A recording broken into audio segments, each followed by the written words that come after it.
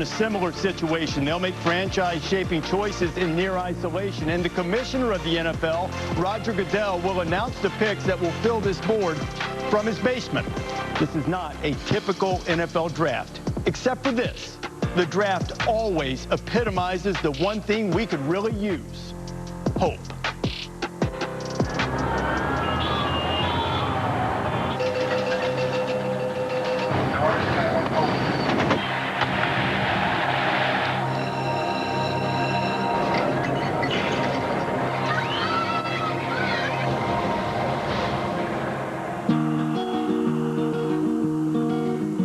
This may look like separation, but it's actually solidarity.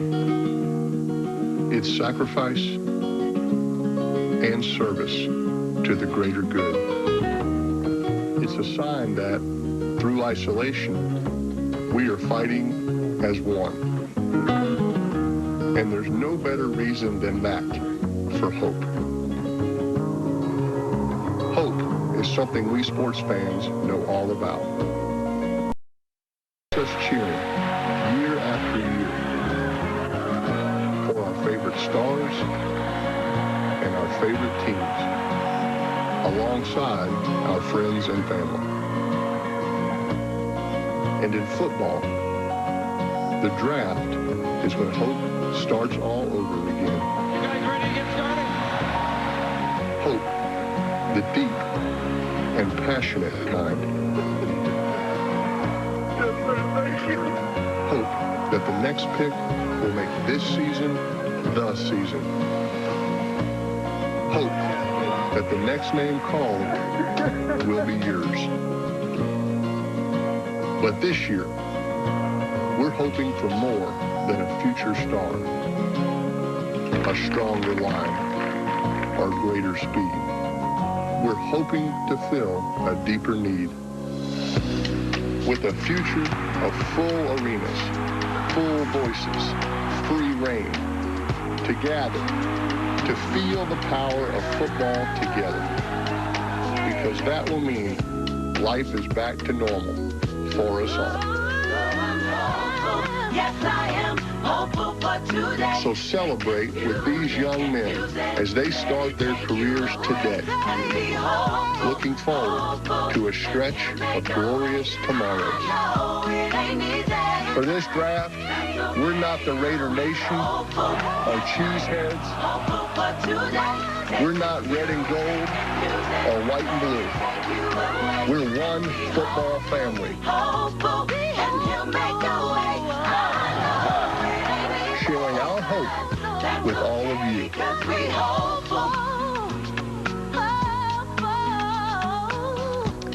Over the course of the next 3 days, 255 players will hear their names called. 32 of them will be first-rounders tonight. We're delighted to have you with us for our coverage of the first round of the NFL Draft here on ABC. Reese Davis alongside my good friends Maria Taylor and Jesse Palmer. We'll have a cast of thousands helping us cover this draft. Jesse, you understand just how special this is for all of these players. You were a draft pick in 2001. I was, and for anyone who's ever played football as a kid, their dream was to play in the National Football League. And for 32 players tonight and for hundreds this weekend, that dream is going to become a reality. I think on a night like tonight for these players, it's about reflecting on the journey, what it took to get here, the highs and the lows. There's so much emotion. We're going to see that tonight, Reese. Maria's talked to so many of these players. We'll have the conversations for her, the commissioner, Roger Goodell, now.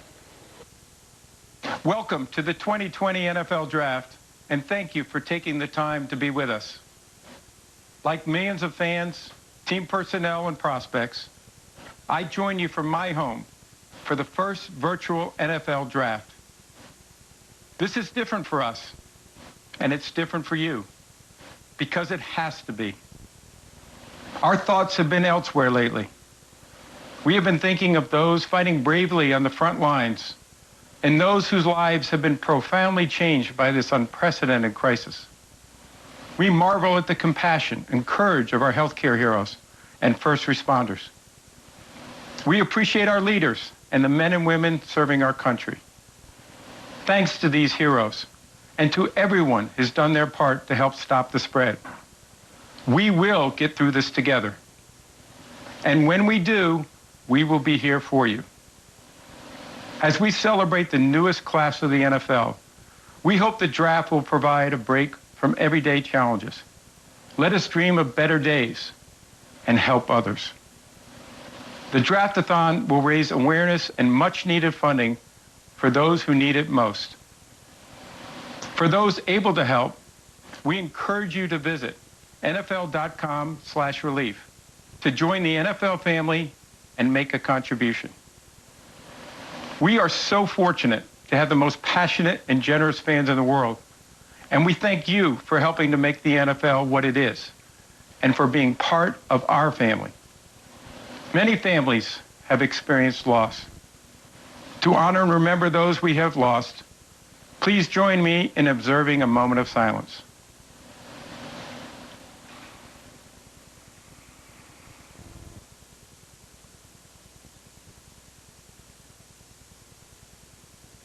Thank you.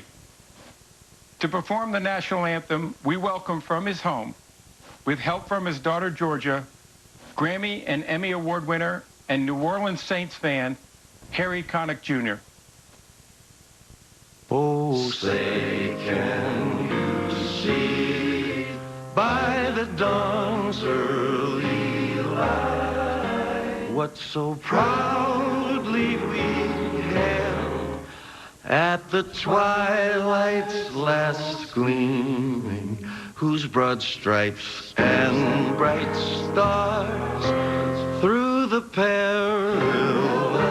fight o'er the ramparts we watched were so gallantly streaming, and the rockets red glare, the bombs bursting in air gave proof through the night that our flag was still there. Oh, say, does that star-spangled banner yet wave o'er the land of the free and the home of the brave?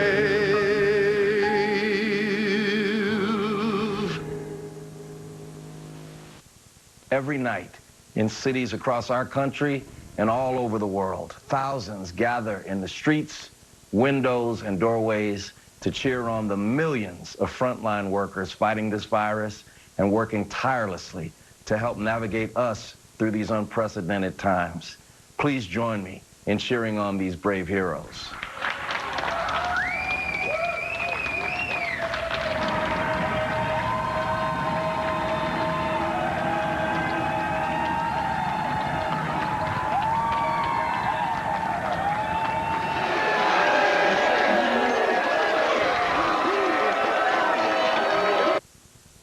Every home has things it needs, things that need to be maintained, fixed, or replaced. The Home Depot is here to help you get it done. You can find it, order online, and have it brought to your door with free delivery on over 1 million items. We have the essentials you need, the know-how you may need to do it yourself, and low prices that make it all possible. The Home Depot. How doers get more done. FX on Hulu, the pure premium brand. Free with every Hulu subscription. Over 40 original series. Over 1,400 episodes. The award-winning collection. And exclusive FX originals. Only on Hulu. FX on Hulu.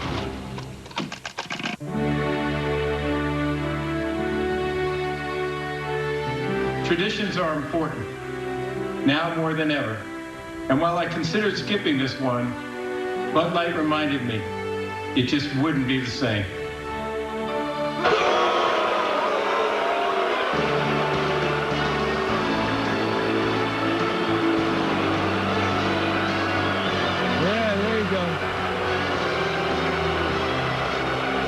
There's never been a better time for Millionaire because it's on a whole new night.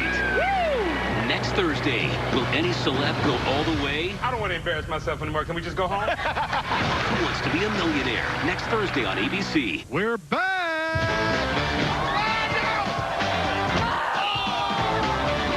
The most extreme mini golf course just got extremier. Holy Moly 2, the sequel, premieres Thursday, May 21st on ABC. The Enhanced Acura Certified Pre-Owned program. It's like we're with you wherever you go. Visit us online to learn more about our home delivery options.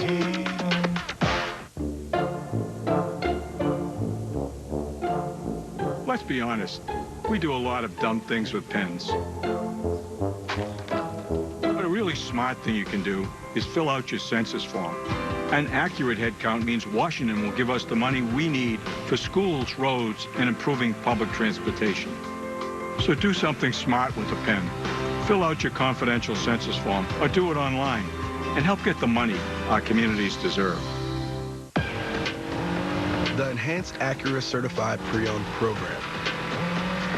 It's like we're with you wherever you go.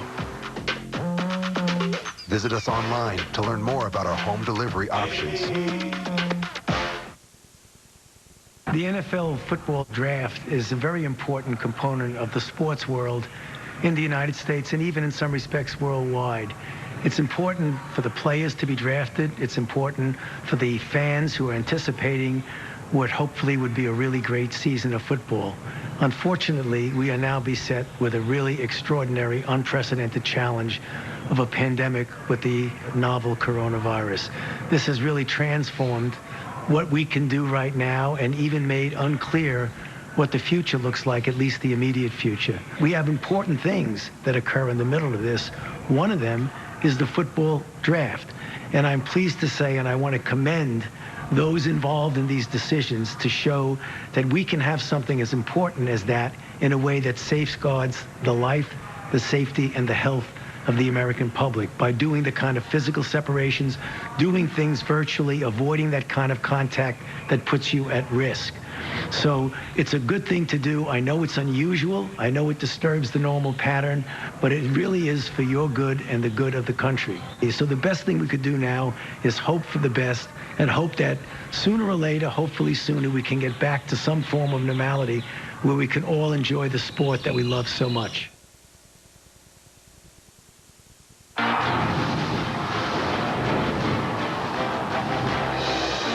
Thank you to all our essential workers. You are our heroes. You guys are all helping to make the world a safer place, and you're making a huge impact on the world. Everyone stay safe so we can have football.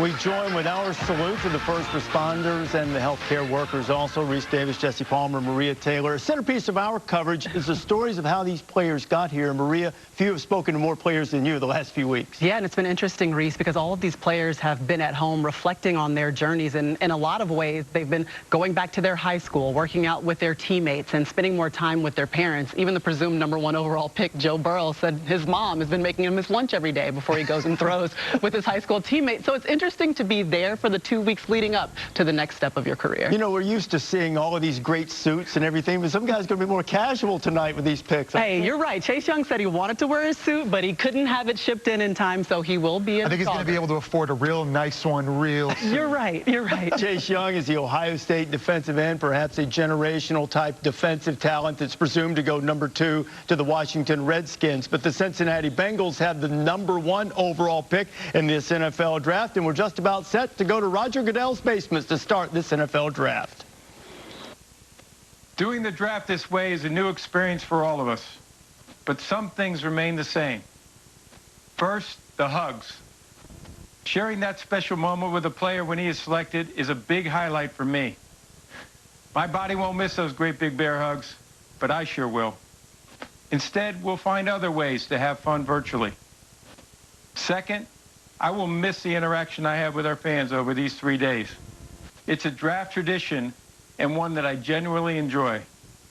Let's hear from you right now. Oh, come on, guys. You can do better than that. Let's go. Oh, Strahan, come on, let's go. Come on, you guys can do better than that. All right, keep it coming. Wow, even the virtual boos are good. Yes, I can hear you from my basement, so keep it coming. Lastly, the best part of the draft is that it restores hope and generates optimism, because every team gets better through the draft. So good luck to every team, and let's get it started. It's now my honor to announce that the first ever virtual NFL draft is officially open. The Cincinnati Bengals are on the clock. And the Bengals coming off a dismal 2-14 season. As you see, Zach Taylor, the second-year head coach of the Bengals, I spoke with him today. Everyone knows what they're going to do. They're going to take Joe Burrow and make him the cornerstone of the franchise. The Bengal fans are excited about that. Yeah, no doubt. They haven't won a playoff game since 1990, Reese. And to put that into perspective, Mariah Carey's first hit single was in 1990. So it's time to find the guy at quarterback. That's been a minute, as the kids say. All right, we have our guys from College Game Day that will join us here tonight. Our lead college football analyst on ABC's Saturday Night Football and College Game Day, Kirk Herbstreit, is here. Desmond Howard, #1 first-round draft pick, 4th overall back in 1992, and David Pollack, also a first-round pick with the Cincinnati Bengals at 2005 draft. Now, there's not a lot of drama at the top of the draft. Joe Burrow, that's where the Bengals are going to go. But quarterback is always a position of need. And Alabama's Tua Tagovailoa, the guy who was presumed to be the #1 draft pick at this point a year ago, is waiting to see what will happen to him. Tua had a marvelous championship-winning career at Alabama, but it ended with a serious hip injury in a game against Mississippi State. In fact, injuries have been part of the story for Tua, and it's one of the reasons that some teams are hesitant about Tua. You see, in 2018, he ended up injuring both ankles in the SEC championship game against Georgia. They required a tightrope procedure, an innovative type surgery that allowed him to be ready to play by the time the college football playoff came along. Then, this past season in mid-October in a game against Tennessee, again trying to scramble away, injured his right ankle. Again, another tightrope procedure. He came back to play 3 weeks later. But then, the week following that, suffered a very serious hip injury that had a lot of people concerned about his football future. He has recovered quickly, and Kirk, right now, this seems to be the real turning point in the drama of the draft, is where Tua will go and how healthy is he. Really, Reese, the only question you can have about him is the dislocated hip that he sustained there in that last play that you showed. You can see the work that he's put in since the injury. Great to see him up on his feet training here in Nashville with Trent Dilfer, and he looks outstanding. But it's a mystery, and because of that, that's why there's the potential to somebody take the risk and take the chance. Everything that we saw on the field from Tua was outstanding. His decision-making, his accuracy, his competitive spirit, his fundamentals, everything. He has it, but the one thing you wonder about is the durability, and will he learn how to take better care of himself when he makes that jump up into the next level in the NFL? Many believe that the draft, Kirk, go ahead, Desmond. Oh, go ahead. No, Kirk, I was about to say Kirk's right. I mean, he checks all the boxes. When you look at Tua, you know, accurate, strong arm, high football IQ, but he's a heck of a competitor. And competitors, they always want to make plays, and that's why he holds the ball sometimes a little bit too long, and that has led him being injured. I think he's still a fascinating prospect. I would be surprised to see if he slides out of the top 6. He's a great quarterback. The Miami Dolphins select 5th. They need a quarterback. The Los Angeles Chargers 6th, also needing a quarterback. And the question, will they trade up to get him? Now, this time a year ago, Joe Burrow was perhaps regarded as a fringe draft prospect at all. Instead, he is absolutely going to be the first guy taken by the Cincinnati Bengals, and they're going to build their franchise around him. He's from the state of Ohio, Jesse, finished his college career winning a national championship and a Heisman Trophy at LSU. And what a great story he is. Started his career at Ohio State, like you mentioned, Reese. Didn't work out there. transfers to LSU and wins his team over with tremendous leadership and work ethic. And this past season, arguably, had the best single season we've ever seen a quarterback have in college football. A record 60 touchdown passes, wins the Heisman, wins the national championship. In the 13 years that I've been covering college football here at ESPN, I've never seen a more accurate quarterback. He's played his A-plus game every single weekend. Didn't matter who he was playing against. And now the Cincinnati Bengals have an opportunity with the pick to find the face of their franchise. And Jesse, he really transformed his game. Had a really pedestrian season 2018, but this past year, perhaps the greatest single season any college quarterback has ever had. He won the Heisman Trophy. He was a national champion. He's going to be the #1 overall pick, and he will become just the second man in the common draft era that since 1966 to accomplish all of those things in one single season. They love him on the Bayou. In fact, on senior night, he spelled his name in the traditional Louisiana way, Burrow. Look at the records he hauled in. An FBS single season record for total offense, won the national championship and the Heisman Trophy. And then you've got to cast out there and see if you've got the right bait for just one more thing. And, oh, yeah, I'm going to tell you, the Bengals are jumping up and trying to grab that lure right now to make sure that they have their guy. That's who they're going to go, as you see Zach Taylor and Duke Tobin as they wait to make this pick, David, of Joe Burrow with the Cincinnati Bengals. Well, in more context, when you think about Joe Burrow, when you talk to analysts and stuff, you're talking about him being the #1 overall pick now, Reese. Everybody talked about last year being a 5th or 6th round pick. Remember, he transferred from Ohio State to LSU. LSU has not been the program where you go, man, that's high-flying offense. It's been the program where you're like, quarterbacks don't go there and come out alive. Definitely come out as the #1 pick. So handled all the adversity, handled everything. You can tell he's smart. He's got everything with it, and he's going to have a lot of fun in Cincinnati, Ohio. Joe wearing that T-shirt with the 740 area code from his home of Athens, Ohio, Kirk. He's looking forward just a couple hours away from his hometown where he'll play in Cincinnati. You know, it's one thing to talk X's and O's about Joe Burrow.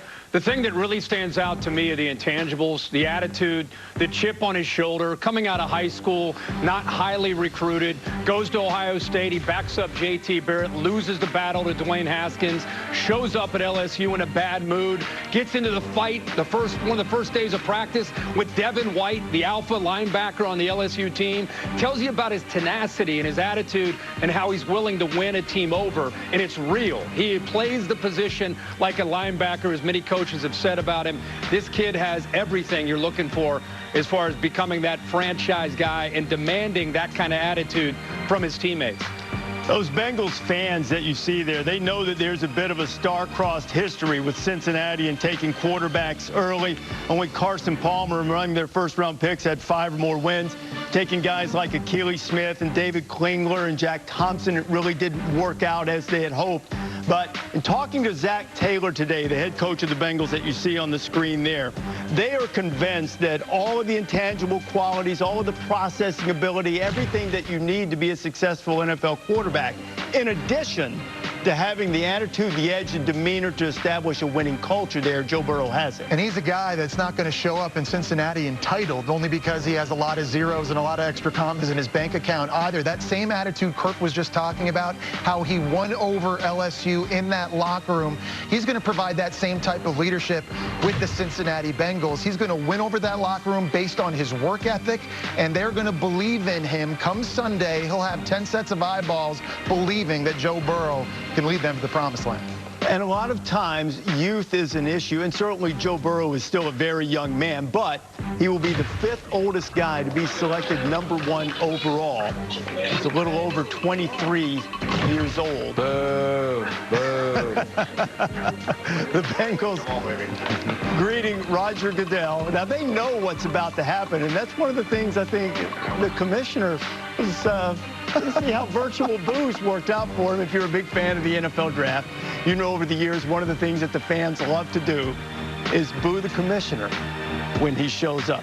The Bengals just 2 wins, tied for the worst season in franchise history, but sometimes you need the face of a franchise, a guy you can build around, a guy who can galvanize the other players on the team. Burrow just happens to be from the area, which just makes him all that much more attractive to the Bengals. And the moment is just about here officially. What we knew is going to happen is about to as we go to the commissioner. Okay, here we go. With the first pick in the 2020 draft, the Cincinnati Bengals select Joe Burrow, quarterback, LSU.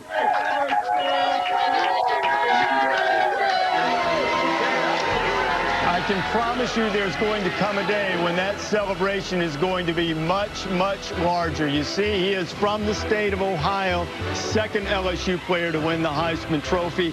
He idolized Drew Brees growing up, and there have been some comparisons, at least in terms of being able to process on the field. Well, I mentioned this earlier. He's the most accurate quarterback I've seen in college football, and to me, he's the total package. Great size, 6'3", 220 pounds as you see him.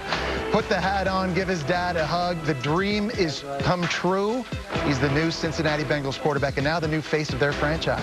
His dad, Jimmy Burrow, a longtime football coach who stepped down from coaching so he could follow his son and watch every game this year. And what a season it was for Joe Burrow, the new Cincinnati Bengals quarterback.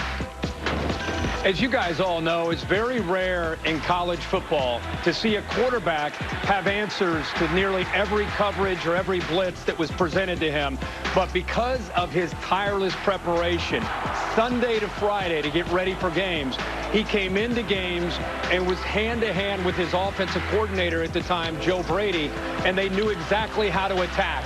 And Jesse, you talked about the accuracy. As you know, being a quarterback, I think you become accurate, not just because of the playmakers around you, but because you're confident in where to go with the football. And that's exactly what he did. The thing that I think the Bengals are excited about is the creativity like this. He can get away from trouble, not just sit in the pocket. And in today's NFL, these are the quarterbacks that are successful. They can get out, they can get away from trouble, they can create. This guy's an incredible athlete and gives you that 3rd and 7 pressure. They don't get him. He's going to scramble and then get down or get out of bounds, but he can pick up those valuable yards. Joe Burrow, as expected, goes #1 overall to the Bengals. He delivered that national championship for LSU. And look at the reaction of his college coach, LSU's Ed Orgeron, who we talked to him earlier today. He said there's only one Tiger King. It's Joe Burrow, and he got selected by the Bengals. Ohio State head coach Ryan Day also celebrating. He was Joe Burrow's position coach when he was at Ohio State and has the utmost regard for him. On the night that he won the Heisman Trophy, you saw a very emotional embrace between Burrow and Ryan Day, Kirk.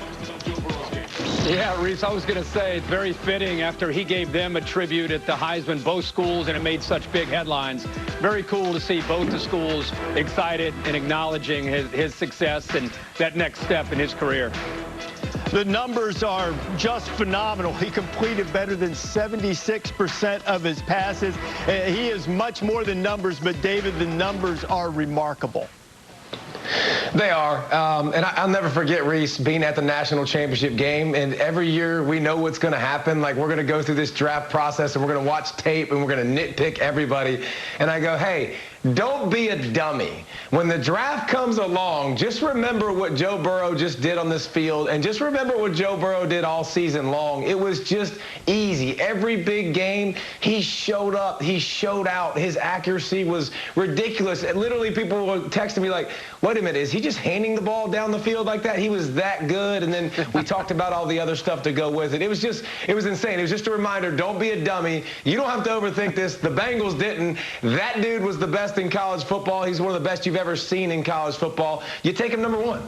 And he's the total package, David, too, because he's got good size, he's got football IQ, he makes great decisions. But I want to go back to that number, 7. That is just unheard of in college football, particularly in an offense like LSU, where they throw the football down the field. They're not just trying to dink you and dunk you and throw swing passes and bubble screens. They take shots, and whether Joe Burrow's in the pocket or whether he's scrambling, as Kirk showed you, when things are on time or whether they're off schedule, all Joe Burrow does is hit wide receivers in the face mask, and he hits them in the numbers. He makes it very easy on his wide receivers to catch the ball and to run downfield. So just remember remember this. The Cincinnati Bengals, they earned the first pick. They won 2 games a season ago. It's not like the only need they had was quarterback. That's one way to say it. They're going to need a lot of help around Joe Burrow, and he's certainly going to have some struggles early in his career. But what a great way to rebuild this franchise, a building block like Joe Burrow, a talent at the quarterback position that, quite frankly, I think one of the more remarkable things. Go ahead, Kirk. Is the transition from the college to the NFL game for the quarterback often comes down to the system that you're leaving and going.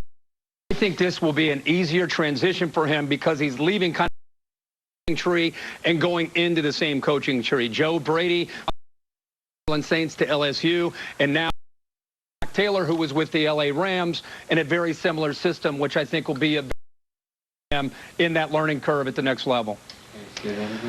You know, Joe Burrow was very concerned about the LSU Pro Day being canceled because he cared so much about his Cincinnati quarterback with Susie.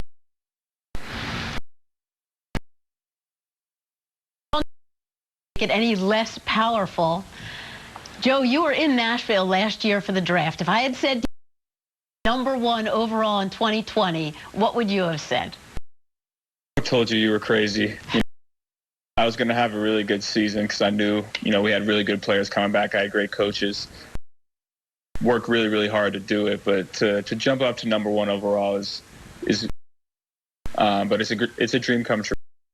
Kuiper, last season, he had you're #1 overall. How do you process that? Well, I wasn't very good my junior year. It's pretty simple. I worked really hard to get better. All my guys worked really, really hard to get better. And we just gelled as a team this year to do exactly what we did. I just wasn't as good as I was my senior year. But I worked really, really hard to improve. Tell us what the area code represents on your shirt. 740. This is, Athens County area. I wanted to get something to, represent my home area, my hometown, and Nike made this for me. It's been great. I just want to show as much appreciation to this area as I can. Joe, congratulations. #1 overall. Thank you. Thank you. I appreciate it.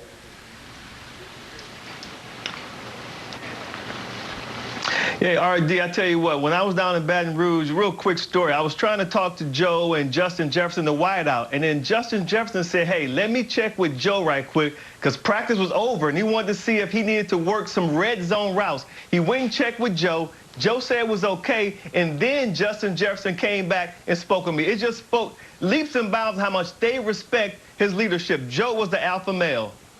He won him over very quickly, Desmond, for sure. And now the Washington Redskins. We're about to find out who the Redskins will pick. With the second pick in the 2020 NFL Draft, the Washington Redskins select Chase Young, defensive end, Ohio State. Congratulations, Chase.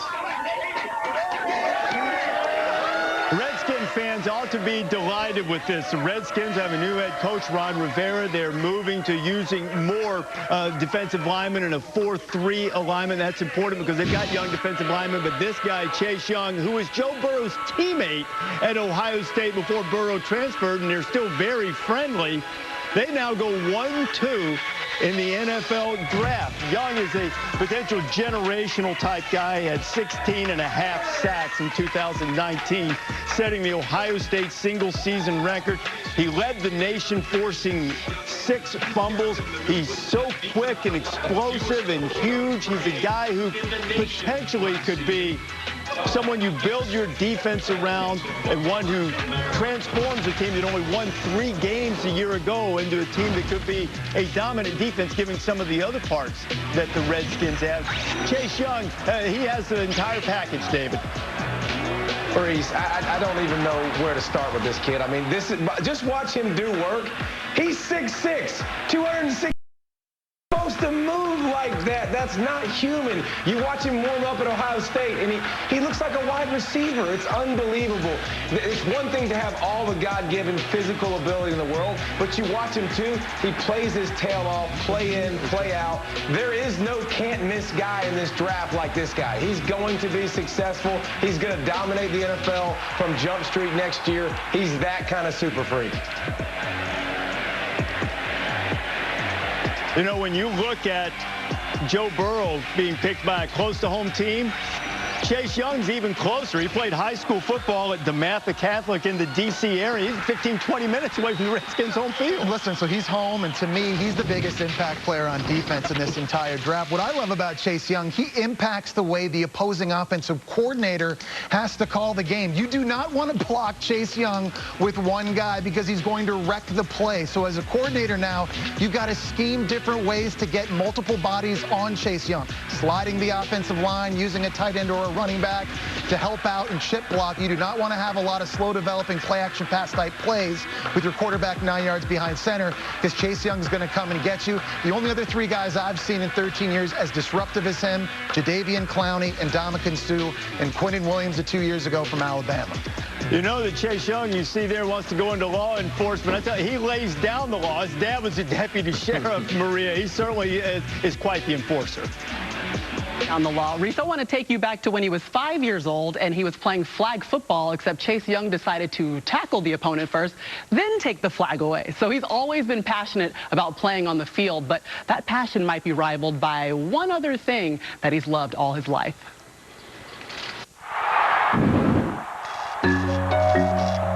I started singing when I was young, elementary school, something I just did. My mom, she put me in a chorus early.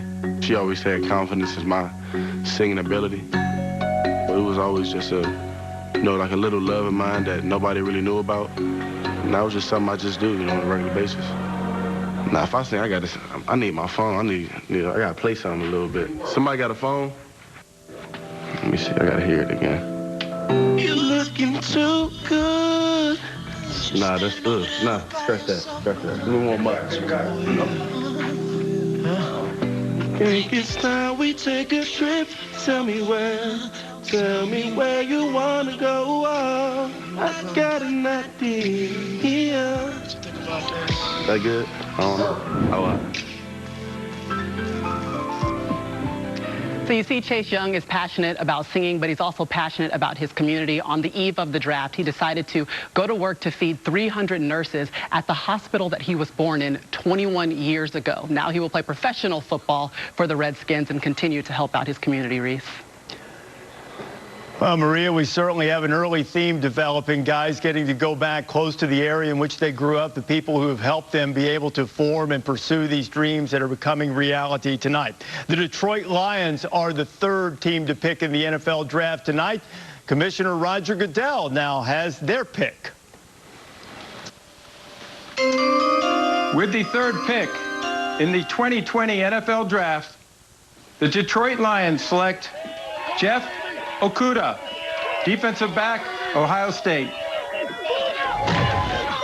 Congratulations, Jeff.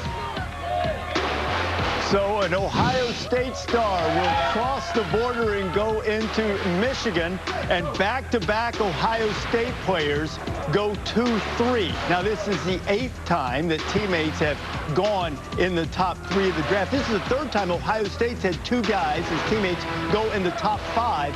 That is more than any other college football program. We're pleased to be joined now by the head coach at Ohio State, Ryan Day, who, with Joe Burrow transferring from there, has now coached all 3 of the first 3 guys picked in the NFL draft. Ryan, we've talked a lot about Joe Burrow, a lot about Chase Young. I want to talk about Jeffrey Okudah. He is picked 3rd as a cornerback, highest pick for a cornerback this century. What makes him worth a pick that high? Well, we could talk about it for a long time, but first, certainly his skill set is off the charts. I mean, he can change direction. He's got great length, but he's very competitive, very tough, showed great leadership this year. But the thing that separates Jeff, in my opinion, is he's a student of the game. I mean, he's a guy that, you walk down the hallway late at night and the coaches are in there. He's the only guy in there watching film. He loves watching film. He loves watching his opponent. And so when you combine all those things, you know, Detroit's getting a really, really good player here. Ryan, when you think about the intangible quality, what is the #1 thing that Okudah brings outside of his obvious skill set on the field to the Detroit Lions? Just a great work ethic. Where he's going to show up every day. He's going to be the first guy there and the last guy to leave. Just a very, very mature approach. And then, you know, in his third year is really when guys start to step up, especially in our program. And I thought he stepped up in a big way this year in terms of leadership. Before the game, getting the DBs together, getting them fired up. He's got a presence. He's durable. He's tough. And I couldn't say enough things about Jeff. So happy for him and his family. Well, Ryan, congratulations. 2 of your Buckeyes going in the top 3. And for the first time in NFL draft history, the top 3 picks all at one point in their college careers were teammates. Congratulations, Ryan Day, head coach at Ohio State. Thanks for being with us. So Jeffrey Okudah really didn't even nail down a full-time starting spot with Ohio State until this past season, but his talent is evident. This is a great pick for Detroit. They had the worst pass defense in the NFL last year, only 7 interceptions. They lose their best corner, Darius Slay, to Philadelphia. So you get the best cover corner in the draft in Jeff Okudah. Coach just talked about his feet, his length, his ability to change direction, and he doesn't back down from bigger, more physical receivers. Against Nico Collins of Michigan, you saw late in the year, against Justin Ross, T. Higgins from Clemson, big, long receivers. He completely shut them down. And here's what I love about Jeff Okudah. He doesn't get penalties. No pass interference calls last year. No defensive holding penalties last year. We know, guys, referees today, they throw these flags more than they ever have in the past. The pass interference in college is 15 yards. In the NFL, that could be 50, 60 yards. And the difference between winning and losing games. So, Kirk, Jeff Okudah, great selection by Coach Patricia in Detroit. There's been such a great history in the last 5 to 7 years, Ohio State defensive backs, especially corners, that Jeffrey Okudah had to wait his turn to become the man. Really grew up in 2019. Jeff Hafley, who is his position coach, who's now the head coach at Boston College, told me earlier today that he would come over to his house, spend hours asking questions, trying to understand little nuances about the receiver he was going up against, and actually on his cell phone had a picture of the Jim Thorpe Award because he wanted to be the best corner and defensive back in all of college football. He didn't quite get it done and win it, but it just shows you his attitude and his approach to the game. Being good or great isn't good enough, Reese. He wants to be the best. Jeffrey Okudah, the 3rd pick by the Lions. The New York Giants are on the clock with the 4th overall pick in the draft. College Game Day is built by the Home Depot. How doers get more done. And in part by FX on Hulu. Your favorite FX shows and new exclusives. Free with every Hulu subscription. FX on Hulu. Now streaming.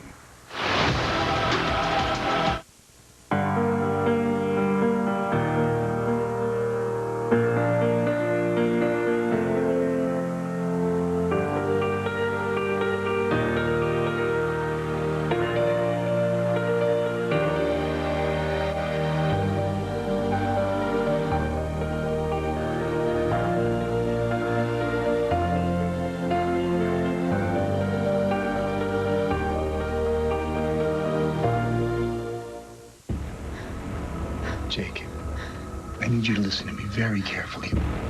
Don't say anything to anybody else about this. I swear I didn't do it. I know what he is capable of and what he isn't. A mother knows her child. Do you know what's at stake? You're scaring him. Good. He should be scared. I'm scared. My only job now is trying to protect our son.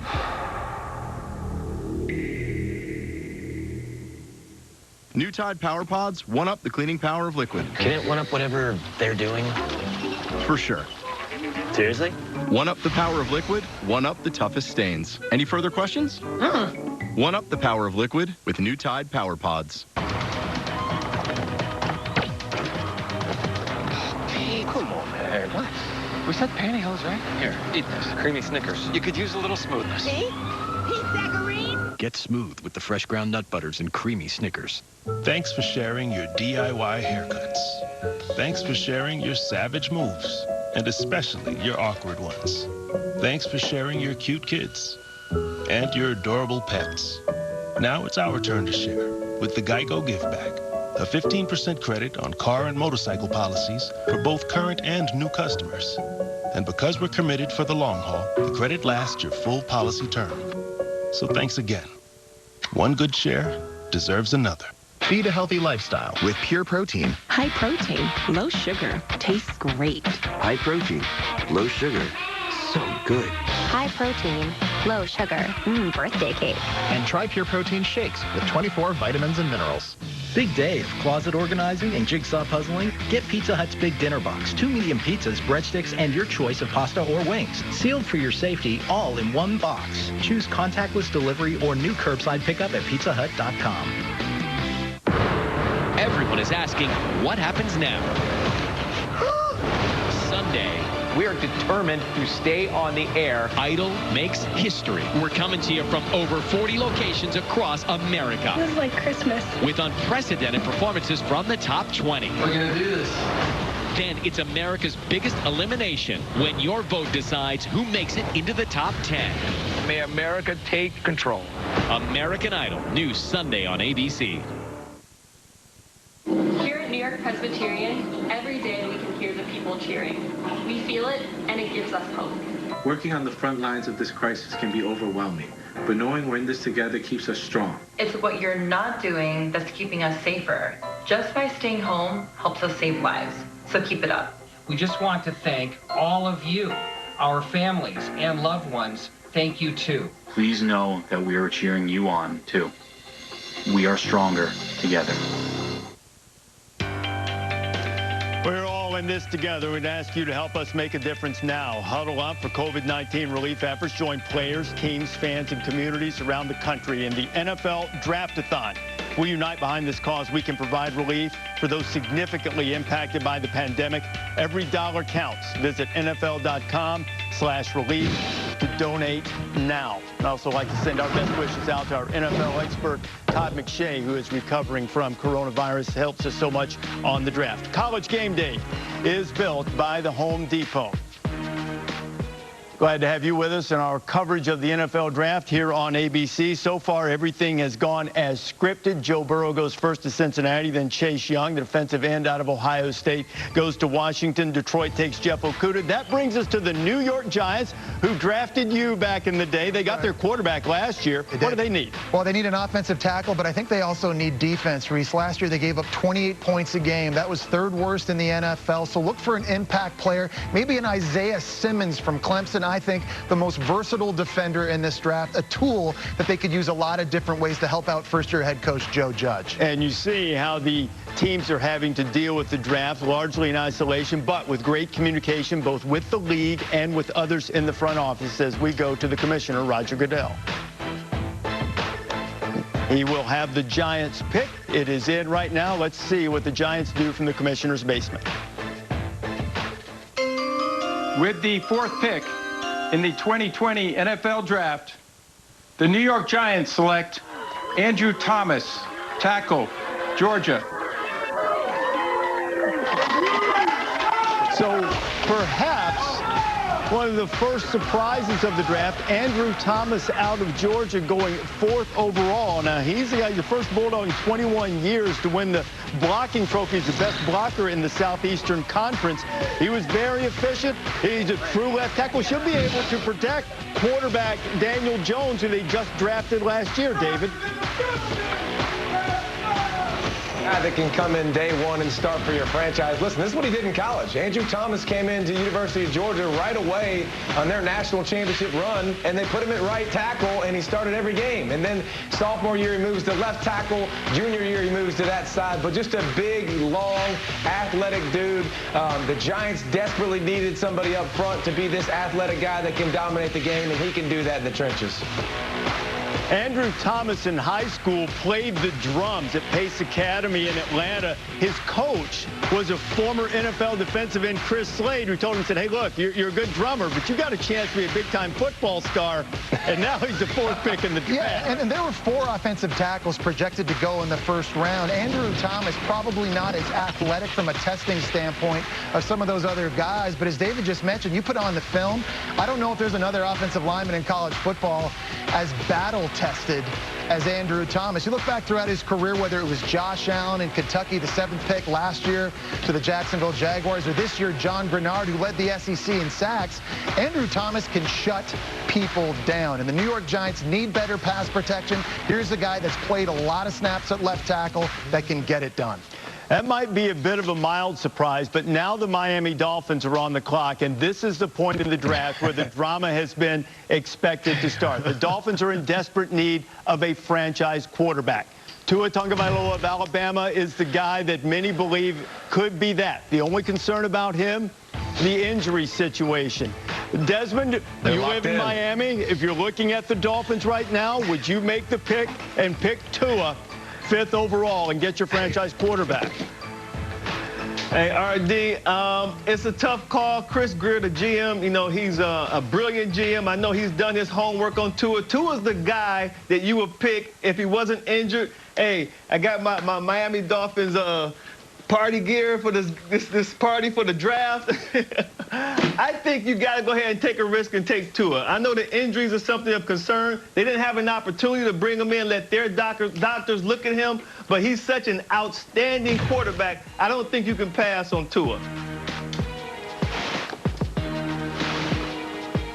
Yeah, Des, I look at this, and when you're picking up in the top 5 or top 6 and you have a quarterback need, you got to trust your doctors. But it's, to me, depending on how the medics evaluated him, I look at it, it's worth the risk. There's just too much upside with Tua's ability to play the position. You're looking for a quarterback that can make good decisions, can make quick decisions, can be accurate with the football. He does all those things. Everybody on the team will love Tua. The locker room, the defense, the trainers, the doctors, the coaches, the secretaries, everybody. This guy, if you've ever seen a face of a franchise who's a great player, it's this guy. You do not want to pass if you need a quarterback on Tua Tagovailoa. It'd be a critical error. And it's interesting. What's the philosophy for the Dolphins? You watch them, they've been trading a bunch of players, and they've been getting a lot of first-round picks. Well, I need a quarterback, man. I need somebody to lead my franchise. And they've been saying that, by the way, in Miami for a long, long time. If he was healthy, he would be an easy pick, and he probably would have already been picked already. But this guy is definitely one of the guys we've watched over the last couple years that was the best at his craft. We probably ought to clarify that the doctors have pretty much cleared him for football activity. He had a very serious hip injury. There's no denying that. But he has, up to this point, recovered. And in the pro day he had, Jesse, he was moving around quite well. I think there were 2 questions that the Miami Dolphins have had to try to answer over the last several months. Number 1, does Tua's upside outweigh the injury concerns, as we've talked about? And number 2, is there another quarterback on the board? Is it Justin Herbert from Oregon or Jordan Love from Utah State that they feel maybe is an equivalent or maybe just a little bit worse than Tua? If that's the case with his injury concern, then maybe you draft somebody else. But I think when Tua's been healthy, he looks every bit like a franchise quarterback. And remember, the Miami Dolphins have not had a Pro Bowl quarterback, Des knows this, since Dan Marino in 1995. So if you believe all the due diligence they've done, you believe your doctors, and you believe Tua's going to play, then by all means, Des, go and get Tua. You see these quarterbacks. No, you're right about that, but then you got to look at. Go ahead, RD. I think when you look at Justin Herbert too, you know, he looks the part. What, 6'6", 240 pounds, runs a 4.7. Showed us later in the season that he's willing to run the ball. And they say he had a big.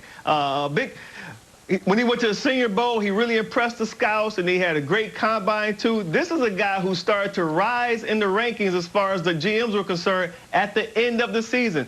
Didn't throw the ball as well in 2019 as he did in 2018, but he showed he was willing to run the ball and make whatever plays necessary for the offense to win games. So Justin Herbert is another guy to keep an eye on, too, for pick number 5 with the Miami Dolphins. You know, many of the mock drafts that you see leading into this first round of the NFL draft tonight had quarterbacks going 5-6, either Tagovailoa at 5 and Justin Herbert at 6, to the Los Angeles Chargers, who also need a quarterback, with their quarterback Phillip Rivers having moved on to the Indianapolis Colts. It is really a study in contrast between these two guys, Herbert and Tagovailoa. Kirk, have about 15 seconds here in terms of personality and their effervescence. Yeah, without a doubt. I was just going to say, Reese, I hope Brian's on the phone with Tua. I mean, he's on the phone. I hope they do not blow it here. This is a huge opportunity to get a guy that can change the complexion of the direction of that franchise. Well, Miami has been sending out some smoke screens, it seems. They have kept teams across the league in the dark about the direction they're going to go, and now the pick is in for the Dolphins. With the 5th pick in the 2020 NFL Draft, the Miami Dolphins select Tua Tagovailoa, quarterback, Alabama. Congratulations, Tua. I think the Dolphins just won the first round. Not that necessarily he's the best pick, but in terms of risk, in terms of guys that were already off the board, here you have a guy, they did not pass on the quarterback for injury concerns as they did back in the day with Drew Brees when they let him get away when Nick Saban was the head coach. Now Nick Saban's quarterback at Alabama is going to the Miami Dolphins.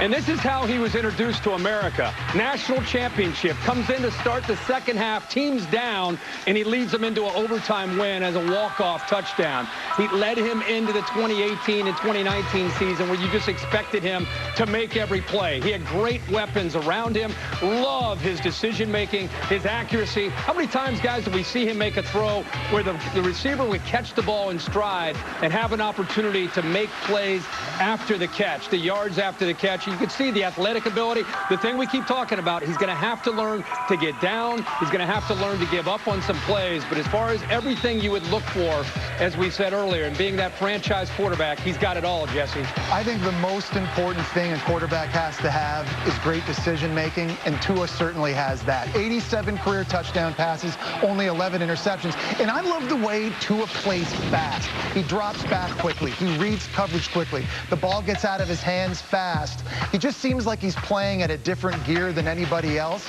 To me, Tua has everything. And yes, there are the injury concerns. And it's not just the hip injury last year. There's a finger, there's a quad, there's a knee, there's 2 separate ankle injuries. He's got a nice lining to the jacket right now, well-deserved by Tua. But if they can keep him healthy, there's no doubt in my mind they found their franchise quarterback, and the rebuild is officially on in Miami.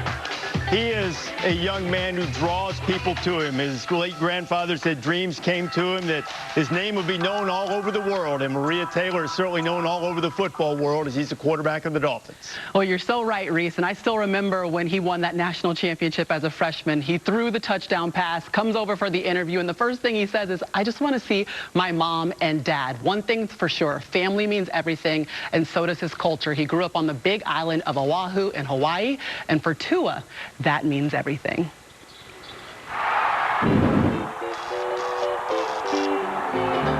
My full name, it's a bird. Tuaninga is the name of this bird who circles this mountain and is the protector of this mountain.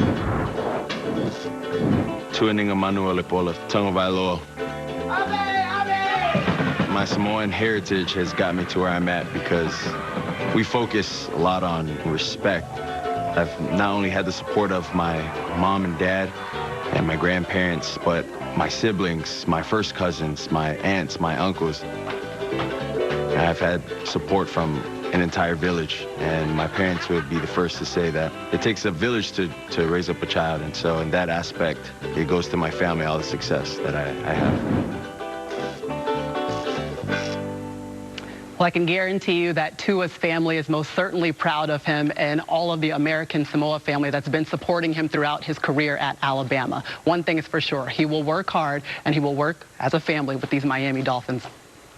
And Maria, Alabama head coach Nick Saban says if he had a popularity contest with players, fans of anybody he's had the whole time he's been at Alabama, Tua might win it. Kirk, after his injury, you sat down with Tua and his parents. What struck you about that? The connection, the emotion, the heritage of the family, as he just talked about. I was really touched when his parents shared with me that they got down into the locker room when he broke his hip, and there was a lot of confusion, and they were down there crying and just trying to see him. He just had a concussion, a broken nose, and a broken hip. And they were sitting over top of him, praying for him and worrying about him. And he was saying, Mama, Dad, don't worry about me. He was more worried about them. And his mom started to cry when she started to tell that story. And she's just couldn't speak for about 10 or 15 seconds, which of course made me cry. And then she said, we don't deserve him. He's such a saint, such a good boy, such a good kid. And it was just an incredibly moving moment, and it kind of gives it a little bit of an illustration of really what the family is about, and the love that is clearly running back and forth within the mother and the father and the son. And the kind of guy that he is, Kirk, he went into the Alabama football complex at one point and wanted to know who worked in a certain set of offices, business people, administration, compliance. He went in and thanked them for all that they do for him, Desmond. He's a different kind of guy.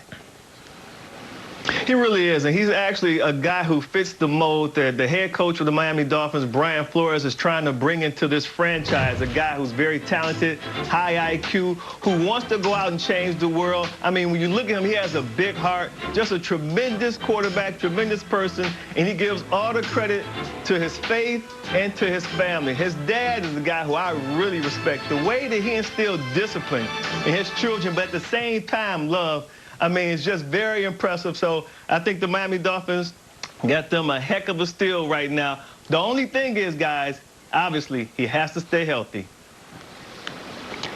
Well, now Tua is a Miami Dolphin, so that leaves another franchise in search of a quarterback. The Los Angeles Chargers on the clock. Justin Herbert, the quarterback from Oregon, who certainly is the prototype. As you see, Anthony Lynn and Tom Telesco, the head coach and the general manager of the Chargers, are going to be dealing with a new stadium in Los Angeles, trying to build the face of a franchise after their longtime quarterback, Philip Rivers, is now gone to the Indianapolis Colts.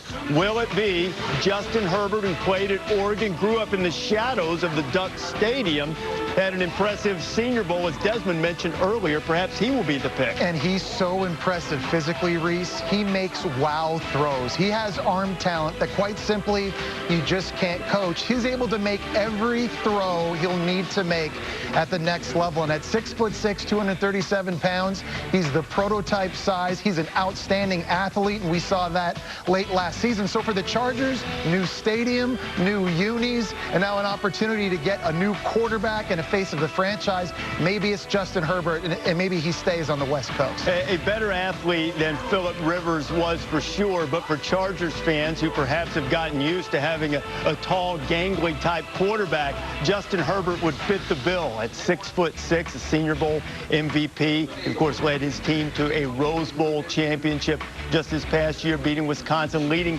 a late drive. Played football for his dad growing up. He's really grown into his leadership capabilities. Let's see if the Chargers take Herbert. With the 6th pick in the 2020 NFL Draft, the Los Angeles Chargers select Justin Herbert, quarterback, Oregon.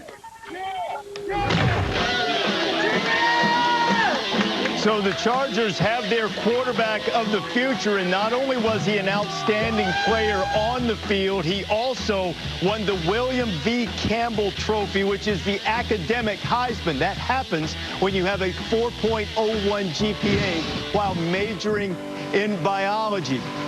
Justin Herbert really was destined to be a Duck. That is Autzen Stadium, the home field of the Oregon Ducks. He grew up just a mile or two away from the Oregon campus and wanted to be a Duck and lead his favorite team to the Rose Bowl. You see, he has a family heritage. His grandfather played there and introduced Justin to Oregon football games. He graduated with that science degree, the emphasis in biology, just a brilliant student, and that Campbell Trophy is not easy to come by. You have to be terrific on the field and, more importantly, off. This is presented by the National Football Foundation. And there is Justin Herbert. Desmond, I remember when College Game Day was in Eugene, Oregon, you were completely blown away, not only by this young man as a person, but also by the skill set he'll bring to the National Football League. Yeah, RD, he brings a tremendous skill set. We already talked about the measurables, 6'6", 240, runs a 4.640, but he has supreme confidence in his arm. He can fit the ball in the tight windows.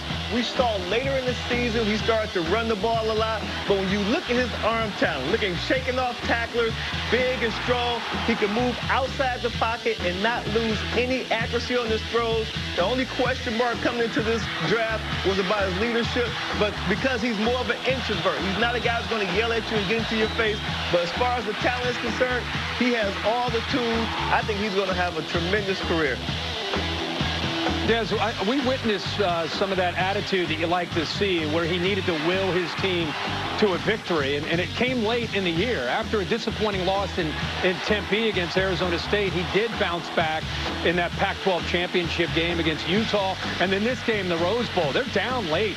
They're not making a lot of plays against a very talented Wisconsin defense through the air, so instead, he finds a way to lead his team. He found a way. This is what you want to see, the intangibles. If the passing game's not there, can he make plays with his legs and the awareness to make 3 touchdown runs late in that game to lead the Ducks to a big win? That was a big night for him. Desmond mentioned Justin Herbert being introverted. His offensive coordinator at Oregon gave him a book. It was entitled Quiet: The Power of Introverts in a World That Can't Stop Talking. That doesn't mean that you can't get Justin Herbert riled up and maybe in a rage. Does it get a little stressful? It's always a challenge when being examined and criticized like you are, but I think it comes with the territory. What's one critique that you've been hearing? One of them is if I'm really as quiet as everyone says I am. Show me how you feel about that. You got that wrong. So you know what the draft critics are always saying? Next question. You're all hair and no arm. What do you do with that?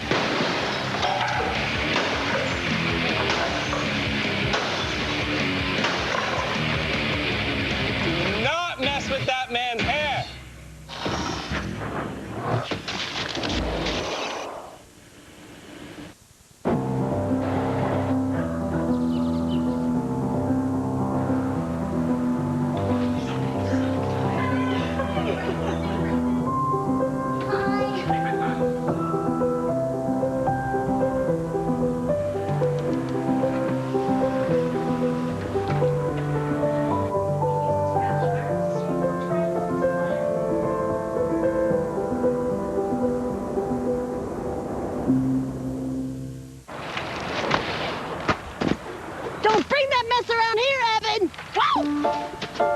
Don't do it. Don't you dare. I don't think so. It's okay, big fella. We're going to get through this together. Nice rip, Robbie. When you bundle home and auto insurance through Progressive, you get more than just a big discount. I'm going to need you to leave. You get relentless protection. New Tuesday, Connor parenting. It's time-tested, mother-approved. You are going to have to trust me to make some decisions about the kids. The kids love and respect you, which proves that you know nothing about parenting. The Connors, new ABC Tuesday. What year are we in now? So you're saying to save S.H.I.E.L.D. We have to save Hydra. Marvel's Agents of S.H.I.E.L.D. The final mission begins May 27th on ABC. For Hyundai and its dealers, the health and safety of our local communities have always come first. And right now, we're all safer at home. But should you need a vehicle, we have options to shop online. And a participating dealer will deliver it right to you. And to ease the financial strain, you'll make no payments for 4 months. Together, we can create a safer, better car buying experience.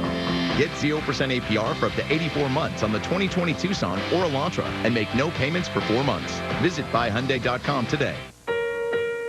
In times like these, Citizens Bank knows it's important we come together to support each other and the businesses we love. To help our communities any way we can. To stay connected, even when we're physically apart. To give a little of ourselves or a lot. Now more than ever, togetherness is what will get us through. Because together, we're made ready. Now's the perfect time to lose weight, get healthy, and help strengthen your immune system. With Awaken 180 Weight Loss, you can become your healthiest self while being socially responsible. Fast, fast but sustainable weight loss without the gym, home exercise equipment, or medications. Receive weekly one-on-one virtual coaching, a body composition analysis scale, the tools, and foods, all from the comfort of your own home. The perfect time to lose weight is now. Online at awaken180weightloss.com. Hi, everybody. Joe Tessitore alongside Rob Riggle, and we just want to take a moment here at Holy Moly, an actual big-time sporting event, to wish all the NFL prospects great luck there in the NFL draft. Yeah, I tell you what, you guys are very cute with the little pads and the helmets and all. Keep working hard. I tell you what, one day maybe you can play a real sport like mini golf. Until then, though, never give up, okay? Toodles!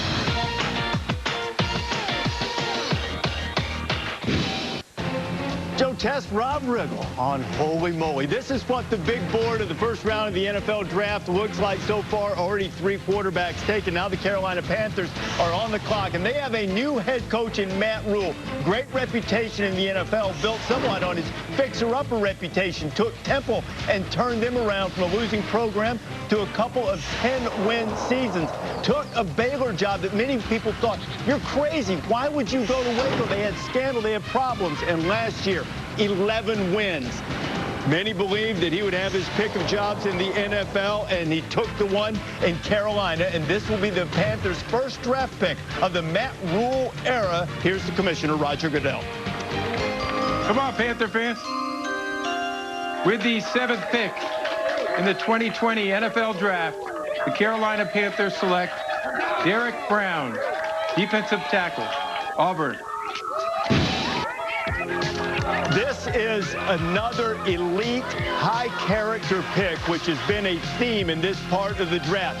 Derek Brown's Auburn teammates called him Baby Barack. He was the president of Auburn's Student Athlete Advisory Committee. Says he wants to do things to make the situation better and have people view football players in a different context. He's a doting father, and he is a terrific defensive lineman, Pollard.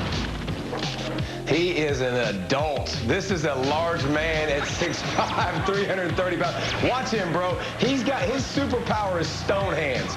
These are big 300-pound plus guys that he literally throws around like I'm throwing around my 11-year-old son. He is so strong with his hands, and you watch him run and pursue the football. He plays hard, snap in, snap out. He wears the single-digit number 5, and you just watch him make play after play after play. This big boy will disrupt no matter where you put him, and everybody who lines up across from him is like, oh man, this is going to be a long day. He just takes games over, David, and all the big games this year, like you're seeing here against Florida, against LSU, Alabama, Texas A&M, he just dominated. He lived in the backfield. I used to hate playing against guys like Derek Brown because I knew all game long I was going to have a 325-pound guy in my lap, pushing my center in my face. You can't step up in the pocket. You can't follow through on your throws. He makes your life a living nightmare. And for Matt Rule, with a defense last year that really struggled against the run, what a great pick going out and getting Derek Brown. You talk to many NFL defensive coordinators, and they ask them if you could have one position to be elite, where would it be? Many of them will tell you in the interior.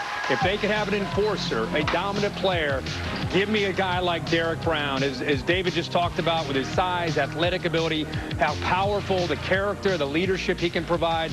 So this is a significant pick, which will help Matt Rule continue to try to solidify that defense, but just a great all-around prospect.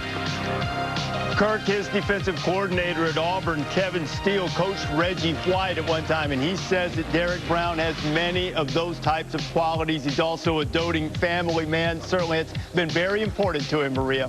You're right, Reese, and you heard all the guys saying he's a big man, 6'5", 325, but that might only be rivaled by the size of his heart. That's because Derek Brown has worked tirelessly to serve his community, which gives him a very unique perspective as he enters the league.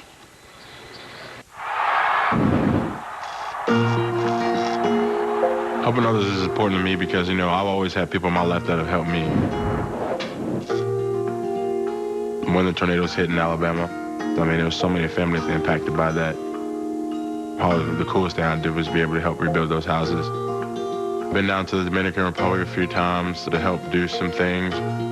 You go down there and you get a touch of what reality is to the rest of the world, and you see so many people the sacrifices they make just to make sure their kids are able to eat something at night.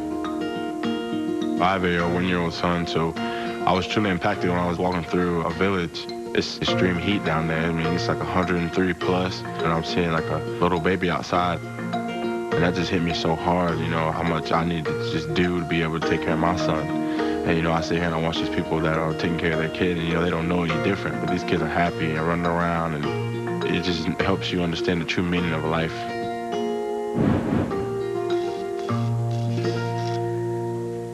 So when Derek Brown isn't giving back to the community or taking care of his son, Kai Asher Brown, you can also find him getting prepared for the young daughter that he's going to have in October. And both his son and daughter will certainly be looking up to such a great father, Reese. And Maria, congratulations to Derek and Taylor as they expect that second child. Arizona Cardinals are ready with their pick. Here is the commissioner. Let's go.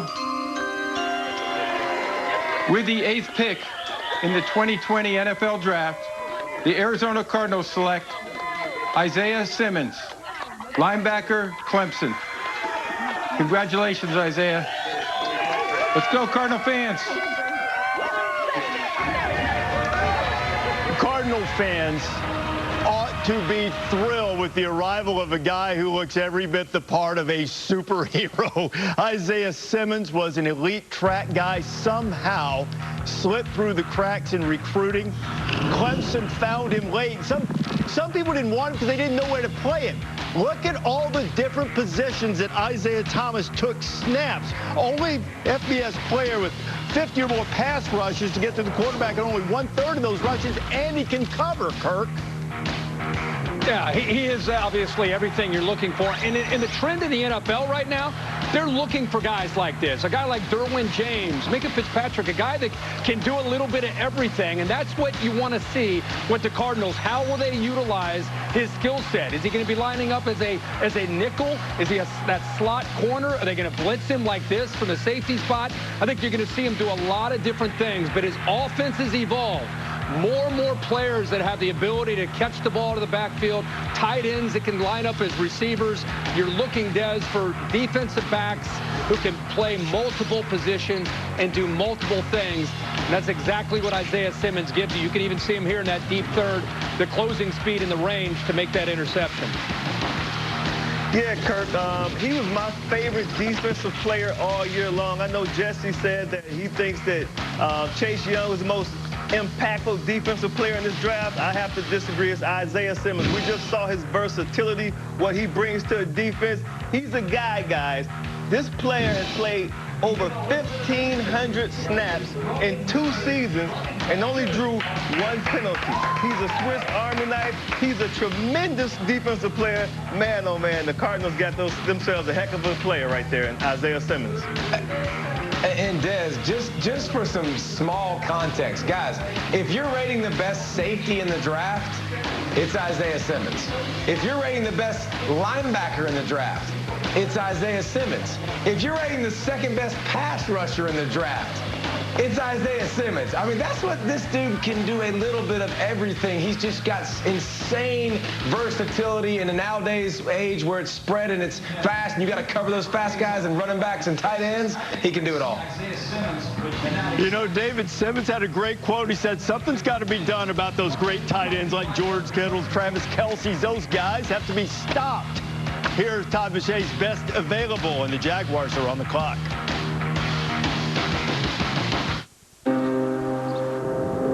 We're just in unprecedented times right now.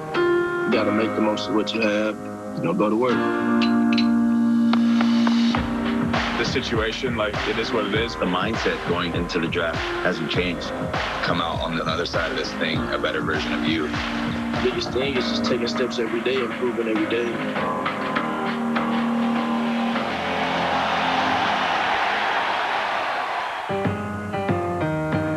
Fish roll, risotto, buffalo, gelato, curry, cacciatore, chimichurri, fried turkey, blueberry, McFlurry, cheesecake, grilled steak, clam-baked milkshake. We are America's Kitchen. DoorDash, every flavor welcome. Muscle Milk helps build muscles, but not the muscle that pushes you to come back stronger after the world has counted you out. Sure, Muscle Milk helps build muscle, but it takes heart to build strength. It started with a few smaller bills. $50 here. $80. $100. I had good health insurance. Why isn't this covered? Well, then they started getting bigger. $800. $1,800. I saved for this. But not that much. I'm glad I had Aflac. They gave me money when I needed it most. That's why Aflac is here, to help with the expenses health insurance doesn't cover. I love that Aflac duck. Aflac! Get to know us at Aflac.com.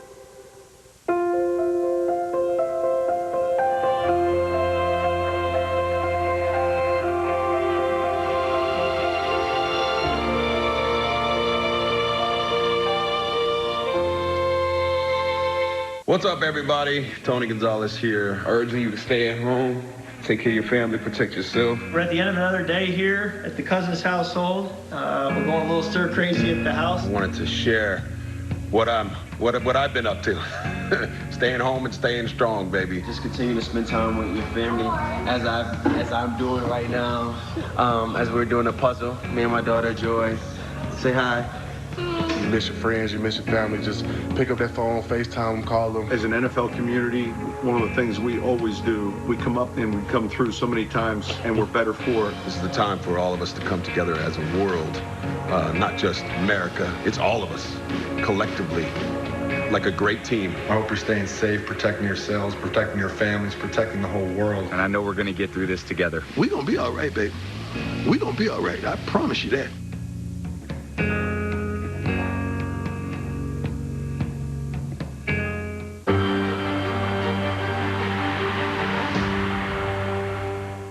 Major jump in local cases and testing after the draft. Holy Moly 2, the sequel, premieres May 21st on ABC. I want to say thank you to all the doctors and nurses. We know that y'all on the front lines and we're thinking about you. I can't thank you guys enough and gals for all your sacrifices. We appreciate and thank you. Thank you. Thank you, man. It's all love. Man, just know we depend on y'all, and y'all gonna help us get through this. We're gonna get through this sooner or later. And we're all going through this together, and we'll all get through this together.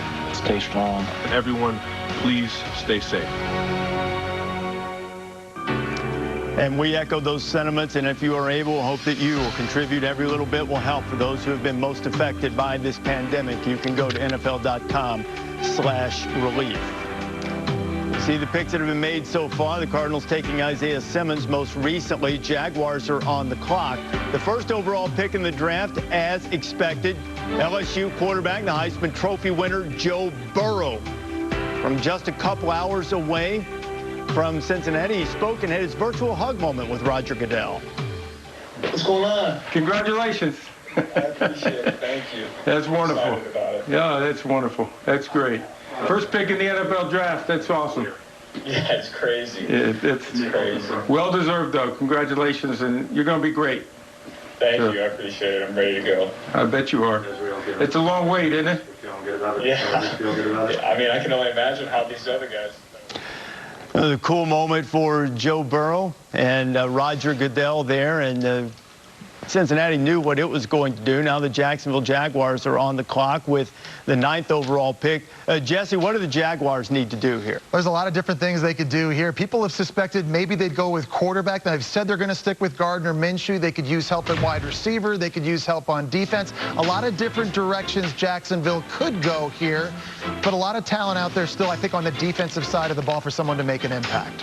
A reminder, if you just happen to be joining us, it's a virtual draft. The teams are largely in isolation observing the guidelines, but the pick is now in for the Jaguars. Here's the Commissioner, Roger Goodell. Keep it up.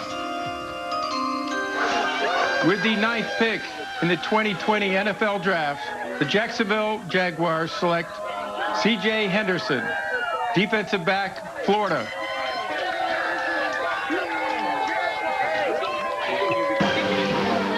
You can get to know C.J. Henderson. He is from Miami, first-team All-SEC. He had offers to play running back in college if he wanted to, but he always saw himself at a corner. He's been playing football his whole life. He had 6 picks his first 2 years, but teams stayed away from him mostly last year, Desmond. Yeah, they really did. C.J. Henderson is a physical defensive back, great size, about 6'1", 204 pounds, extremely athletic. Like we say in the video, he played running back in high school, tracks the ball extremely well. He has supreme confidence in his speed, really good makeup speed. Once the ball's in the air, he can go and get it. That's a pretty tremendous selection right there. He didn't have the season that you expected a year ago because he was hampered by an ankle injury, but he can flat out play a defensive back position. Yeah, Desmond, he's got a lot of natural tools. At the Combine, ran a 4.39 40-yard dash, so you're not going to run by him. And he burst on the scene as a starter, as a true freshman, had 4 interceptions, took 2 to the house, and Reese, you mentioned it after that. People just didn't want to throw his way. In zone coverage, he does a really good job baiting quarterbacks into making bad throws. He makes you believe you have an open window. You take the bait, and then he jumps in front of it and picks it off. And this is a great pick for the Jacksonville Jaguars, guys. They lose their best cornerback, A.J. Boye, to the Denver Broncos. Now you replace him, and you don't have to go very far, just down the road in Gainesville and grab C.J. Henderson. You know, you got to have a little attitude if you're going to play that position of cornerback. And here's what C.J. Henderson said. He would love to pick off Patrick Mahomes. Self-explanatory. Super Bowl victory. Be a pretty big deal, and indeed it will if the Jaguars' new cornerback, the former Florida Gator, can pick off Patrick Mahomes at some point. And CJ celebrating with his family in Miami as he will stay in state and play for the Jacksonville Jaguars. Now on the clock, it's NFL draft. The Cleveland Browns. They have the 10th overall pick. They, of course, are riding with Baker Mayfield and OBJ, and a little bit of a disappointing season. They are restarting once again there. Who will they go with? And as you see, the Browns front office introducing the Browns pick is St. Jude patient Fletcher Rollinson, who was diagnosed with a rare brain tumor. His family turned to St. Jude, had the tumor removed, and completed his treatment, and he joins us from his home. Hello, NFL fans, and a special shout out to Browns Nation. I am so excited to help introduce the first-round draft pick for my hometown Cleveland Browns. The wait is finally over. Thank you to the NFL for your support of St. Jude. While my journey with cancer has been hard, I cannot say enough about St. Jude. The doctors and staff are amazing, and they have taken such good care of me. And now back to you for the Browns pick. Go Browns! You can come back down. Thanks.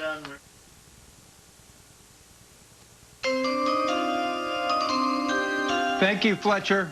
We are so happy to see that you're home and doing well. We're very proud to support you and St. Jude in the fight to end childhood cancer. And we're all in your corner, Fletcher. So go get them.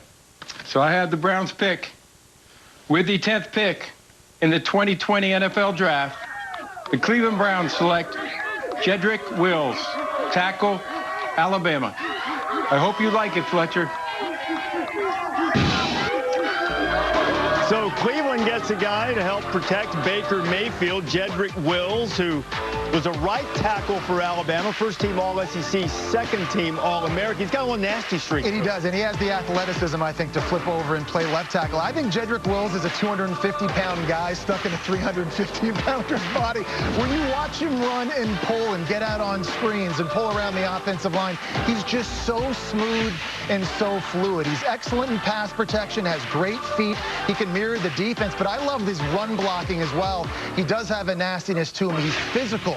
He can move people. He can get into the second level. He can cover up linebackers. Alabama averaged 7.7 yards a carry when they ran to the outside on the right. That was Jedrick Wills' side. So if you watch the Cleveland Browns play last year, you saw Baker Mayfield taking way too many hits. They bring in Jack Conklin, a free agent from Tennessee, on one tackle spot.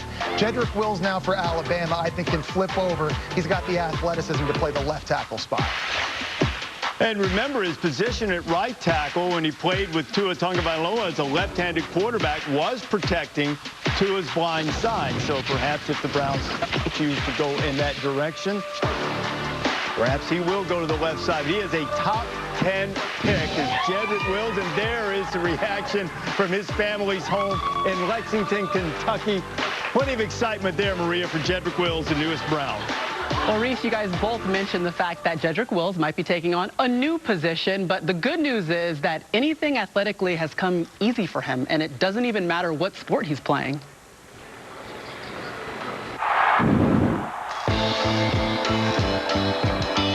So I first started walking when I was around 5 months old. It was a crazy experience. My mom still can't believe it to this day. Neither can I. Athletic ability from day one. My mom used to play basketball. My dad grew up being around ball his whole life. So growing up playing basketball, once had hoop dreams. Thought I was going to be a point guard. Started playing football when I was 7 years old. Biggest kid on the field at all times. Ended up skipping the 200-pound mark. Went straight to 300 pounds. Been playing football ever since. Just got thrown in the fire, and ever since then, I fell in love with the game.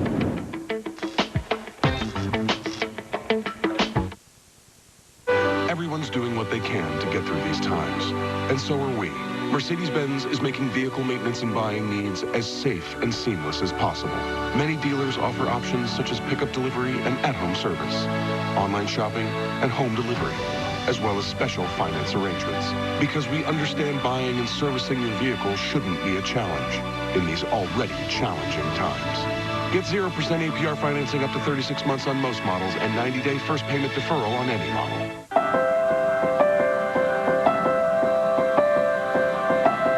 We hope you find our digital solutions helpful to bank safely from home. Deposit a check with your phone or tablet. Check balances. Pay bills. Transfer money and more. Send money to people you know and trust with Zelle. Stay safe. Stay home. Together, we'll get through this. PNC Bank. Hello?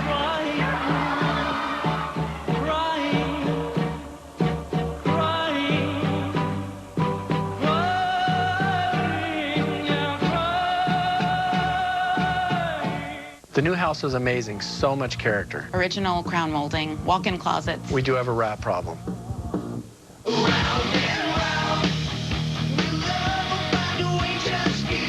At least Geico makes bundling our home and car insurance easy. It does help us save.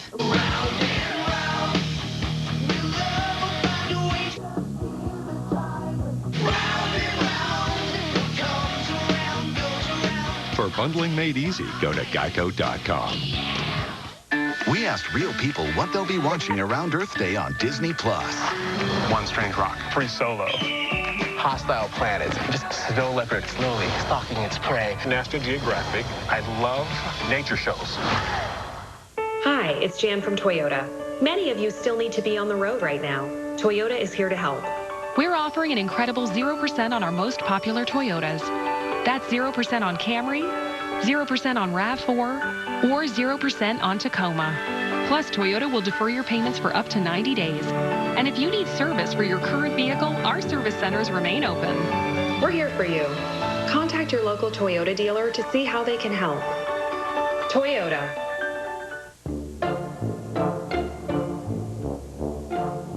Let's be honest. We do a lot of dumb things with pens. But a really smart thing you can do is fill out your census form. An accurate head count means Washington will give us the money we need for schools, roads, and improving public transportation. So do something smart with a pen. Fill out your confidential census form or do it online and help get the money our communities deserve.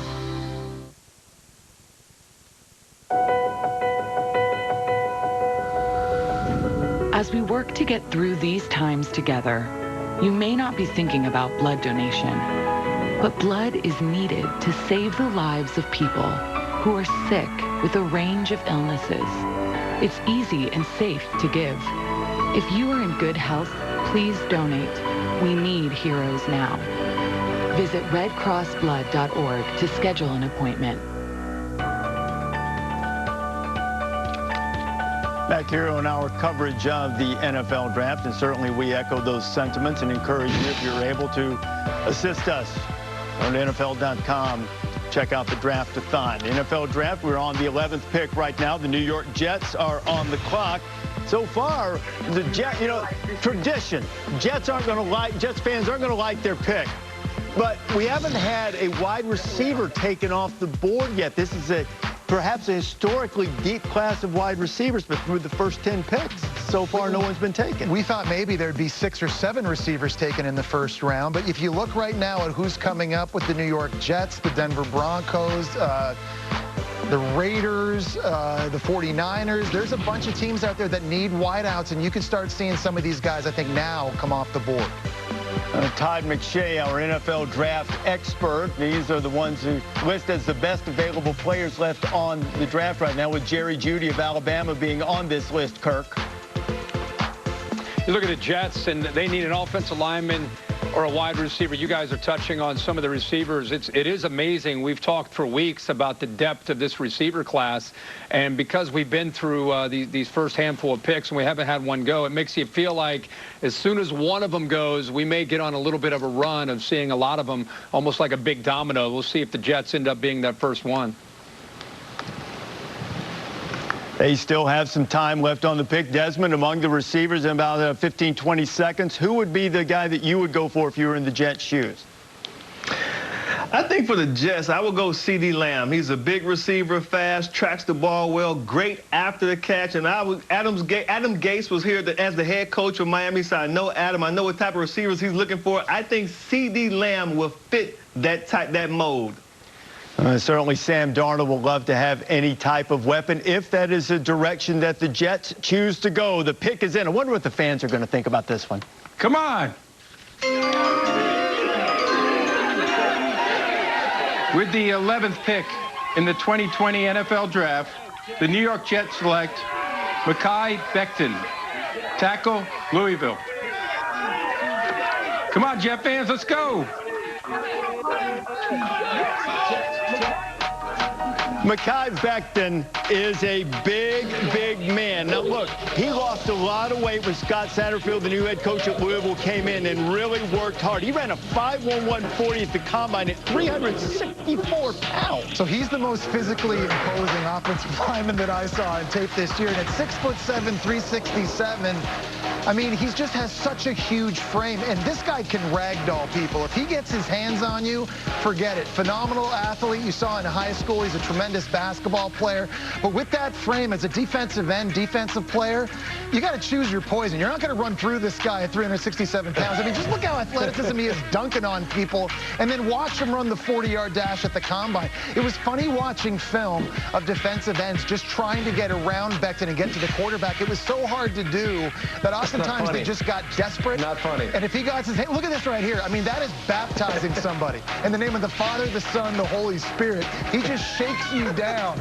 So if you're Sam Darnold right now, you're sleeping a lot better for the New York Jets, knowing that this guy is going to be protecting your blind side, David. Yeah, Jesse, I had to go through those guys for a living, and it's not fun. There's nothing fun about it, because it's one thing to be tall and long and not have a big butt and a big anchor. It's another thing to be tall, long, thick, huge, and be a dancing bear. I mean, he really athletically is so gifted, and it's going to be a nightmare. He's not as polished, as far along as some of these tackles in the draft, but down the road, if this guy gets it all together with his size and his frame, good luck getting around that big dude. Do you see from his house in Plano, Texas, the football players are large men. He's in a dollhouse. Look how big he is. Just engulfing people. Man, he's huge. He's got a 6'11" wingspan to be able to use that blocking. He's got experience at both tackles.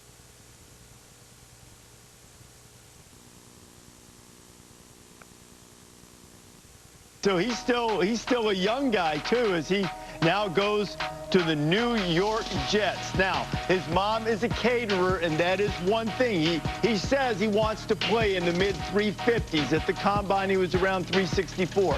That certainly would help the athleticism. But, hey, look, you know, when your mom's a caterer and you're a big fella, you know, you like to eat. And Sam Darnold certainly hoping that he can be the protection that the Jets need to let him realize all of his potential. The Las Vegas Raiders are now on the clock. This draft was to have been conducted in Las Vegas, as that city will be home to an NFL franchise for the first time, and certainly with all the glitz and the glamour that Las Vegas can bring. We were looking forward to the draft there. See John Gruden and Mike Mayock, the head coach and general manager, getting set to make their first pick in this draft, 12th overall. And there is the Raiders' new stadium, and there's a lot of anticipation and excitement once we get back to normal about having the National Football League in Las Vegas. And many of the people who are stalwarts in Vegas and now perhaps Raiders fans are thinking about all of the things that this country is going through. Jim?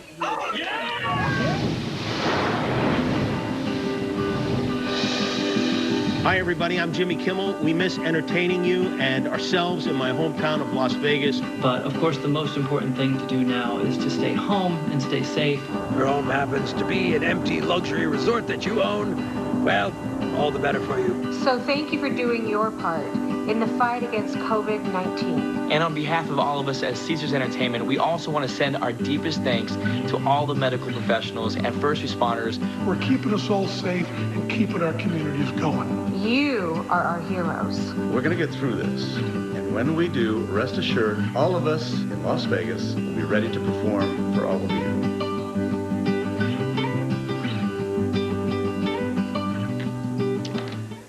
Look forward to that time as well when things get back to normal once we defeat this pandemic. And it'll be an exciting time when Las Vegas has a team in the NFL. The Raiders, led by John Gruden, 12th overall pick. What will they do? Let's go to the commissioner, Roger Goodell. There are many first-evers that are part of this draft, including the first-ever official draft selection by the Las Vegas Raiders. And I've got it right here. So with the 12th pick of the 2020 NFL Draft, the Las Vegas Raiders select Henry Ruggs, wide receiver, Alabama. Congratulations, Raiders. Congratulations, Henry.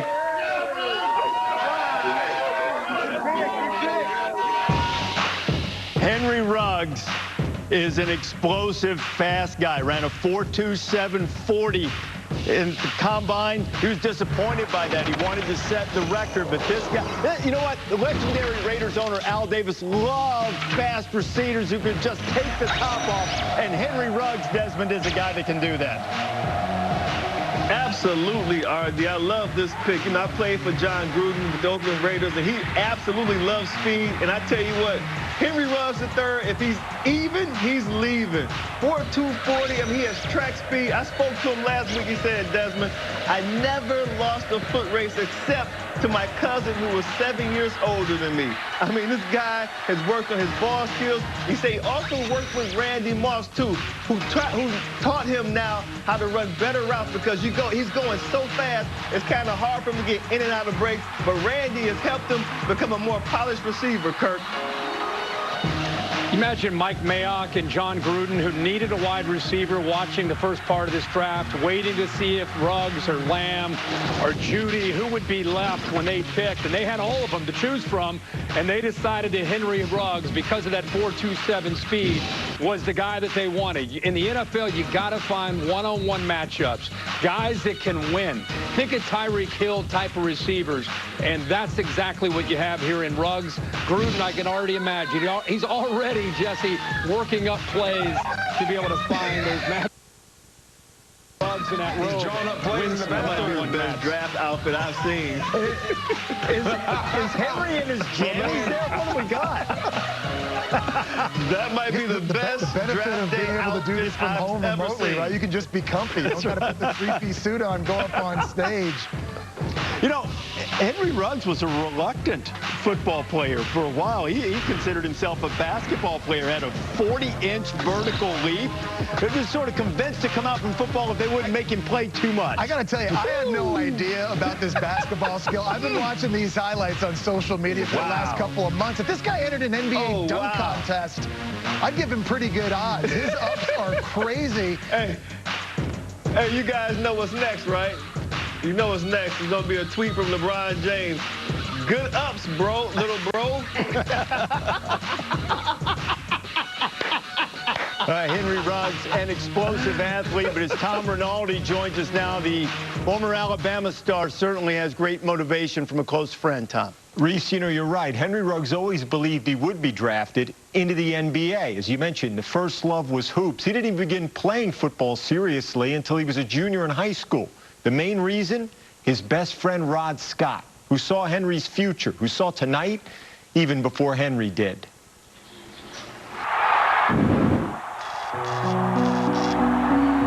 Roderick Scott was my best friend. We met probably elementary school. We used to hang out at the YMCA where his dad worked.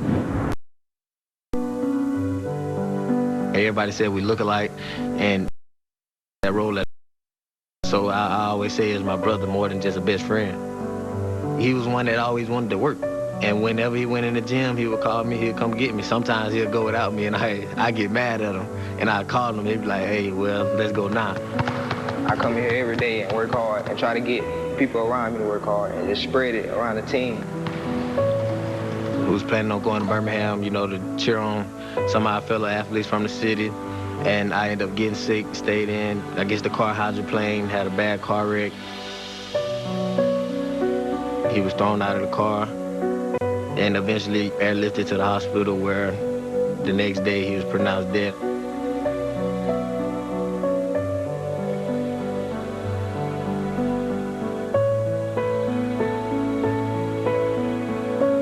That was a tragic event, but now I just honor his memory every day, throwing the threes up every time I score. Just to let him know that that belief that he had in me is going all the way.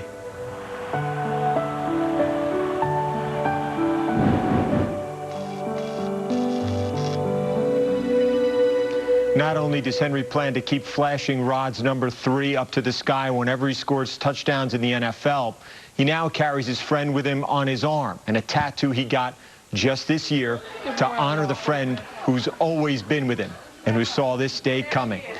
There you can see some of the emotion Henry overcome. His mom, Nataki, who is a great sprinter herself, and there's the tattoo in honor of Rod Scott. And to this day, he remains very tight with the Scott family, and knowing that they share a part of this night and having foreseen Henry's journey to get here. Reese? And Tom, you followed this story so beautifully during the last college football season on College Game Day. The family of Rod Scott, they take great pride in that symbol that Henry mentions, that he flashes the 3 heavenward when he scores a touchdown, and that emotion continues to pour out as we go back over now to Tom. Henry, it's Tom Rinaldi here on ABC. Congratulations. We've shared the story of how Rod saw this night happening before you ever did.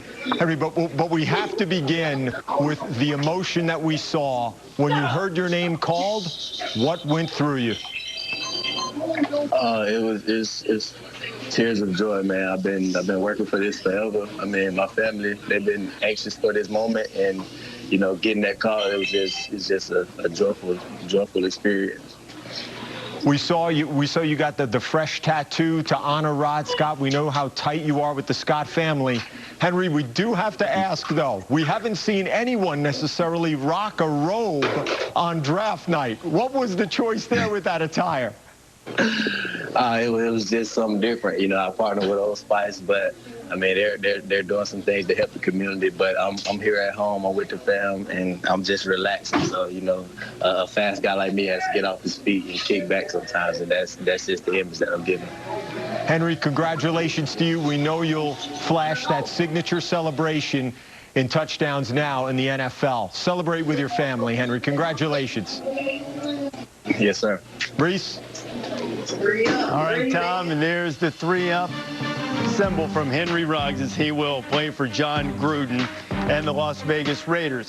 There has been a trade. It's been going along as scripted largely up to this point in the draft, but now Bruce Arians, the head coach of Tampa Bay, I've heard a little rumor that he has a new quarterback. And he's got a new tight end, too. Yeah, he's got Tom Brady. He's got Rob Gronkowski. And you know Bruce Arians loves to throw the football deep down the field. Now, we've already seen a couple offensive tackles, 3 of them come off the board. You want to throw the ball deep, you got to be able to protect Tom Brady, right, in that pocket. So maybe this is a move up, maybe to take another offensive tackle, maybe Tristan Wirfs from Iowa. As I look at the draft order, it appears that Tampa Bay and San Francisco have swapped spots, so Tampa Bay is on the clock right now. The Tom Brady wing of the Hall of Fame, it's going to be extensive. The 249 wins coming in his glorious career with the New England Patriots. 17 division titles. The great Peyton Manning had a dozen of those in his career as well.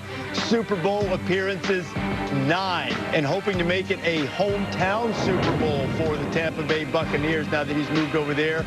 And then the Super Bowl victory, he has 6 of those. And you see Tampa Bay fans awaiting the pick right now as Bruce Arians and Jason Light, the front office there. Before we announce his selection, special guest stationed out of Tampa Bay and deployed in Qatar. Hey NFL fans, I'm Staff Sergeant Bethany LaVille, currently deployed to Al Udeid Air Base, Qatar. And we're happy to be a part of this year's NFL Draft. Let's see who gets to wear the Buccaneers uniform. Throwing it to you, Lieutenant Colonel Caldwell. Go Bucs! Hey NFL fans, we're the airmen from the 28th Expeditionary Air Refueling Squadron stationed out of MacDill Air Force Base, Tampa Bay, and currently deployed to Al Udeid Air Base, Qatar. We are proud to represent Tampa Bay and our home team, the Buccaneers. Now back to you, Commissioner Goodell. Go Bucs! 5, 4. Thank you, Lieutenant Colonel Caldwell, and thank you to all of our service members for your courage and sacrifice on behalf of our country. The San Francisco 49ers have traded the 13th pick to the Tampa Bay Buccaneers. With the 13th pick in the 2020 NFL Draft, the Tampa Bay Buccaneers select Tristan Wirfs, tackle, Iowa.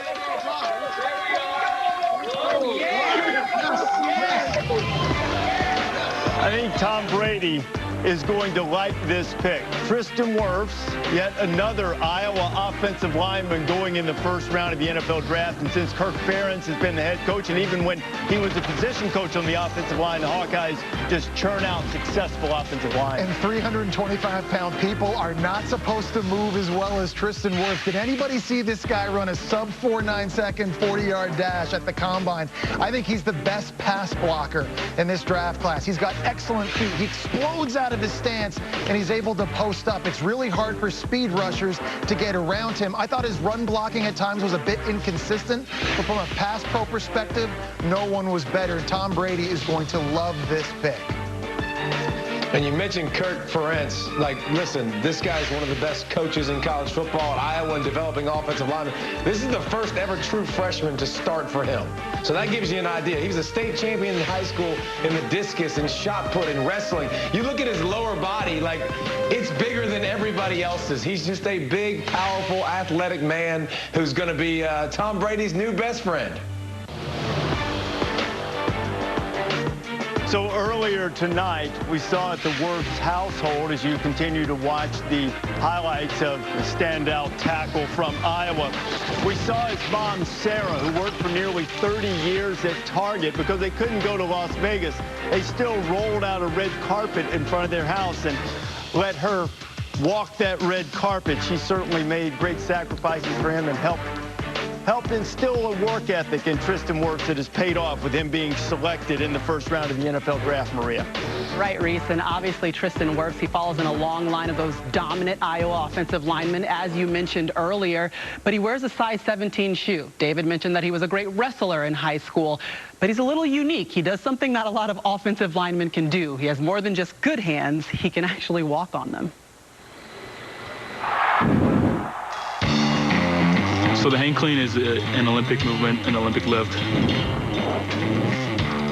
You have to bring it up to your chest and catch it, across your collarbones pretty much. You have to pop it off your hips, but it's not the easiest movement. So coming to the University of Iowa, I'd known about Brandon Scherf's hang clean record. It's posted up on our weight room wall, and walking past every day, going to practice, going to the morning lift, I knew I wanted it, so I walked past it for 2.5 years. My time finally came, and I remember waking up that morning just knowing what I had to do. I'll never forget the environment. It was so electric. All my teammates, my brothers behind me, pumped me up. I remember putting the chalk on, put my belt on. I kind of just blacked out. I just went into the zone. It was amazing. I remember hitting that 4th rep, throwing it down, and it's going crazy.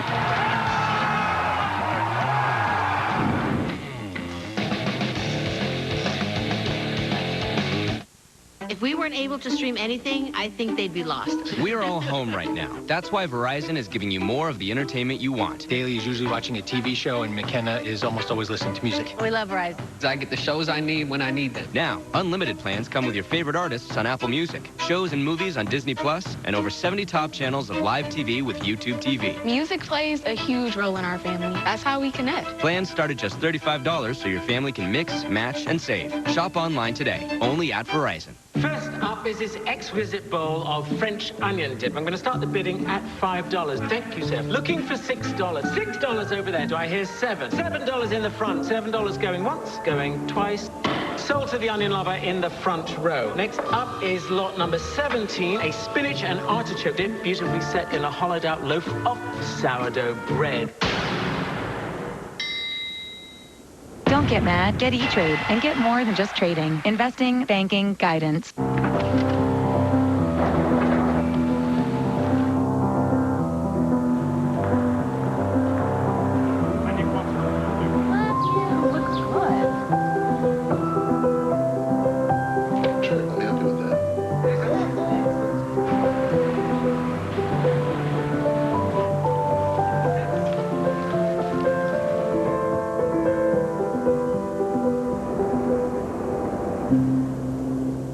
Sometimes the challenges of today's world make it tough to take care of yourself. That's why you can rely on Nature's Bounty to give you the support you need to stay motivated, keep active, and sleep well.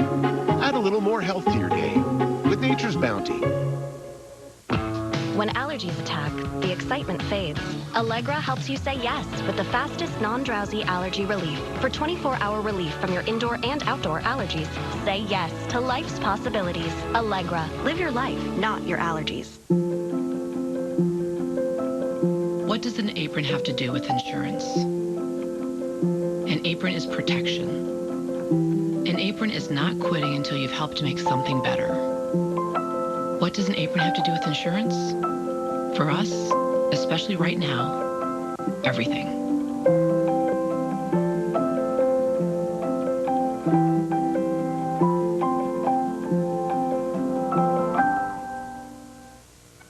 In an economic downturn, contractors are usually the first to go. Food and beverage industry has pretty much stopped. And I was panicking, looking for something else. In the meantime, I was like, let me get back on Indeed. Before I started looking for a job through Indeed, I thought it would probably take me like months. It's within like a week I heard back from this really great startup. I started the job this morning. I got my new job and I started today.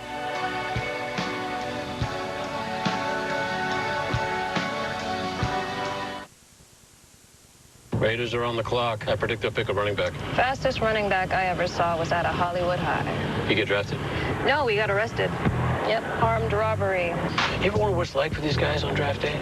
Sitting at home, just waiting for the phone call. It's going to change their lives? No. You? No.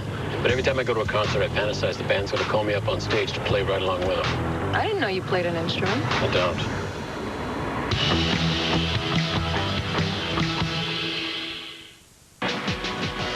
Microsoft Teams is proud to play an important role in the 2020 NFL Draft. Microsoft Teams, official collaboration platform of the NFL.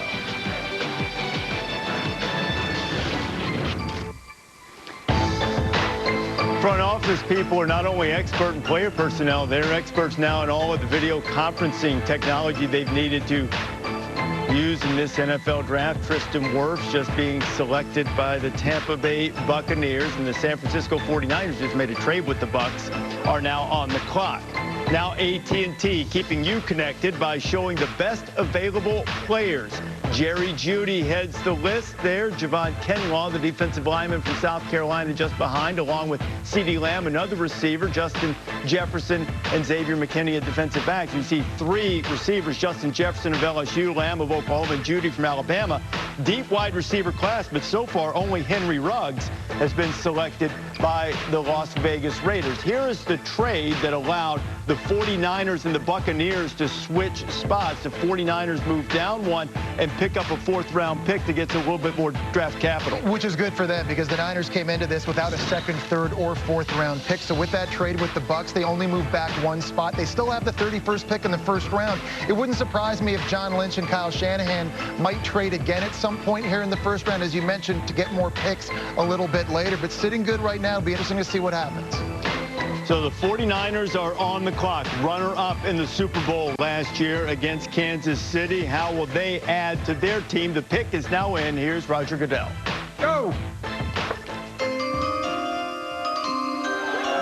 With the 14th pick in the 2020 NFL Draft, the San Francisco 49ers select Javon Kinlaw, defensive tackle, South Carolina. We go Niner fans. The San Francisco 49ers had a couple of guys leaving the team. DeForest Buckner, Sheldon Day no longer with the Niners, and they replace him with Javon Kinlaw, who's one of the great stories in this draft. For long stretches of time, he was homeless. He at times rode the metro in Washington, D.C. just to stay warm. Came out of the state of South Carolina through junior college and became one of the most powerful, and some scouts say the most violent player, legally I mean, on the field in the NFL draft. As Maria Taylor's with us, Javon Kinlaw, 1st-round pick, is a remarkable story. Yeah, you're right, Reese. And that phone call here tonight changes everything for Javon Kinlaw, because growing up, food and housing was not always a guarantee. But the one thing that was that football could most certainly be a way out.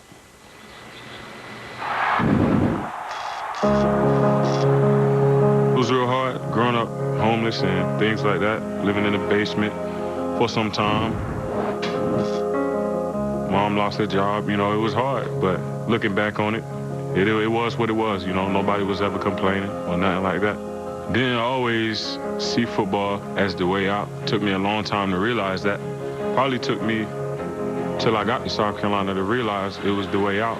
Just seeing that I had a chance to do something special with my life, it's like surreal. It's almost like you gotta pinch yourself to make sure you're still alive. Just coming through so much. And now Javon Kinlaw is also driven by his young daughter. Her name is Eden, and she's 1 year old. And Javon says he never wants her to grow up the way that he did. And now with this step into the professional ranks, I'm pretty sure he'll be able to provide a great life for her, Reese.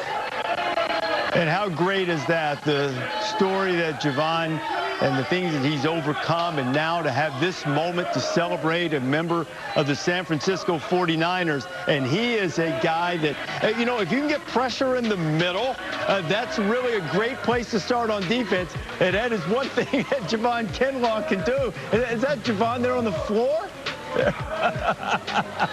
Great celebration going on in Columbia, and he gave the Gamecock fans a lot to celebrate this year, David. Oh, man, did he ever. And talk about a great story. You saw what Maria just talked about, but he's just a big, powerful young man that can get to the quarterback. Look at that. I mean, that's Alabama. That's not Vanderbilt. That is grown-ups on the offensive line, and you could see him. By the way, he comes into South Carolina. He's 330, 340 pounds. Every year lost weight, got down, got in better shape. He improved every single year, and this guy's going to continue to grow. But you watch number 3, had a tendency to just dominate games for South Carolina up front. He was the main focal point of every offense, and he continued to ball and play and ball out every single game. And David, just looking at him, he's a 325-pound person, but he's a svelte 325. And what I love, he's got a lot of shock in his hands. You see when he gets his hands on these offensive linemen, it's like he's electrocuting them. I mean, he can shake people, extremely strong, but he's also a very quick twitch athlete that can loop around and get in the quarterback's face. He's already 6'4", 6'5". He's got long arms. As a quarterback, when you have that inside presence, it's like throwing over top of a building. It's really, really hard to do. He's got to keep his weight in check moving forward. But for the 49ers, you know, losing DeForest Buckner to the Indianapolis Colts, you replace him immediately with Javon Kinlaw. He can be an impact player right away for the NFC champs. And Javon Kinlaw is a guy who came through the junior college ranks. There were so many people at Jones County Community College in Mississippi who kind of helped him get back on track academically, and they too are celebrating this with him as he is headed to the San Francisco 49ers. 15th pick in the NFL draft belongs to the Denver Broncos. Broncos, perhaps they will be a team that will be looking for a wide receiver. Vic Fangio, the head coach, John Elway, the general manager there, and only Henry Ruggs among wide receivers off the board. So you got to get another weapon for Drew Lock, I think, if you're the Denver Broncos right now. You've got Cortland Sutton, but he could certainly use some help. And there's a lot of big playmakers still available at the wide receiver position. We haven't heard Jerry Jeudy's name yet, CeeDee Lamb yet either. There's T. Higgins, Brandon Ayuk from Arizona State, Justin Jefferson from LSU. I thought Drew Lock did some really good things late last season, but he needs more help in that passing offense. There's a lot of good receivers out there. There is Jerry Jeudy, the former Alabama star, who's now waiting his turn. Kirk, if Jeudy, I don't know if Judy's going to be the pick here or later, as you see Jerry waiting in about 20 seconds, what will they be getting him? And CeeDee Lamb also waiting here. Yeah, they both bring something a little bit different. CeeDee Lamb, much more physical. Jeudy, the inside slot guy, great route runner. Eventually, somebody's going to pick one of these guys, depending on what their need is. So these draft parties, small in scope to make sure they comply with the guidelines, waiting to see the name called. Let's see what Denver does now. With the 15th pick in the 2020 NFL Draft, the Denver Broncos select Jerry Jeudy, wide receiver, Alabama.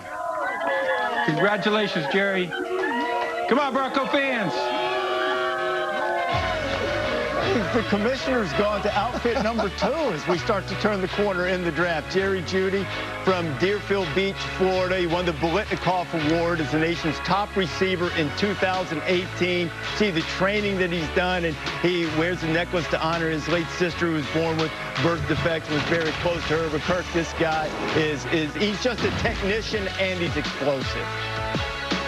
Yeah, the best route runner in the entire NFL draft. There's no argument about that. I think everybody would agree. Change the direction, put him on the inside. You know, he's coming out of what I would say more of an NFL system. The way the NFL game continues to transition to more and more of the spread look with the 3 and 4 wide receivers. You can see how much wiggle he has. You get him matched up against a nickel corner or a safety over top of him, they have no chance. You got to get somebody that can run with him. Look at this. You got a safety. Tanner Muse trying to stay with him. Des, you got no chance. You better get hands on him and reroute him. So he's going to be a tough matchup, even at the next level, that slot spot.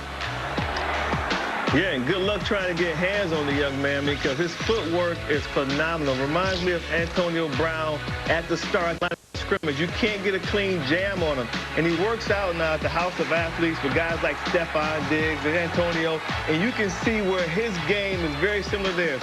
Quick, fast, he can create separation, great hands, and tracks the ball down, the deep ball extremely well. Just a talented wideout. Surprised that he's the second wideout off the board, but it's a great pick by the Denver Broncos. So Jerry Jeudy will team with Drew Lock as the Broncos moving with a former Missouri quarterback and 2 Alabama receivers, 4 Crimson Tide players off the board. It has been an SEC-heavy first half at the top of the first round. See 2 wide receivers drafted from the same school in the first round. It is not a common occurrence. And Alabama now has it with Jerry Jeudy and Henry Ruggs III, and some really big-time names have had that happen in the past, including Jesse Palmer's buddies, Ike Hilliard and Riedel Anthony from Florida back in the late 90s. At the moment, the Atlanta Falcons are on the clock. The 16th overall pick this night, first round of the NFL Draft, always represents hope.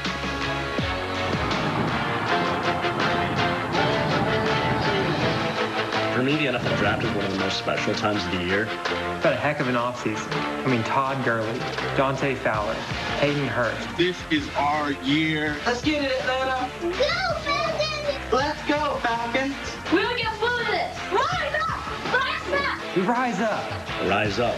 Go, Falcons. Rise up. I'm Michael. I'm in the Beastie Boys. My name's Ed. My name's Adam. Hello, everyone. What we're going to do right here is go back, way back into time. Go. We're making music and loving it. Who gets to show up to work every day with their two best friends. Intergalactic planetary! Easy boys, don't to let the beat drop! What is that? Mine. Why? It's just that it's... Lavender? Yes, it is. It's for men. But I like the smell of it.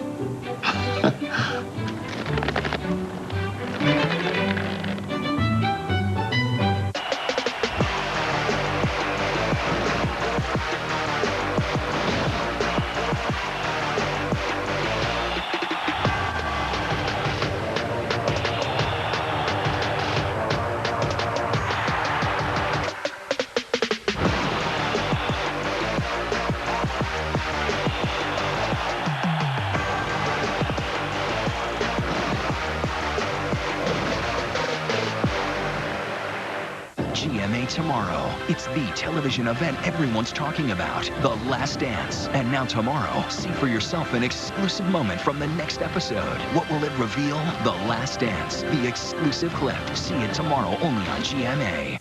I want people to know that we're a local law firm because I love Boston. I want people to know that I care about the people that live here and that I'm going to fight for them tooth and nail. That we take care of our own because Massachusetts is our home. We're here to help. If you've been injured, better phone Stone. Remember looking forward to the weekend when you could celebrate by drinking? Remember when the entire weekend was for drinking? How many of those weekends do you really remember? Are your weekdays and nights becoming times to celebrate by drinking? If they are, and you'd like to regain control of your life, we can help. AdCare. Your recovery begins here. Hi, it's Jan from Toyota. Many of you still need to be on the road right now. Toyota is here to help. We're offering an incredible 0% on our most popular Toyotas. That's 0% on Camry, 0% on RAV4, or 0% on Tacoma. Plus, Toyota will defer your payments for up to 90 days. And if you need service for your current vehicle, our service centers remain open. We're here for you. Contact your local Toyota dealer to see how they can help. Toyota. The Stone Cold Guarantee is a set of 10 promises that we make to every client who comes in the door. We felt that by showing you what we intend to do, you're more inclined to trust us. Injured? Better phone Stone and get the Stone Cold Guarantee.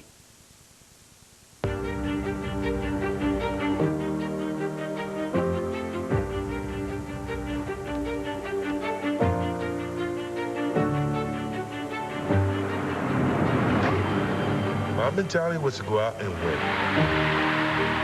at any cost.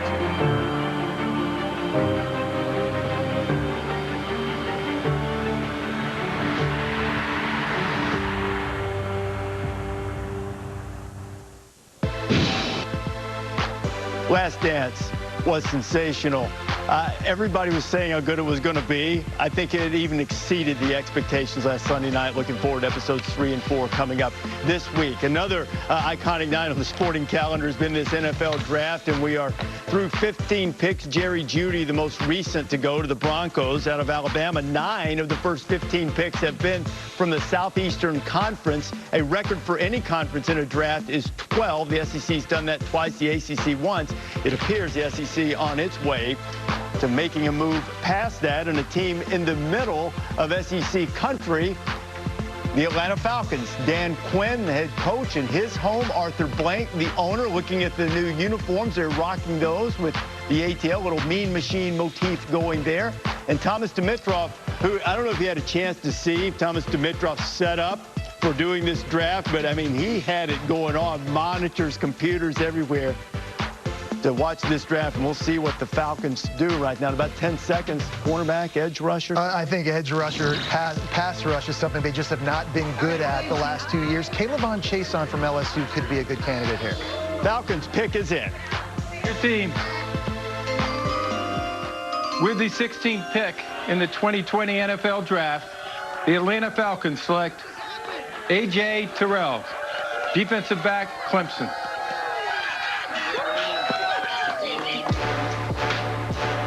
So A.J. Terrell, hey, this continues the theme we saw at the top of the draft with Joe Burrow playing close to home, Chase Young playing close to home, the Ohio State star getting picked by Washington, and now A.J. Terrell, Clemson star from Atlanta, goes to Atlanta. He has a son who's going to be 1 in June, and now A.J. Terrell is going home and has an opportunity to fill one of those needs at cornerback for the Atlanta Falcons, the 16th overall pick, as we join Tom Rinaldi. It's the kind of moment, Reese, that every player dreams of. National championship game, the biggest stage, and an interception to start the scoring. But that is not the only moment that defines A.J. Terrell. Instead, it's another one off the field, which has shaped his motivation heading into this night.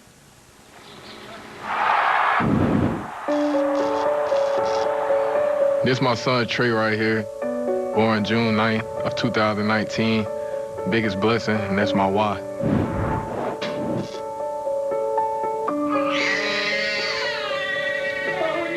Holding him for the first time was a surreal moment, just the blessing, greatest gift ever. It's you!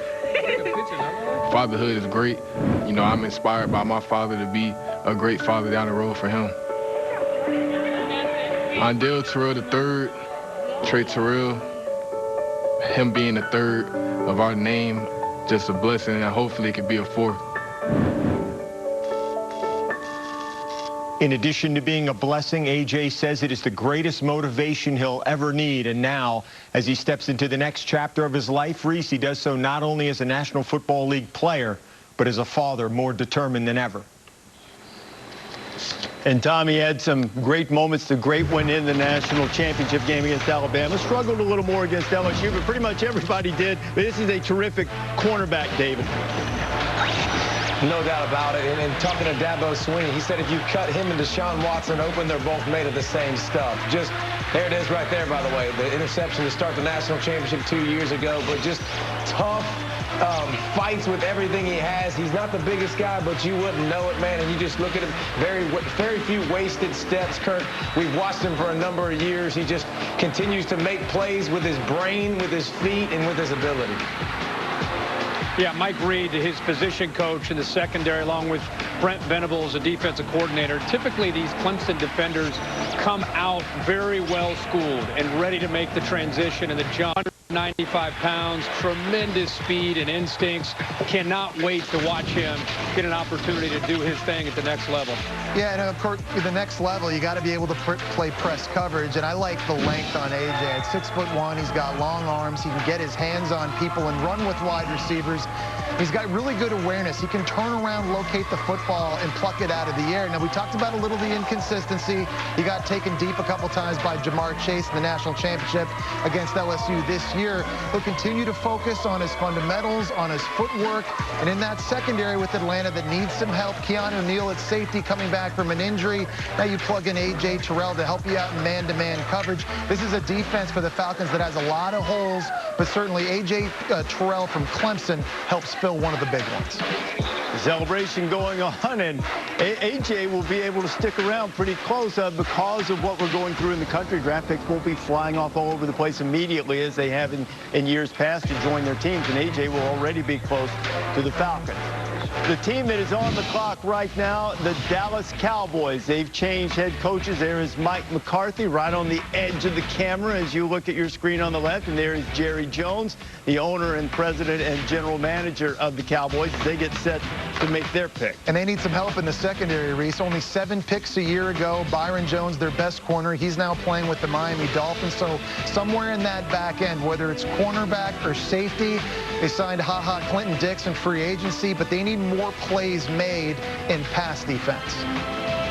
Of course, they have the situation, Dak Prescott committing to him and trying to work that out at quarterback. Will they get a weapon for him, or will it be a defender? There have been defensive backs that have been linked with the Cowboys, but C.J. Henderson and now A.J. Terrell both off the board. The safeties are not yet, though. Xavier McKinney of Alabama and Kirk, you wait and see what's going to happen here with Dallas. Yeah, I think Dallas gets the award for being the most giddy before their pick gets announced. You can see Mike McCarthy smiling, clapping, Jerry Jones fired up. They clearly got their guy. I don't know who it is, but they are flat out giddy with whoever they're about to announce. I like that. Have you ever seen anybody that see me who's really unhappy go, oh, geez, we're going to take this guy? Everybody's happy. I gotta say, he's in the theater. It's also wins the style award for the best room. Get the phone. Get the phone. Answer that phone. Get that phone call. Is he in a basement or is he on an airplane? That's what I want to know. Is Jerry Jones in a private jet? Or is that actually? I think he's on his. I think he's on his yacht. Okay. I think it's his yacht. Whatever it is nice. That's a theater. That's a theater for sure. That's a home theater right there. Mike McCarthy. Look at him. Look at him. He is fired up. I'm telling you, they win the award.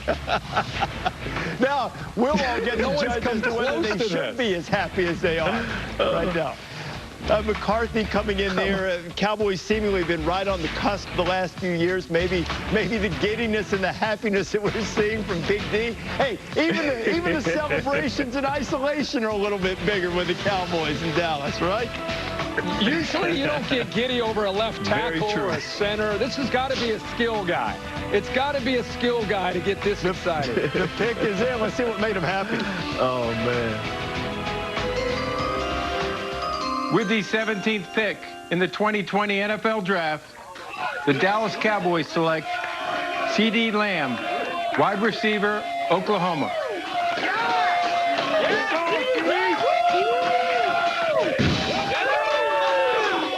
Now we know why Jerry was so giddy. They get a player from not too far away in C.D. Lamb, who Dak Prescott's going to love having him, Kirk. Man, I'm a huge fan of C.D. Lamb's coming out of that Lincoln Riley system, 3-year starter. Think about what he did in his 3 years. Played with Baker Mayfield as a freshman, played with Kyler Murray and Jalen Hurts this past year. And I think he had his most complete year this year. First 2 years, he was making a lot of plays downfield, body control, ball skills. This year, he showed an ability to make a lot of plays after short receptions like that, making people miss and being able to show some versatility. So I think he comes out in his 3rd year as a more complete receiver. And at 6'2", 198 pounds, he's got the size to outbody you and get to the ball. But now he's twitch. He's got a lot of quickness and a chance to make people miss.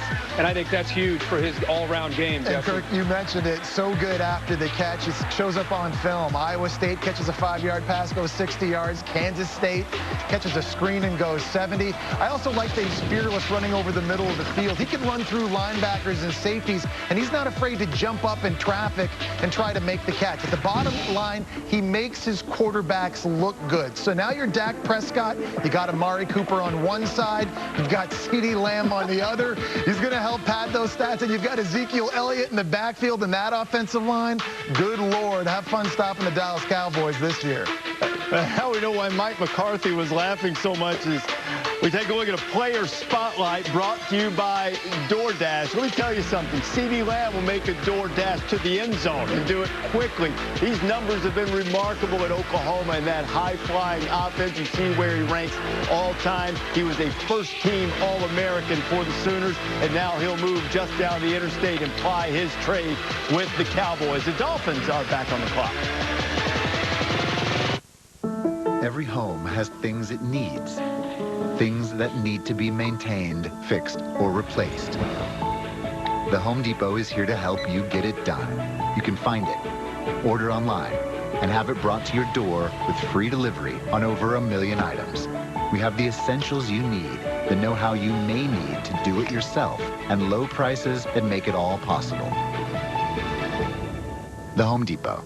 How doers get more done. Looks like they picked the wrong getaway driver. Gonna be paying for this for a long time. They will, but with accident forgiveness. Allstate won't raise your rates just because of an accident, even if it's your fault. Cut! Sonny. So good? Line. The desert never lies. Isn't that what I said? No, you were talking about Allstate and insurance. I just want to... Let's try again. Everybody back to 1. Accident forgiveness from Allstate. Click or call for a quote today.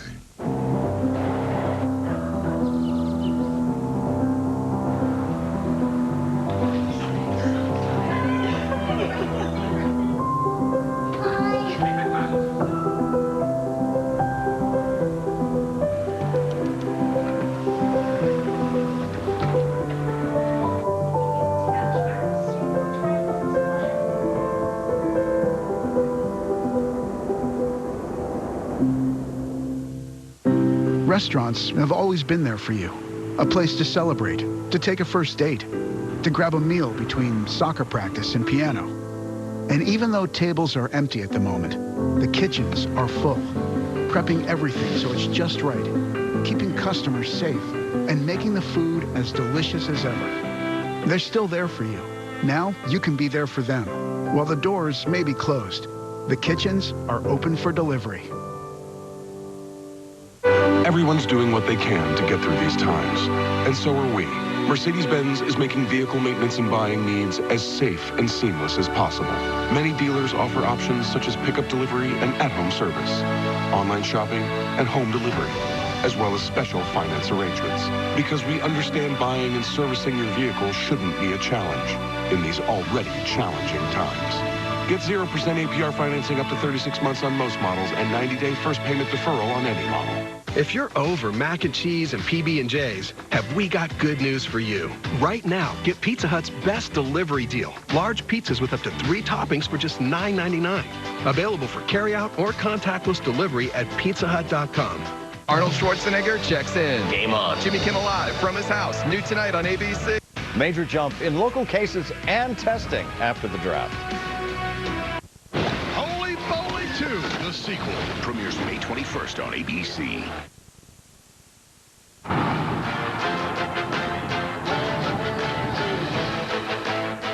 Fins up, baby. This is the draft that changes everything. We need a great draft. We got a chance to absolutely nail this draft. The sky's the limit. So we can bring in players that give us even more hope. So I can use these napkins I've been saving for over 20 years, baby. Fins up. Fins up.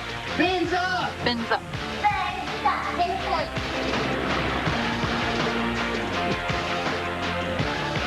The Miami Dolphins are back on the clock with their second pick of the first round. They took Tua Tagovailoa, the quarterback out of Alabama. Earlier, Susie Culver spoke with the Dolphins' new signal caller.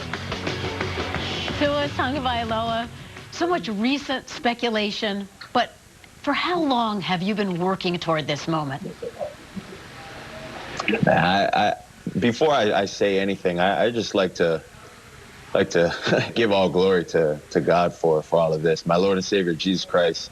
Man, this has been a dream growing up. My entire life, working hard, tirelessly with my father, and the support that I had with my mom as well in this. It's been a journey. You know, it's been a tough one, especially going through a lot of adversity. But it's really good. It's cool that I know where I'm going to be now. I'm really excited, and I just like to thank a lot of people that contributed to my success. I like to thank Coach Saban. I like to thank, the Alabama coaching staff that has helped me get to this point. And then I'd also like to thank Stephen Ross, Chris Greer, Coach Flores for giving me this opportunity, and believing in me and taking a chance on me. Tua, congratulations. We can't wait to watch the next chapter. Thank you so much. I appreciate it. And Brian Flores and Chris Greer. Brian's got the kids in there helping out. They're celebrating. The one thing about Tua is probably going to need to change jersey numbers. I don't think he's getting that 13 he wore. Yeah, I think Dan that's Marino's retired. There's somebody else that used to wear that number. If you're the Miami Dolphins, so you've got your quarterback, you've got 2 more picks here in the first round, but there's a trade here now. Well, this is how the trade came about that they got this pick. Remember when the Dolphins had Minkah Fitzpatrick, also from Alabama. They traded him to the Steelers, and they wound up with... So what do you need if you're the Dolphins then? Let's see. Last year, the worst defense in the NFL. You had the fewest sacks last season. And on offense, you had the worst rushing offense and gave up the most sacks. So I think if you're Miami right now, you can just basically close your eyes and point at who's ever left available, and I think that's basically an upgrade. The Dolphins' second pick of the first round is in. Here's the commissioner. We got good news for Tua here. We got good news for Tua. With the 18th pick in the 2020 NFL Draft, the Miami Dolphins select Austin Jackson, tackle, USC. Let's go.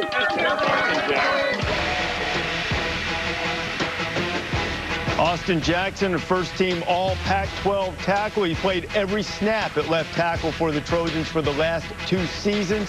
But this story is about much, much more than football. It speaks to his character. Here's Tom Rinaldi. One of the great stories of this draft, Reese. Any player who excels enough to reach the NFL understands the power of bonding with others and the nature of sacrificing for a team.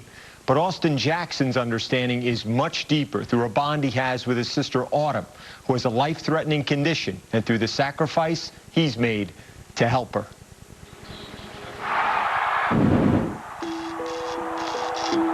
My sister Autumn Jackson, she was diagnosed with diamond black fan, which is a rare type of anemia blood disorder. So basically, her body doesn't make enough blood for herself. Her condition was getting worse as she got older. They needed a donor who matched on 12 different blood tests, and through the grace of God, I was able to be a match, and I chose to be a donor. All right, ready? See you soon. The procedure that I did was called a bone marrow transplant, and in order for it to take place, she has to undergo chemotherapy. You know, it's very painful.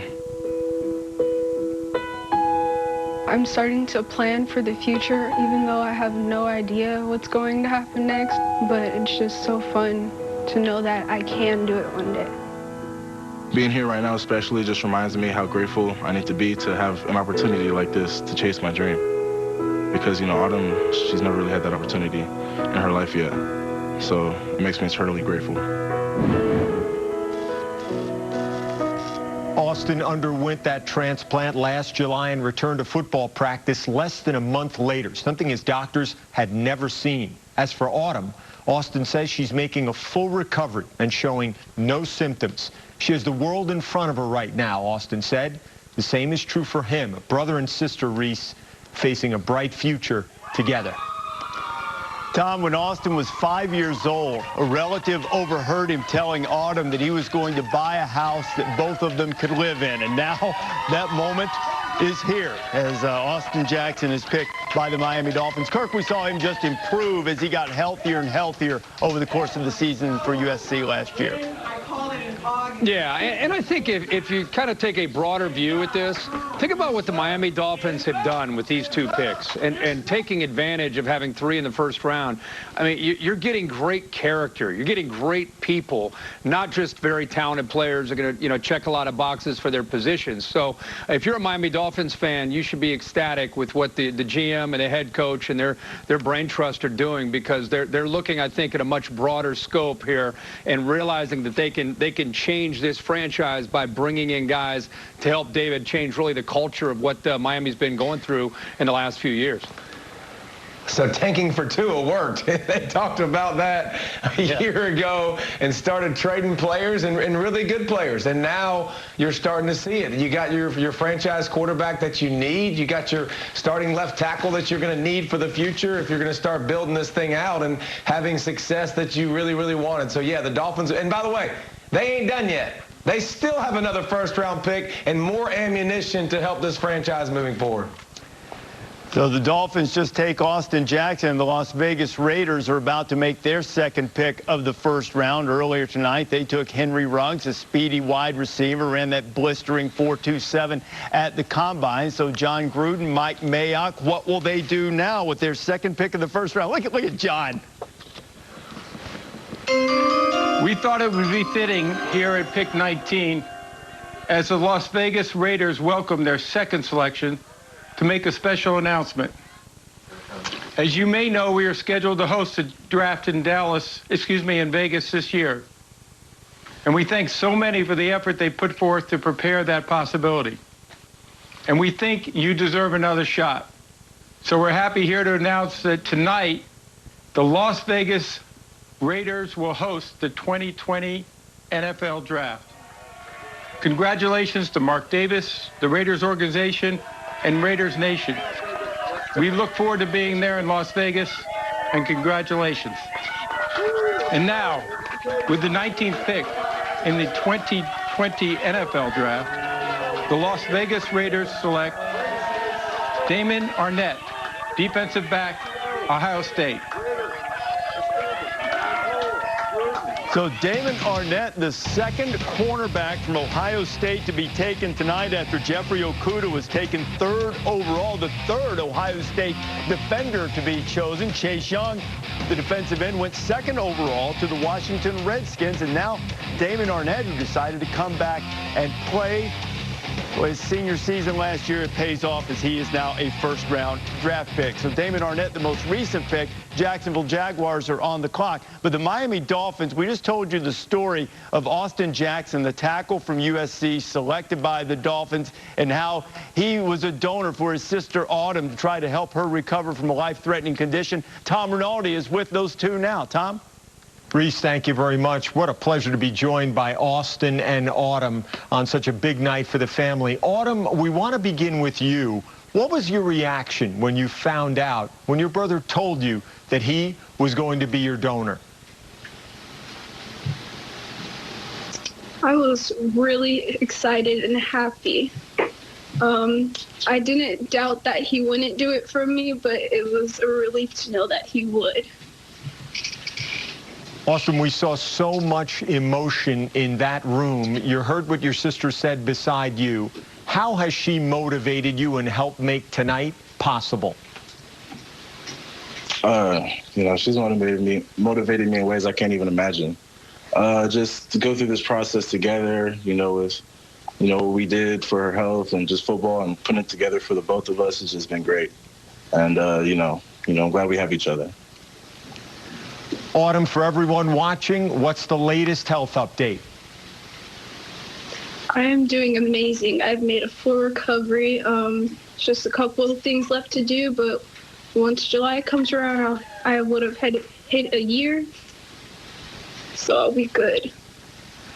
A lot of emotion, certainly for the entire family, and reason for great feeling and congratulations all around the Jackson household. Congratulations to both of you and to the entire family.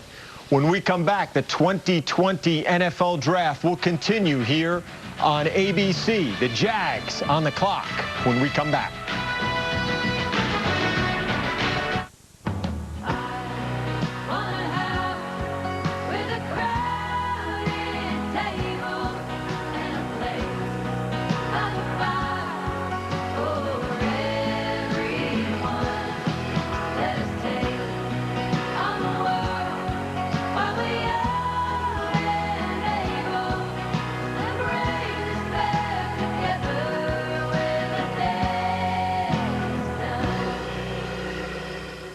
We're all at home, because right now, staying safe means staying in. Sling TV makes it easier to stay put with the live TV you love for way less. Stay informed and entertained with your must-have news and channels. Stay in and Sling at sling.com. What's the NFL's competitive edge? It's the Sleep Number 360 Smart Bed. Can it help me fall asleep faster? Yes, by gently warming your feet. Can it help keep me asleep? Absolutely. It intelligently senses your movements and automatically adjusts to keep you effortlessly comfortable. Will it help me raise my game? Yup. So, you can really promise better sleep? Not promise, prove. So I can do my best for these guys? Yes, and those guys. Here we go. Sleep Number. This is not a bed. It's proven quality sleep from $9.99. There were times when the front line put you next for the slide. A mask was just for play. And 6 feet was an impossible length to grow. Thank you to all the first responders and healthcare workers. We're proud to be a part of your lives and see what you grew into. And through May 5th, we'll be proudly feeding you thank you meals for free. It's our honor to serve you.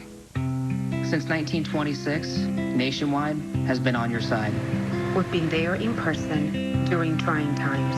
Today, being on your side means staying home. Nationwide Office of Customer Advocacy. Nationwide. But we can still support you and the heroes who are with you. We're giving refunds on auto insurance premiums.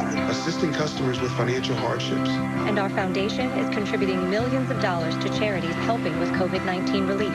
Keeping our promise to be on your side. Hairstyling was only about looks, but Head & Shoulder stylers do more. Strong on style, kind on scalp. Strong on style, and kind on scalp. Introducing Head & Shoulder Stylers. Styling products that are both strong on style and kind on the scalp. Everyone is asking, what happens now? We are determined to stay on the air. Idol makes history. We're coming to you from over 40 locations across America. This is like Christmas. With unprecedented performances from the top 20. We're going to do this. Then it's America's biggest elimination when your vote decides who makes it into the top 10. May America take control. American Idol, new Sunday on ABC. Man, the Bears really need a good draft this year. Yeah, well, we give away all of our good picks for Khalil Mack. Our first pick's 43rd. There might be some players left. I heard they got their eye on a tight end with tiny hands and vertigo.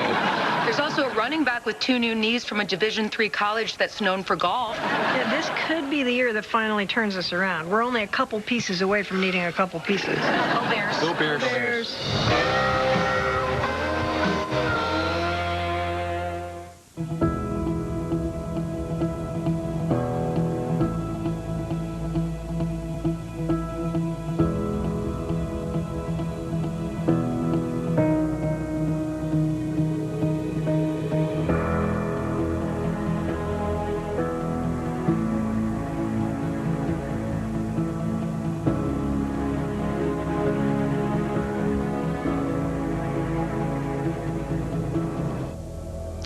We hope that if you can help, you will visit NFL.com/relief to help those who are in need during this coronavirus pandemic, part of the NFL Draft-a-thon.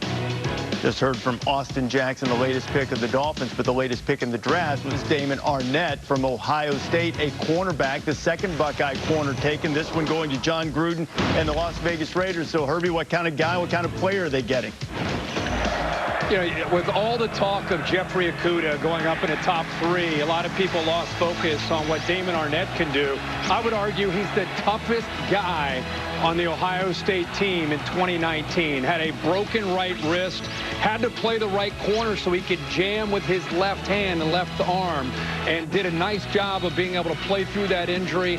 Coaches said he was fully committed, played with a chip on his shoulder because of all the attention on the other side to Okudah, and really stepped up to the challenge. Raiders get not just a talented guy, but a mean, competitive guy, which you love to see playing in that spot at corner. And Kirk, as I mentioned, he initially didn't plan to come back for his senior season at Ohio State, but he would not have been a first-round draft pick had he not, and now he is. Jaguars pick is in. Let's go to the commissioner. With the 20th pick in the 2020 NFL Draft, the Jacksonville Jaguars select Clavon Chason, linebacker, LSU.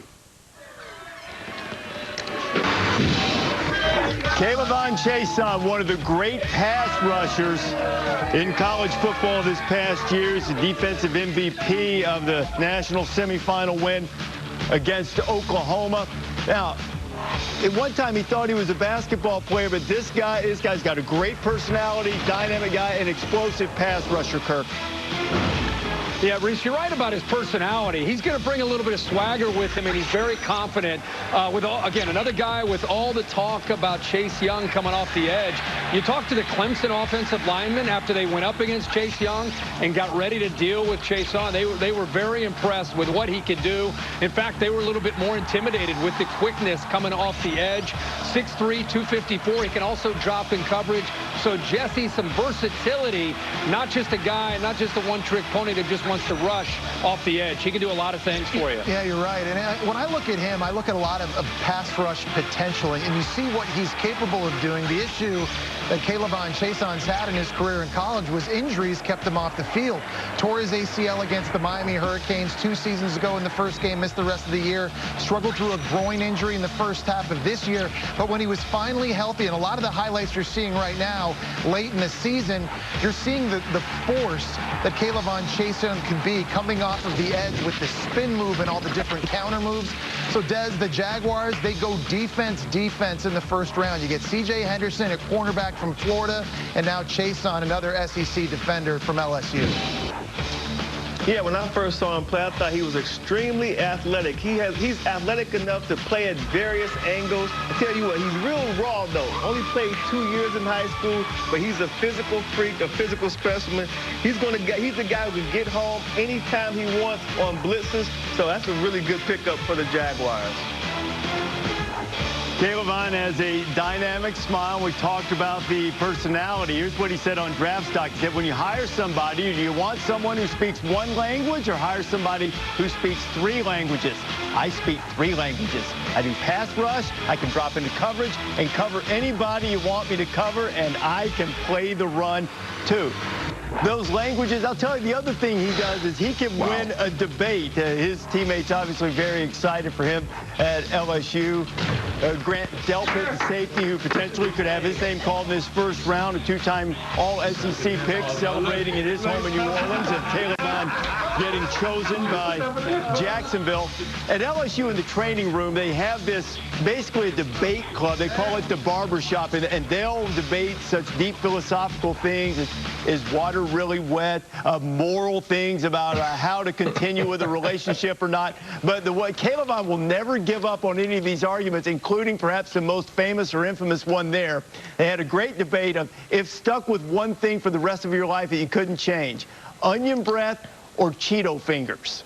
Which one? And that was an argument that Caleb Vaughn would not let go of, no matter what. Not sure which side he went on.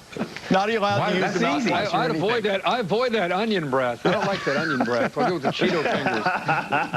I'm with you, Kirk. You don't have something on your fingers the rest of your life, Kirk. Who cares about your breath? Everybody else got to smell that, not you. All right, with the Philadelphia Eagles on the clock, Maria, maybe you can settle the debate and see which side of that Caleb Vaughn was on. Yeah, Reese, maybe I'll get into that. But first, we got to get to the point of finally becoming a pro. For Caleb Vaughn, it's been a journey. I mean, you had to spend an entire season with a torn ACL to this moment now that you become a first-rounder. What does this moment mean to you, Caleb Vaughn? It means a lot. It means a lot. It's definitely something I've been waiting for all my life. Just for it to finally happen, it's kind of still a surreal moment. All right, well, enjoy the rest of this moment with your family and continue celebrating. And we'll continue debating what the defense of LSU debates when you guys sit down for dinner, Caleb Vaughn. Enjoy it. Thank you. Thank you. He claims to have never lost one of those arguments. We'll see how many pass rushes he can win now for the Jacksonville Jaguars as Kayvon Chason goes to Jacksonville with the 20th overall pick. And that brings us now to the Philadelphia Eagles making the 21st overall pick. They could use some help at wide receiver, Reese, and get a weapon for Carson Wentz. Last year, Alshon Jeffrey and Deshaun Jackson both had to battle through injuries. Last year's second-round pick, J.J. Arcega-Whiteside, only came away with 10 catches. So I think for Carson Wentz, finding another weapon deep down the field would be huge. We've seen 3 receivers already come off the board, but Justin Jefferson, Brandon Ayuk, T. Higgins, a lot of big-time playmakers still available. Desmond, what do you think? I know you're very high on Justin Jefferson. Desmond, would you like the Justin Jefferson pick here, Caleb Vaughn Chason's teammate from LSU? I would, because I think that Justin Jefferson is a young man who, as a slot receiver, don't forget, he played slot and caught the ball, caught 111 passes, but the year before, he actually played out wide, and he still was very effective. So he's a guy that you can move around in your offense, and he's just a tremendous personality, too. Loves to dance, loves to have fun, and just an all-around receiver. He blocks through the whistle, too, which you don't hear a lot of coaches talk about that, or scouts. He's a guy, when you watch the film, Justin Jefferson loves to block through the whistle. The Eagles have made their selection now, the commissioner, Roger Goodell. Before we announce the Eagles selection, I want to personally thank our fans for your contributions to the NFL Draft-a-thon. If you're able to give, we encourage you to go to NFL.com/relief to contribute to those most in need. And we thank you again for your support.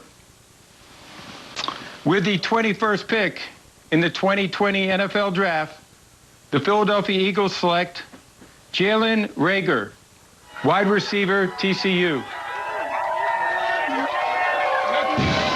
Jalen Reagor was a highly sought-after recruit, one of the first big-time elite-level nationally recognized recruits to go with TCU. TCU has made its mark by developing guys. But Jalen Reagor, he's got football in his blood. He is a chip off the old block, as it were, the son of Monte Reagor, who played at Texas Tech in the 90s, was in the top 60 of the 99 NFL draft, and then went on to have a long and outstanding NFL career with the Broncos, the Colts, and the Eagles, and then most notably was a Super Bowl champion. You see the celebration. Jalen was there that night when Colts won the Super Bowl, and Monte Rager was part of it. And now Jalen Rager starts his NFL career as a wide receiver with the Philadelphia Eagles. And you see the celebration in the Rager household in their home state of Texas. 22 career touchdown receptions, and he's also an excellent return guy. Might remind us of a young Desmond Howard. Hey, RD, I absolutely love this pick. I think he's going to be sensational. Rager can do it all. I mean, out wide, he has speed. Watch how explosive he is off the ball, but then he doesn't. He can play in the slot. He can return kicks. His biggest problem, guys, this year, he didn't have the numbers like some of these other receivers because he played with a poor offense led with bad quarterback play. If he was with a better offense, he would have been one of the top receivers along Jerry Jeudy and guys like Henry Ruggs III. I'm really surprised to see this guy go as high, but his ceiling is so high, he's going to have a tremendous year with the Philadelphia Eagles, Kirk. Yeah, Des, imagine, this is what makes this draft so exciting. You got T. Higgins still on the board, Justin Jefferson, who we just talked about, K.J. Hamler, Michael Pittman, Brandon Ayuk, Chenault out of Colorado, Jalen Jager. I mean, this is such a deep group, and it just goes to show you beauty is the eye of the beholder. And they saw what they needed to see in the personal workouts and enough of the film. His physical at 5'11", 206, runs a 4'4", 42-inch vertical. Kid is electrifying. You put him in those one-on-one matchups, he's going to win. But I think it's interesting to see what Doug Peterson and the Eagles staff saw in Jager over all those other receivers. The Minnesota Vikings are on the clock. They have 2 of the next 4 picks. Here's Todd Boucher's best available. Will they go in that direction? Feed a healthy lifestyle with Pure Protein. High protein, low sugar, tastes great. High protein, low sugar, so good. High protein, low sugar. Birthday cake. Pure Protein, the best combination to help you stay fit. When new smartphones are expensive, the family has to share one. Step up with Boost Mobile and get 4 free Samsung Galaxy A20 phones when you switch. Or don't and prepare to lose some furniture. Got it. Step up with Boost Mobile and get 4 lines for $25 per line per month. Or don't and remodel the living room.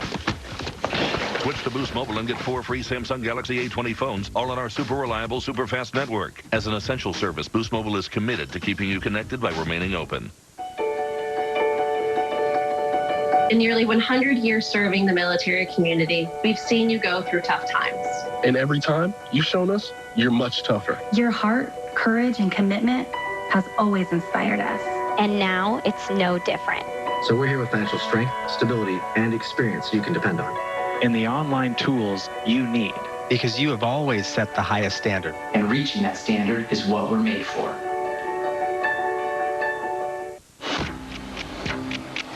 Now's the time. How does it feel? My pal. You want to tell me your name? Introducing Kia's Accelerate the Good program, where we're pushing payments way down the road for new buyers, helping current owners keep the car they have, and providing other customer care programs. Across America, business owners are figuring things out, finding new ways to serve customers, connect employees, and work with partners. Comcast Business is right there with you, with a network that helps give you speed, reliability, and security, and enough bandwidth to handle all your connected devices. Voice solutions like remote call forwarding and readable voicemail, and safe, convenient installation. When every connection counts, you can count on us. Get the connectivity your business needs. Call today. Comcast Business. In times like these, Citizens Bank knows it's important we come together to support each other and the businesses we love. To help our communities any way we can. To stay connected, even when we're physically apart. To give a little of ourselves or a lot. Now more than ever, togetherness is what will get us through. Because together, we're made ready. Introducing Kia's Accelerate the Good program, where we're pushing payments way down the road for new buyers, helping current owners keep the car they have, and providing other customer care programs.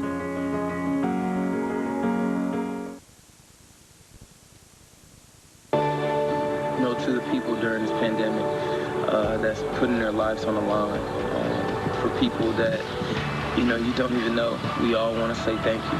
Thank you for everything from top to bottom, because you don't have to do what you're doing, and you're doing it out the kindness of your heart, and we appreciate it. I'd also like to give a special shout out to all of the hard-working healthcare workers taking care of others. We appreciate you and thank you. And Draftathon will continue throughout our coverage of the NFL Draft. You can learn more about it at NFL.com/relief. Draft coverage continues tomorrow night on ESPN, ABC, and the NFL Network, 7 Eastern, 4 Pacific. That's the second and third rounds on Friday. The rest of the draft, rounds 4 through 7, will come up on Saturday. You can always watch it on ESPN Deportes, ESPN app, or listen to it on ESPN Radio from anywhere. Minnesota Vikings are on the clock. Vikings have the 22nd overall pick and the 25th pick, assuming that they don't make deals.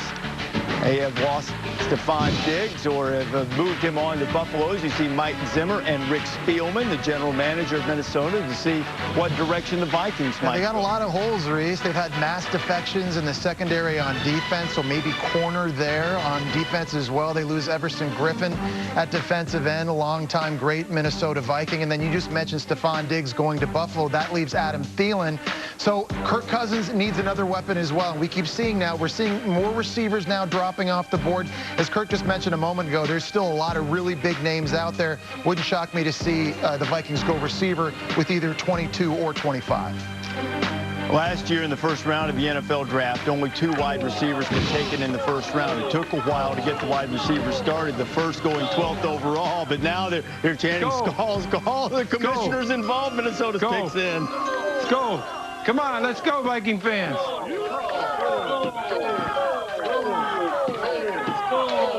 With the 22nd pick in the 2020 draft, the Minnesota Vikings select Justin Jefferson, wide receiver, LSU. Justin Jefferson is the third Bayou Bengal taken tonight. Second in the last 3 picks, and finally he goes. Boy, he comes from a great football family, LSU family, and he was a no-star recruit, Kirk, coming out of high school, who developed into a star receiver and first-round pick. Much like his quarterback, who went #1 overall, Joe Burrow, this dude plays with a chip on his shoulder. Reminds me of a kid that grew up playing a lot of backyard football with those brothers, being the youngest one trying to prove himself. Natural ball skills. Everything you want to see but from a guy. And what I love is they get the ball to him early to kind of set the tone because of the energy that he can provide and the personality that he has. He's dominant in the slot because of that length, David, and the quickness to be able to separate. But like I said, you get the ball downfield, body control, ability to adjust to the ball. This is an outstanding pick here. This is the college football semifinal. He had a really rough first half. Struggled catching the ball in the air. Only had 4 touchdowns in the first half. But that's the kind of personality you see from him. But he's a big, strong kid. Another thing, too, Kirk, makes contested catches like it's going out of style. He gets thrown a lot of balls that are basically like jump balls. They throw him, he's covered, he's still open. His quarterback believes in him. That's a great quality to have. Obviously, the Vikings lost Stephon Diggs. They traded him to the Bills. Now they got a guy that can replace him. That's another guy that can make plays. And David, what I love about Justin Jefferson is that he is an alpha who wants the ball in the biggest games. You go back to 3 touchdown catches against Texas early, 10 catches against the Florida Gators in that big win. You just talked about his performance in the semifinal. And remember, he does a lot of his damage from the slot. So in the National Football League, when you're in the slot, oftentimes you're going up against the 3rd best cornerback on defense. And with his speed, he ran a 4.43 at the combine. I love his ability to make plays deep down the field, and I think Kirk Cousins is going to like that playmaking ability as well. And so Justin Jefferson, very familiar with that purple, Maria, and he'll be wearing it in Minnesota. Yeah, he looked good in purple for LSU, Reese. 111 receptions, led the nation. He had 18 touchdowns, and we came to love some of those touchdown celebrations. There was plenty to celebrate if you're an LSU fan. National championship, undefeated season, and this guy, Justin Jefferson, was entertaining the Tigers the whole way.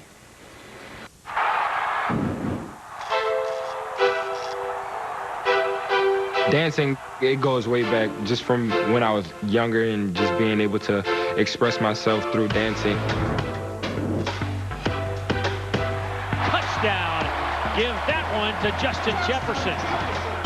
The gritty is definitely one of my favorite dance moves, especially in an end zone. That different style of dance, nobody's seen that before, so having that different personality in it. Hey, hey, hey, hey. During the season, we just had a fun time being able to put up so many points on the board. We have a lot of dancers on the team, so just being able to express ourselves. I'm about to go to the White House. Where's Justin? He's going to be so rich. I'm definitely going all out with my dance moves in the NFL and just being able to extend those dance moves more than I did in college.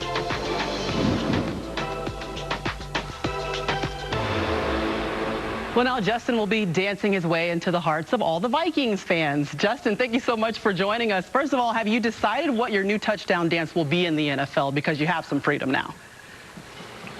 I haven't fully decided yet. You know, I'm still going to have the gritty in my backpack. So I'm definitely going to search for more dance moves to do in the end zone. You know, it's interesting, Justin, because as Reese said earlier, you were a 0-star turned into a first-rounder. How would you describe your journey to this moment? It's a blessing. You only can thank God for putting me in this situation. And I'm really blessed to be in this situation, just being drafted in the first round to Minnesota. It's a dream come true. I've been dreaming about it since I was a little kid. So finally being in this situation and going through this type of process, it's amazing, and it's a grace from God. Well, congratulations, Justin. Enjoy this one. Dance the night away. Reese, we go back to you. Thank you. Maria, Justin, thank you very much. Justin's got some NFL experience. He finished third in punt, pass, and kick when he was 9 years old. And I have a chance to do some touchdown scoring. On the clock right now, the Los Angeles Chargers. New England had that pick, but there was a trade, and now the Chargers are going to make this selection. Los Angeles Chargers got their quarterback in Justin Herbert earlier tonight. Let's see what they do here. The New England Patriots have traded the 23rd pick to the Los Angeles Chargers.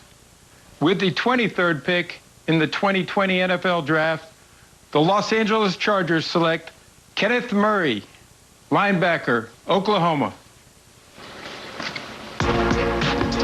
Kenneth Murray from Missouri City, Texas. He started as a golfer, but you can't necessarily tell that from the aggression with which he plays. He has been an all-around guy, another high-character guy, and a terrific player, David. High character, and you want to know a lot about him. He comes in as a 17-year-old into Oklahoma and starts at middle linebacker and starts every single game for them throughout his 4-year career. You watch number 9, flies all over the field. They line him. You can line him up all over the field. He can rush the passer. He literally can do it all. Oklahoma hasn't had the best defenses, but number 9 always looked great in the defense. I think look great says a lot, because I don't know if you can look any better as a middle linebacker than number 9, even starting as a freshman. Played in so many big games. I love his range. I can get sideline to sideline. But I think another thing,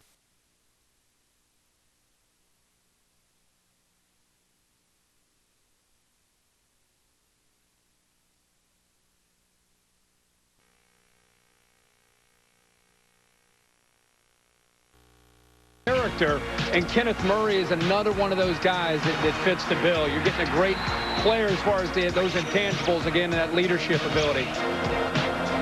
Yeah, you're absolutely right, Kirk. You know, I had a conversation with him, and he told me, I said, when did you become such a passionate player? Because that's what jumps out at me when I watch him.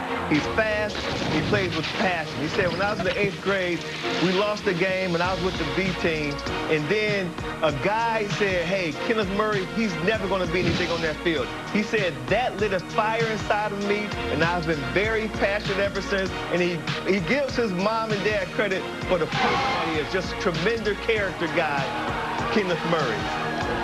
Desmond, his dad is a pastor, his mother a retired police officer. They adopted 3 special needs children to whom Kenneth is extraordinarily close and protective. He saved a woman's life by administering CPR while he was at Oklahoma. He is everything you could possibly want, both on and off the field, Maria. You're right, Reese, and you mentioned that incident. He had to give 80 or 90 compressions to that woman who was found unresponsive, and he's proven that he's a leader in the entire city of Norman, Oklahoma, obviously for his team, but his family is the reason why he's become such an incredible leader.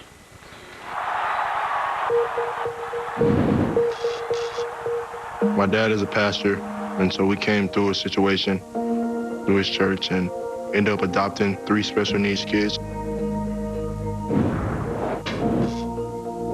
Ultimately, we didn't want those children to be separated throughout foster care. It's a specific chromosome defect that they have, and it's really, really severe for the boys. My smallest baby brother, he can walk, but he can't talk. The middle one, he suffers from multiple different types of seizures. Kind of affected him in a really, really bad way. It's kind of hard for him to walk around now. My sister Naya, she's able to be a functional person in society, but still has her challenges as well. You can definitely see the joy light up in their faces when they see me play and when I come over there and talk to them. It's definitely a situation that has made me who I am. It just makes you extremely grateful for the things that you do have.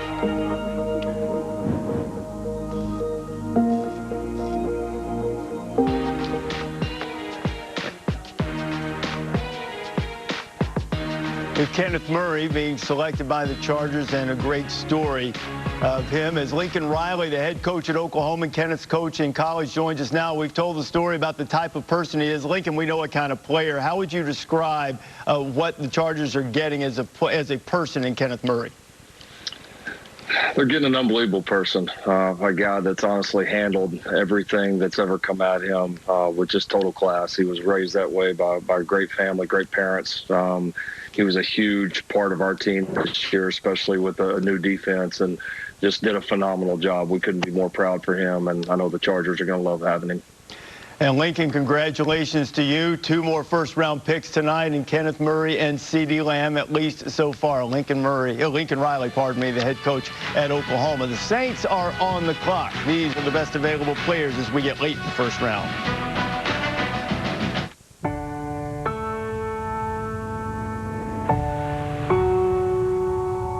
I've been waiting for this moment. Show me.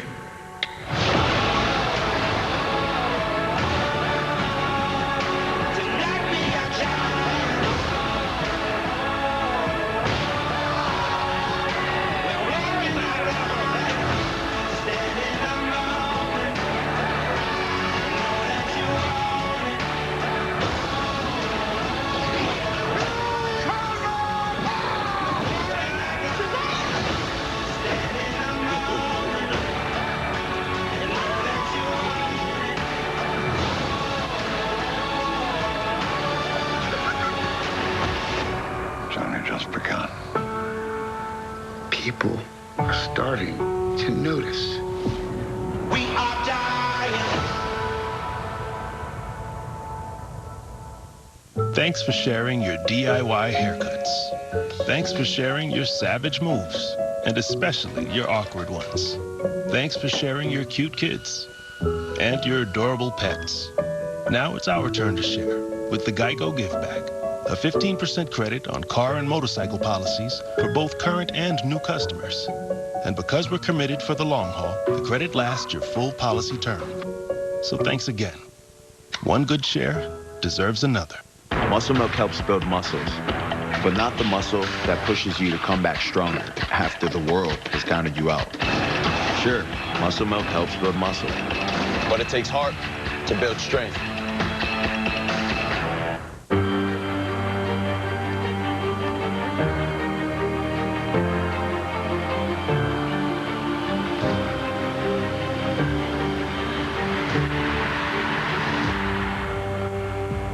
It was despair. I was in tears. I cried. I didn't know if I was going to be able to work. More scared that I didn't know what even happened. It's a terrible feeling. Jason Stone? Jason Stone. Jason Stone got my future back and my life back. We care. Better Phone Stone. For Hyundai and its dealers, the health and safety of our local communities have always come first. And right now, we're all safer at home. But should you need a vehicle, we have options to shop online. And a participating dealer will deliver it right to you. And to ease the financial strain, you'll make no payments for 4 months. Together, we can create a safer, better car buying experience. With our thanks, both first responders and healthcare workers can save $500 on any new Hyundai. Visit buyhyundai.com. Peace of mind. Okay, I can breathe and things are going to work out. They took all that burden away from me. He was my support team. You couldn't ask for a better lawyer. I would never, ever use another lawyer other than Jason Stone. Better phone Stone.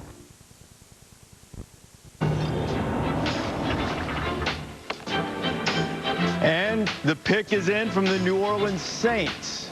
Take you now to the basement of the NFL Commissioner Roger Goodell for the announcement to see what New Orleans is going to do. With the 24th pick in the 2020 NFL Draft, the New Orleans Saints select Cesar Ruiz, center, Michigan.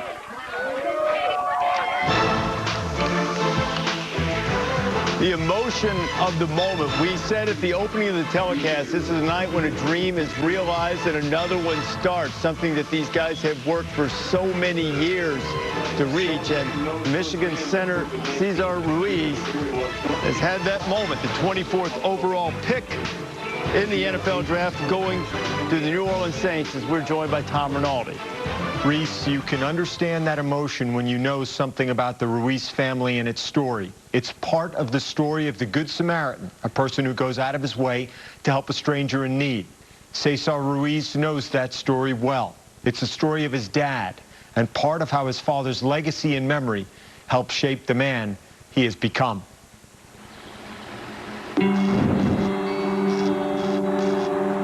I love every aspect of life. Off the field, spending time with people you love. My dad was always happy. That's where I picked it up from. Tragedy that happened was there was somebody that on the side of the road that needed their tire fixed. My father was always a good Samaritan. It was late at night, so somebody had swerved off the road and didn't see him and had hit him, had struck him while he was changing the tire. So he had passed away right away. My life could have went any direction, just in one direction. I don't even think my dad would even expect. I just try to carry on. The things that people miss about my dad, the happiness, the jokiness, the positivity. Everything my dad was, that's exactly what I am. I try to have that come out of me and let my dad live through me.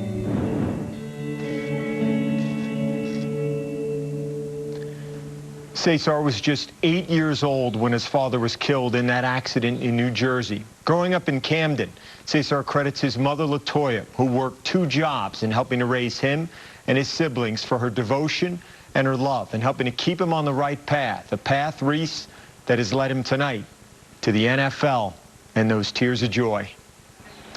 And so much emotion, Tom. That laser photo of his father on the chain that he wears all the time will keep him close as he starts his NFL journey with the New Orleans Saints as a first-round draft pick. You know, there's so much emotion in the draft at any time on a night when we are part of the NFL Draft-a-thon to help those who have been most affected by the pandemic of the coronavirus. And it has touched the NFL family, too, including the man Cesar Ruiz will play for, Sean Payton. Hi, I'm Sean Payton, head coach of the New Orleans Saints. As many of you know, I was diagnosed with COVID-19 a month and a half ago and have been fortunate enough to have fully recovered. Many people across our country and across the world have not been as fortunate. My thoughts and prayers go out to all of those who have lost loved ones during this extremely difficult time. To all of our first responders, healthcare providers, and essential workers, from the bottom of our hearts, thank you. You are the heroes who will get our country through this. And joined now by Cesar Ruiz and his mother, Latoya. Cesar, we saw the great emotion that you showed when your name was called. How would you describe that moment? It's amazing, man. I've worked my whole life for this. And, you know, I work my tail off every single day, day in and day out. And this is just amazing to just get my name called by New Orleans Saints, man. This is amazing. LaToya, Cesar has credited you for the way you helped guide him after his father passed in that tragic accident. What message did you give him then that helped make this night possible? Don't give up. Don't give up. I didn't want him to fall into, depression. And I pretty much turned to football. And ever since then, he fell in love with it. You can see the love that's formed around your house, too. Celebrate a fantastic moment for the family. Congratulations, Cesar, on this next step in your journey. Thank you so much. Thank you. Reese. Tom, Cesar, congratulations. That's what we all love about this night. We love the sport and the game, and all of us have followed these guys so closely in college, and to see them have this moment of what a remarkable night of emotion. You see how many people have contributed to helping these young men reach this dream. The San Francisco 49ers are now on the clock with the 25th pick. Now the 49ers back on the clock. The Vikings had this spot originally, but there has been a trade, and that means Kyle Shanahan and John Lynch are back at work. Earlier tonight, they picked up Javon Kinlaw, the standout interior defensive lineman from South Carolina, with the 14th overall pick. And now the Niners, who went to the Super Bowl a year ago, have an opportunity to add to that haul. So they've traded back once. Now they actually trade up forward here. And I think wide receiver is a place of need right now for San Francisco. They lost Emmanuel Sanders to the New Orleans Saints in free agency. So can you find another piece to go along with Deebo Samuel, tight end George Kittle, for quarterback Jimmy Garoppolo? There were some concerns about communication. Apparently, all of John Lynch's phones are working just fine. He's made 2 trades, and now he's going to make his second pick of the first round. Let's see what the 49ers are doing. The Minnesota Vikings have traded the 25th pick to the San Francisco 49ers. With the 25th pick in the 2020 NFL Draft, the San Francisco 49ers select Brandon Ayuk, wide receiver, Arizona State. Brandon Ayuk is a explosive guy. He did have core surgery in April, but this is a guy who had nearly 1,200 yards. Herm Edwards, David, when he saw him early in his career, the former NFL coach, now the head coach at Arizona State, said that guy's going to play in the NFL, and now he is. Yeah, well, he's right. It happened. I tell you what, you think about the 49ers and you watch their offense a year ago get to the Super Bowl with a guy like Deebo Samuel, who you look at him and you think, oh, he's a running back. He's so good with the ball in his hands after the catch. That's what Ayuk is, man. You throw him a slant, he can take it to the house. You just want to get him the ball as much as possible, and he'll make plays. Kyle Shanahan and his offense, this guy will literally play all over the field. They'll hand him the ball in jet sweeps. They'll throw it to him. They'll do whatever they can. And he's a great returner, and he shines in big moments. So Ayuk and Kyle Shanahan are going to have a lot of fun, and Jimmy Garoppolo should be happy. Yeah, David, what a great fit there for Kyle Shanahan with his offensive style. I had Arizona State and Oregon late in the year. You saw the game-winning touchdown against the Ducks late. He just is one of those guys in college that played better in the big moment, in the big stage, and that typically translates to a great, very successful career in the NFL. But great ball skills, can go up and make a play. And you saw that stat, 6'8" wingspan. So you throw in that length to go along with the rest of his physicality. It's a special player, and Kyle Shanahan will come up with some unique ways to get him the football.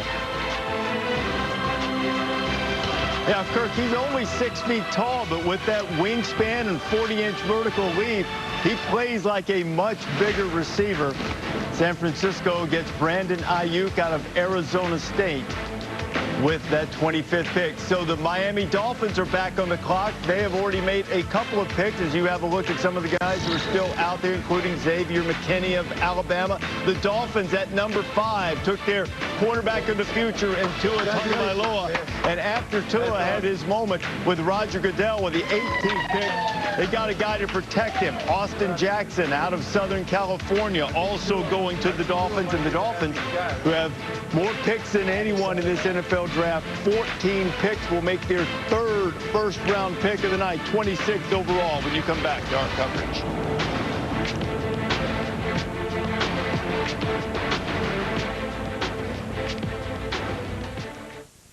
years, I've trained dogs for the Marines. And like me, some of these dogs have seen many tours of duty. And for the past 15 years, I've been a Navy federal member. Thanks to their fast approval process, when it came time to buy a new car, we got everything we needed to transport my wife's little bundle of joy, who I just adore. Navy Federal Credit Union. Our members are the mission. Everyone's doing what they can to get through these times, and so are we. Mercedes-Benz is making vehicle maintenance and buying needs as safe and seamless as possible. Many dealers offer delivery and at-home service, online shopping and home delivery, as well as special finance arrangements. Because we understand buying and servicing your vehicle shouldn't be a challenge in these already challenging times. Get 0% APR financing up to 36 months on most models and 90-day first payment deferral on any model.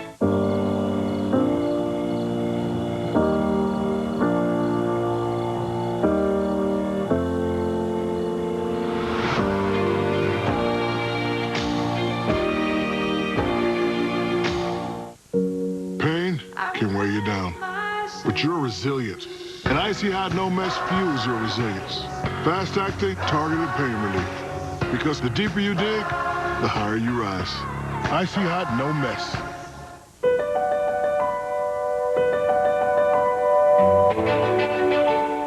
We could never do what they do.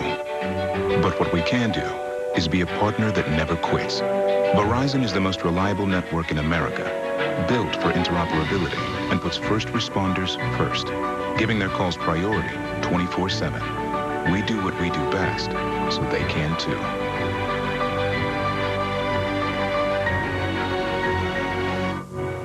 We're at the movies and we need to silence our phone. Who knows where that button is? I don't have silent. Everyone does, right up here. It happens to all of us. We buy a new home and we turn into our parents. What I do is help new homeowners overcome this. Was that an adjustable spanner? Good choice, Steve. Okay, don't forget, you're not assisting him. You hired him. You have nowhere to sit. You have too many. Who else reads books about submarines? My dad. Yeah. Oh, those are... Progressive can't protect you from becoming your parents, but we can protect your home and auto when you bundle with us. Look at that.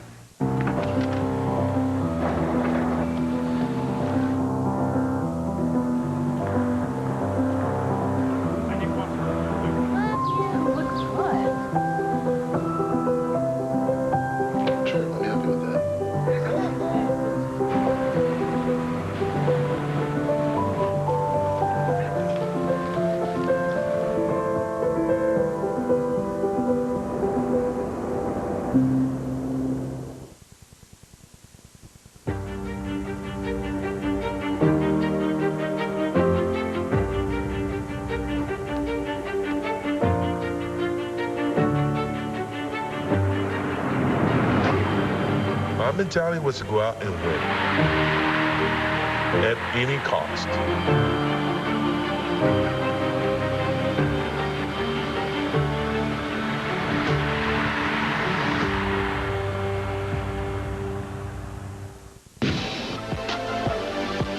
Welcome back to our coverage of the NFL Draft. Just before we went to break, told you that the Miami Dolphins were on the clock, but we've just received word that that pick has now been traded. The Dolphins have made a couple of first-round picks tonight, taking quarterback Tua Tagovailoa from Alabama and the offensive lineman Austin Jackson from USC. But now the 26th pick has been dealt to the Green Bay Packers. But the Dolphins have still had a productive night. The draft stats brought to you by the Home Depot. In Tua Tagovailoa's career at Alabama, you see the numbers that he put up for the Crimson Tide, nearly 7,500 yards, and he is a top 5 overall pick. We're joined now by the head coach at Alabama, Tua's coach in college, Nick Saban. Nick joins us. And Nick, when we were speaking before the draft, you said that you hoped that you wouldn't have injuries scare people away from taking Tua, and the Dolphins decided to go ahead and select him. What's the best quality of the quarterback that Miami selected at number 5 tonight? Well, first of all, I was elated that they made that decision, and I think they got a great player. You got a guy that's a great leader. It's the most popular guy maybe ever in our program here because of a great personality, very well liked by his teammates. And, I mean, this guy can do it all. I mean, he is a really, really good instinctive player. He's got a great arm. really accurate with the ball, has really good judgment, good feet in the pocket, good feel in the pocket. So I think this guy is going to be a great player in the NFL for a long time. Nick, how will his personality translate to an NFL locker room? I think he's just, sort of, people are just drawn to him because he's just such a good person. It's hard not to respect those qualities, kind of old-fashioned values that he has. And I think that's well respected by a lot of people. And, I don't know how you could get a better guy to be the face of your organization and your program than Tua would be in any city. Nick, congratulations on the number of players you've had drafted tonight. We appreciate you spending some time with us. Well, thank you so much. We're rooting for Xavier McKinney, though, I can tell you that. He's still among those listed as the best available, the safety out of Alabama and their potential first-round draft pick. The Green Bay Packers are on the clock after making a trade with the Miami Dolphins to pick up this first-round choice. The Dolphins started this draft with 14 selections. Now they've traded away one to Green Bay. As you see, the Green Bay brain trust there. So what would the Packers need? I think we're going to see another receiver come off the board right now, and Aaron Rodgers is in his 16th year now in the NFL. They need someone opposite Devontae Adams to make some plays. They have to win now, and I think there's still good receivers left available. So the Packers have made a move up. Let's see who they made that move for as we go to Roger. Come on, you've been waiting all night for this. Let's go. The Miami Dolphins have traded the 26th pick to the Green Bay Packers. With the 26th pick in the 2020 NFL Draft, the Green Bay Packers select Jordan Love, quarterback, Utah State. So there was a question as to whether Jordan Love out of Utah State would be a first-round draft pick. He is. He did not play as well in his final season at Utah State. They had a coaching change there. Interesting pick. We just mentioned Aaron Rodgers in his 16th year, so Green Bay looking at a contingency plan. You go with Jordan Love. To me, this is really a Jekyll and Hyde type prospect because on the positive side, to me, he was the most natural thrower in this draft class. He reminds me of Patrick Mahomes in the sense that he has a lot of different pitches. He's got a fastball, can fit it into small areas. He's got a lot of touch, can roll the ball over linebackers. I thought he was the best deep ball thrower in this draft, and he can throw in different arm slots. The issue, 17 interceptions. He makes bad decisions at times. I think, David, that was the big risk with Jordan Love coming into this draft.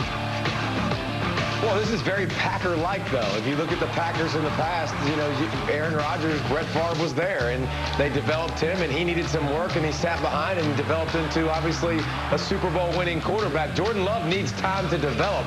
Are the tools there? Oh, yeah. You can see him throw from all different arm angles and make some throws that make you go, holy cow, how did he just do that? He also makes some throws that coaches get fired on. So it's got to be a happy medium. This is going to be a guy that needs time to develop and go to Green Bay, a place you're pretty familiar with, Des.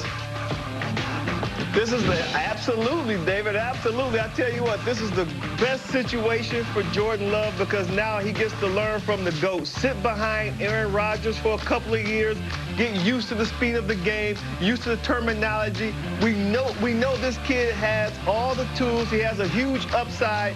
I don't think he could have landed in a better spot. Great draft pick, in my opinion, by the Green Bay Packers.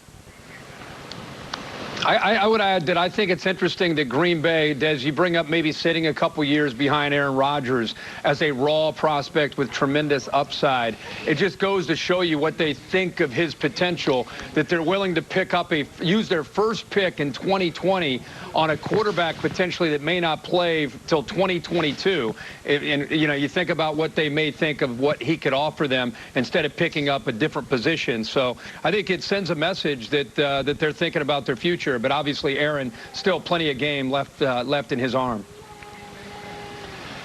Jordan Love, coming out of high school, had exactly one offer at college football's highest level. He took it, and now he's a first-round pick as Maria Taylor joins us.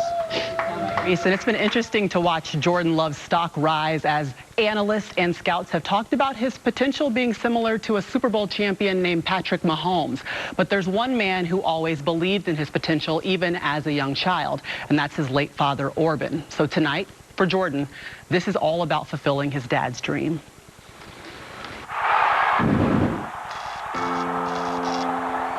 Growing up, my dad was huge, one of the biggest influences in my life.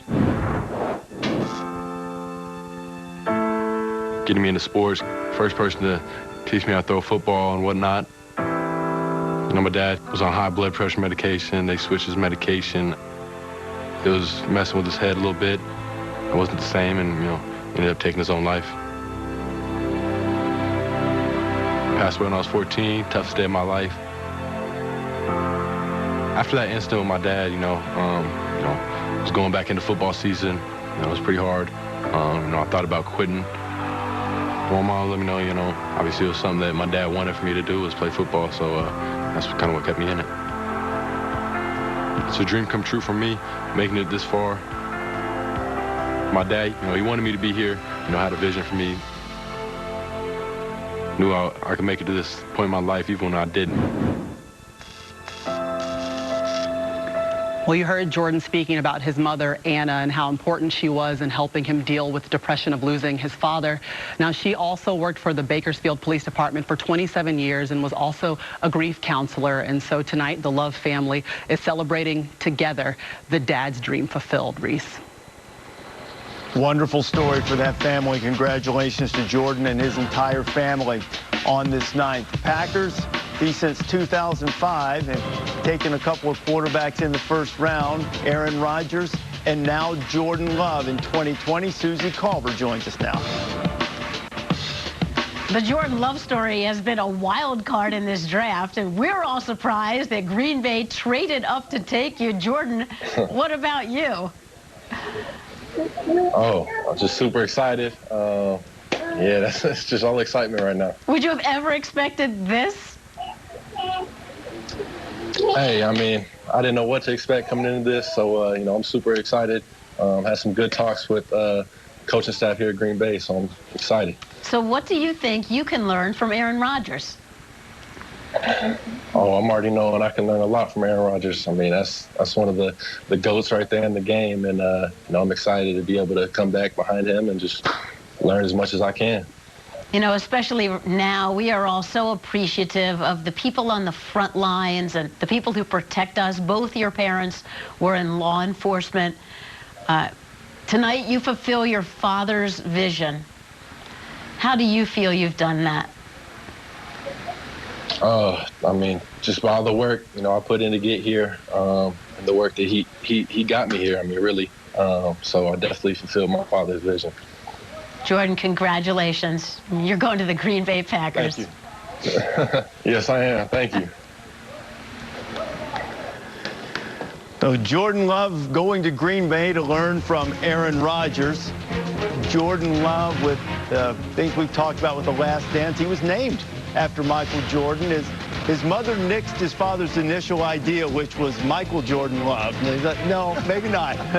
But he was named after him, and so he is now going to the Green Bay Packers as their first overall pick. The Seattle Seahawks are now on the clock as our coverage of the first round of the NFL Draft continues here on ABC. So let's get a little reaction. Kirk, what did you think of the Jordan Love pick here? Again, I think it sends a message. I think we got potential drama there in Green Bay. Think about all the receivers that are out there on the board, the running backs that are out there on the board, and Aaron Rodgers still has game, and you go out and pick his replacement, not in the third round, not in the fourth round, but you trade up to get him in the first round. So I don't know, man. I was very surprised by that, and I'm sure Aaron Rodgers was even more surprised. Yeah. We'll see how well they work together. Sometimes that works quite well. Other times, we've seen it in Green Bay, maybe not quite as well at different times. Also, the Seahawks are on the clock, about to make their first pick of this draft. You see Pete Carroll and John Schneider, their brain trust in their respective places, exercising the technology and getting ready to see who will go to Carroll's team. Of course, Pete has had great success in the NFL as well as in the college game. As you see, the Seattle fans, 12th man, eagerly awaiting to see what the Seahawks do here. One of the best fan bases in the NFL, Reese, and they need help getting pressure on the opposing quarterback. We still don't know what's going to happen with Jadeveon Clowney as a free agent. They brought Bruce Irvin back, but they could get help rushing the passer right away. So before the Seahawks make their pick, we have a very special message from some of the people who are working very hard on the front lines at CenturyLink Field in Seattle. Hello, Chef Potato here at CenturyLink Field. Lately, our home here, like many, has been pretty busy. Right now, this kitchen is pumping out 3,500 meals for our community every day, and we are gearing up to do more by the day. Just like our Seahawks, we are about putting in the work and taking action. We are working hard to protect our community and the ones that are most vulnerable. Now, let's welcome a new face to our home. Go Hawks! 2. Thank you to everyone working so hard in Seattle and all over the country to take care of our most vulnerable. It's great to see our teams and stadiums helping those who need it the most in our communities. So with the 27th pick in the 2020 NFL Draft, the Seattle Seahawks select Jordan Brooks, linebacker, Texas Tech. So Pete Carroll goes defense here. Getting a little help on that side of the ball, and the Red Raider linebacker led the team in tackles 3 times in his career. He was a finalist for the Butkus Award, which goes to the top linebacker in all of college football. First team all-conference in the Big 12, the Red Raiders Conference, and the second team AP All-American. And he will go and get after it in that Pete Carroll defense, which has been a very friendly one for linebackers, and Jordan Brooks will be able to try to get after some ball carriers. There's a little celebration going on in the John Schneider household as they celebrate this pick. So, David Pollack, what are the Seahawks getting in Jordan Brooks? Well, when you think about the Seahawks and when they had their dominance and they had their physicality and they had guys in the middle that could hit you, they also had the Legion of Boom. Cam Chancellor obviously gone, Richard Sherman gone. This is another guy in the middle of the defense that can absolutely fly. He don't miss tackles. He's sound. He is going to get to the football. He's going to make plays on the football. He's going to fly all over the field. One of the fastest linebackers you'll see. He really led Texas Tech's defense to a resurgence over the past couple years. He's going to be a really fun player to watch. Yeah, David, he's like a bowling ball. He's not the tallest middle linebacker. He's only 6 feet tall, but he has the ability to see ball, get ball. This guy is out hunting. And an inside linebacker, you got to be able to decipher all that traffic in front of you. Look at all those offensive linemen running around and figure out where the ball is going to be. Running a 4.5, 40-yard dash. Jordan Brooks is able to beat the ball carrier to the point of attack. This guy had 20 tackles for loss last year, Kirk. He is an impact player at the linebacker position. Did Pollack just say led their resurgence, Texas Tech in defense? Boy, that's rolling the dice to take anybody from Lubbock on that side of the ball. If anybody can do it, Petey Carroll can, but my God, they're awful on defense. They're terrible. They got better. They got better, though. Wrong. Get out of here. Pollack, come on. They've been booed. They were a sieve for a long time, a lot of virtual booing, you know, tonight. Maybe Pollack's getting a little bit of that as well. So Jordan Brooks is being called on to help the Seattle Seahawks defense, and you saw the CenturyLink Field workers helping those in Seattle, and certainly the quarterback of the Seahawks has been a big help as well.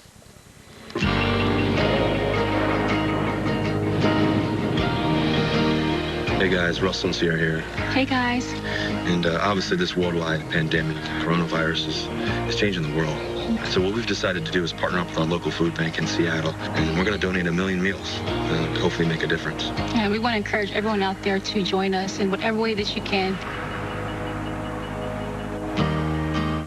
Another 5-star review of the Cub Cadet Enduro Series. Power to boot and great cutting. I actually pray for rain so I can mow again, because no one bothers you on your lawn tractor.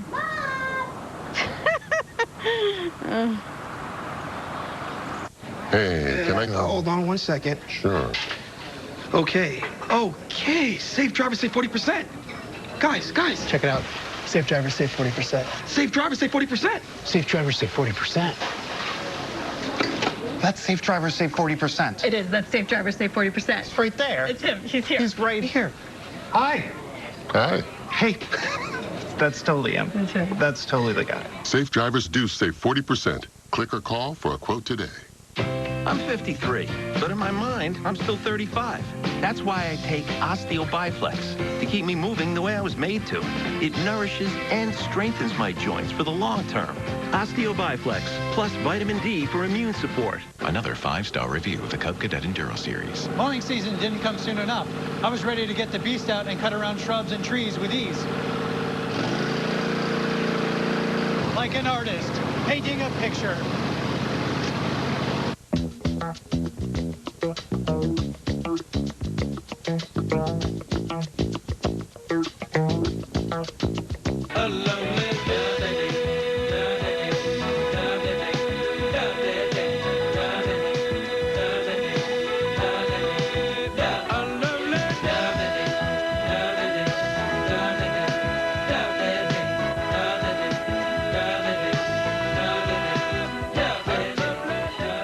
Can you hear it?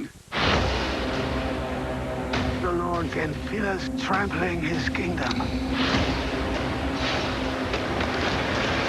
Barkskins, 2-hour premiere, Monday, May 25th at 9 on National Geographic. The Enhanced Acura Certified Pre-Owned program. It's like we're with you wherever you go. Visit us online to learn more about our home delivery options.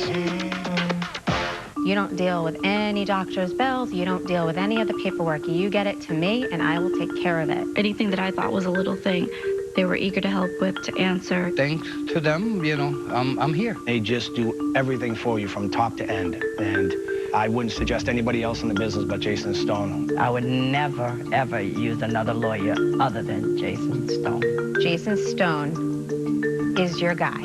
Better phone Stone and get the Stone Cold Guarantee. The Enhanced Acura Certified Pre-Owned program. It's like we're with you wherever you go. Visit us online to learn more about our home delivery options.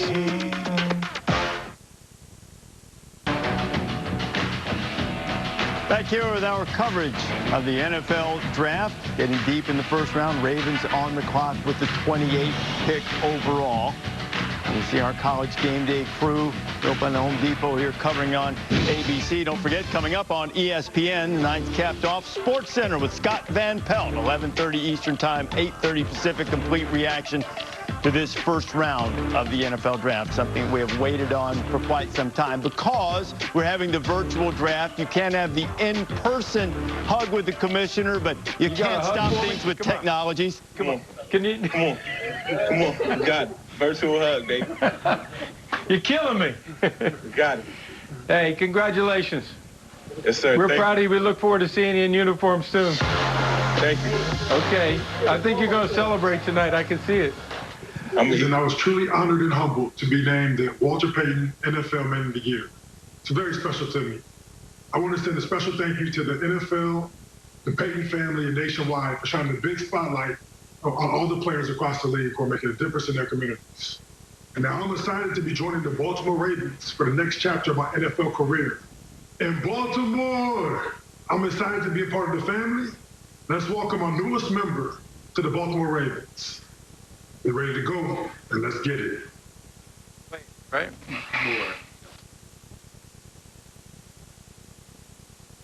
Thank you, Calais, for your excellence on and off the field. The Walter Payton Man of the Year Award is our highest honor, and you, Calais, are truly a role model to all of us, and congratulations on being a Raven. With the 28th pick in the 2020 NFL Draft, the Baltimore Ravens select Patrick Queen, linebacker, LSU. Patrick Queen, linebacker from LSU, started this season. I don't even know if he would be in the starting lineup. Went and asked coaches, what have I got to do to get better? And he did that. They said you need to be better in your run fits, and he certainly was. He is now going to be a linebacker with the Baltimore Ravens. And there's the reaction of Patrick Queen from his home in Ventress, Louisiana. And Kirk, this guy is a dynamic linebacker who's going to the Ravens. Reese, there are certain franchises, they just know their DNA. You know, year after year, there's certain kinds of players that go to play for certain teams.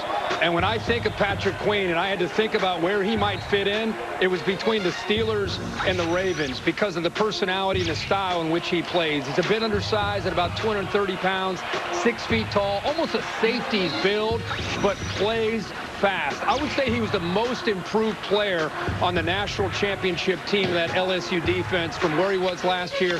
First-year starter this year. And, Jesse, I think he played his best football in the last 3 games in the SEC title, the semifinal against Oklahoma, and then the national title against Clemson. Yeah, I agree, Kirk. And I think for most of the year, he really went unnoticed. We spent so much time this season talking about Joe Burrow at quarterback and Clyde Edwards-Helaire at running back and all those great receivers, Grant Delpit at safety.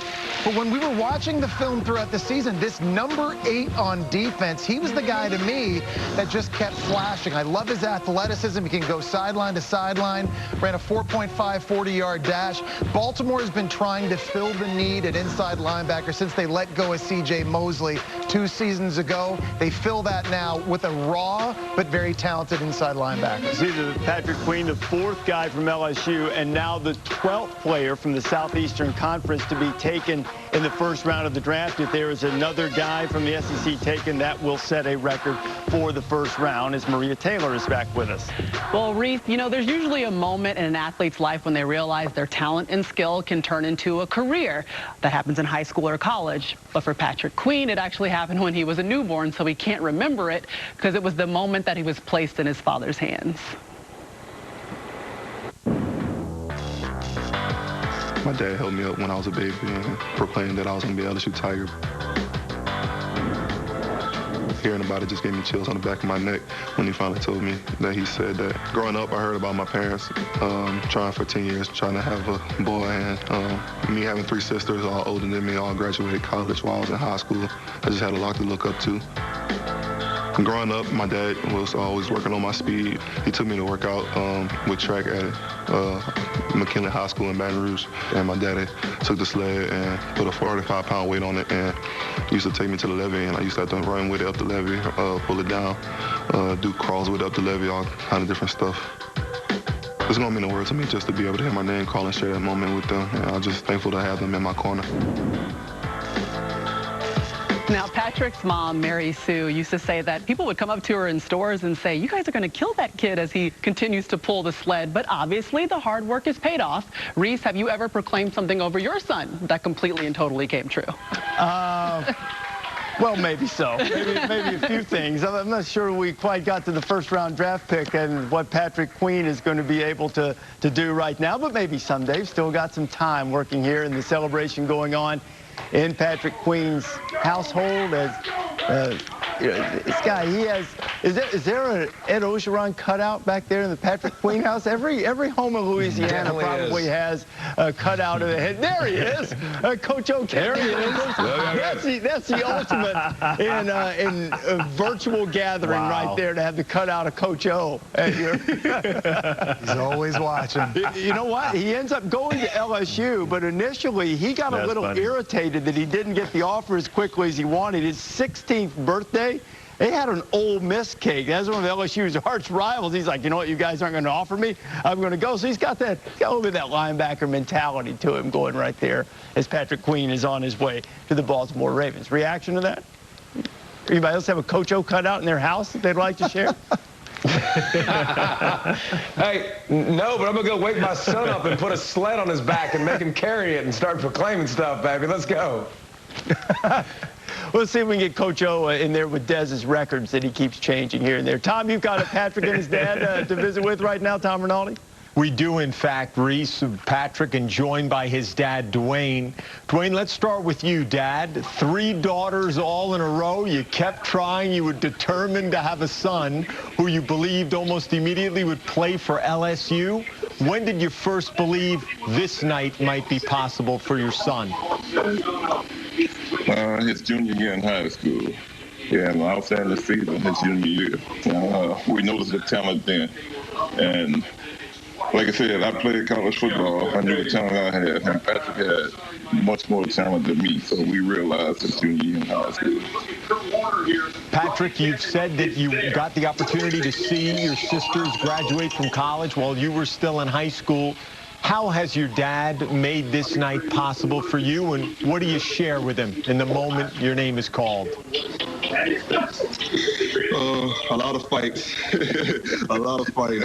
Stuff that I didn't want to do, he forced me to do, and just pushed me every step of the way. It was always tough love, but at the end of the day, it all worked out, and I'm just very thankful for that. And just everything that he instilled into me, I'm going to keep going, I'm going to keep doing it, I'm going to keep trying to be the person that they're trying to make me. In one sense, it's an ending, and in another sense, it's a beginning. Congratulations to you and to the entire Queen household, guys. Enjoy the celebration. Reese? All right, appreciate it. Thank you, appreciate it. Titans are about to make a pick. Here's Roger Goodell. With the 29th pick in the 2020 NFL Draft, the Tennessee Titans select Isaiah Wilson, tackle, Georgia.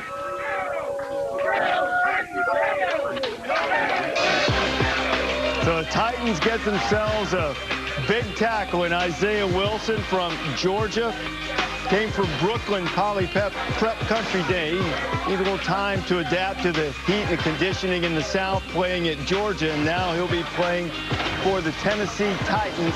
And David, this Georgia Bulldog has a lot of talent wrestling and lacrosse in his background. A good athlete. Yeah, you say big. He's huge, and you talk about a kid coming out of high school that was almost 400 pounds, coming to Georgia, actually redshirted, even though you knew how much talent he had, but he's a mauler. He is enormous. He's a people mover off the ball. You watch him. He plays with great excitement, too. I like his energy and passion for the game, but that is a massive human being that moves really well, and you think about the physicality of the Titans with Derrick Henry running the football. You want big suckers like that in front of him moving guys, and he is that.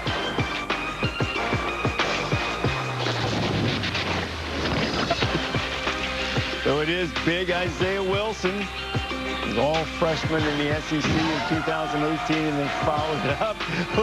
The big celebration is going on, a relief. These guys have waited throughout the night hoping that they'd hear their name called in the first round, and Isaiah Wilson of Georgia does. Dolphins are on the clock right now in the 30th pick. College game day is built by the Home Depot. How doers get more done.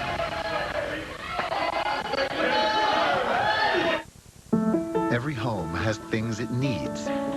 Things that need to be maintained, fixed, or replaced. The Home Depot is here to help you get it done. You can find it, order online, and have it brought to your door with free delivery on over 1 million items. We have the essentials you need, the know-how you may need to do it yourself, and low prices that make it all possible. The Home Depot. How doers get more done. Every financial plan needs a CFP professional. Confident financial plans, calming financial plans, complete financial plans. They're all possible with a CFP professional. Find yours at letsmakeaplan.org. Restaurants have always been there for you. And even though tables are empty at the moment, now you can be there for them. While the doors may be closed, the kitchens are open for delivery.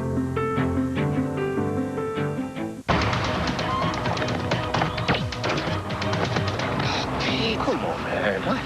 We said pantyhose, right? Here, eat this. Creamy Snickers. You could use a little smoothness. See? He's saccharine. Get smooth with the fresh ground nut butters and creamy Snickers. Watch out! Get down! You want to survive? You do exactly as I say. Understand? Shh. Clock's running tired.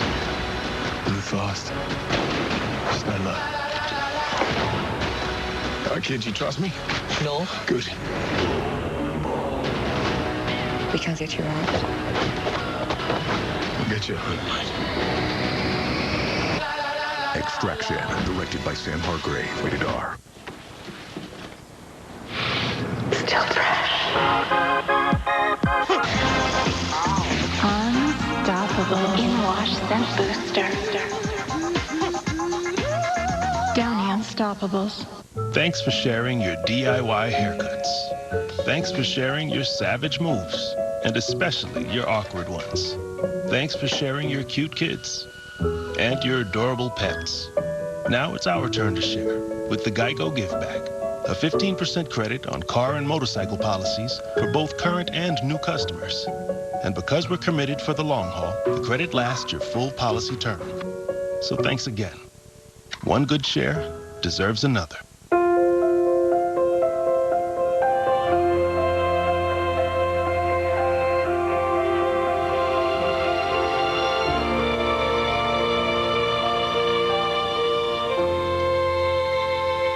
Hello, son. Dad, not cool. You know it's not uncool? Old Spice After Hours and jazz. Dad, I prefer Ultra Smooth. It handles sweat without all that jazz. You're right, son.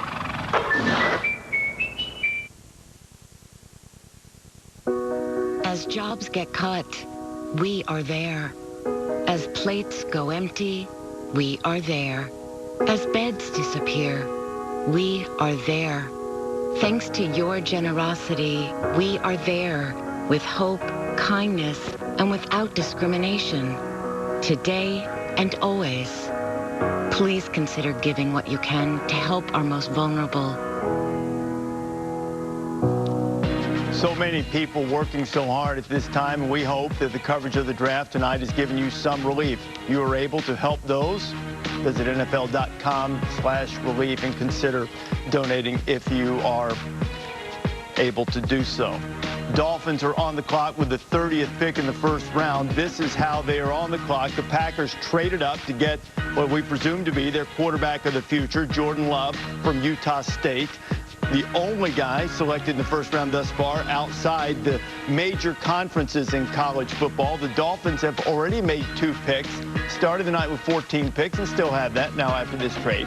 Took their quarterback of the future in Tua Tagovailoa out of Alabama, and then Austin Jackson, an offensive tackle to protect Tua, with the 18th pick out of USC. And you heard a great story from Tom Rinaldi about the bone marrow that Austin donated to his sister to combat her life-threatening situation. So the Dolphins have one more pick to come, and some guys, Todd McShay, our best wishes continue to go out to Todd as he recovers from his battle with coronavirus. Xavier McKinney, DeAndre Swift, still on the board. Ezra Cleveland, Ross Blacklock, and J.K. Dobbins. Running backs, there have been no running backs selected, 2 of them on Todd's best available. And remember, last year, Miami was the worst rushing offense in the NFL. Ryan Fitzpatrick led them at quarterback running the football. So they bring in Howard from Chicago as a free agent at running back. But with a guy like DeAndre Swift still out there, if you wanted to upgrade at that position, I think that'd be a good choice. But no, without a doubt, there are still a lot of holes to fill for Miami and a lot of different spots. Kirk, if you look at this right now, you're so familiar with all the college players. If you're looking for the best guy out there, from your judgment, who would you take if you're in the Dolphins' shoes? Well, Jeff Gladney would be a great corner. I mean, depending if they need a defensive back, there's still a laundry list of corners that are out there. We've talked about the depth of the receivers, but that's another spot. I think Miami's had already 2 very, very solid picks. When you have 3 picks in the first round, you're talking about picking up 3 potential starters for next season. So this is a big pick, and I'm looking forward to seeing which direction they go. 2 offensive players so far, and we'll see what they go with their 3rd pick here in the first round. Desmond, what do you think? Where would you go if you were the Dolphins based on the guys available?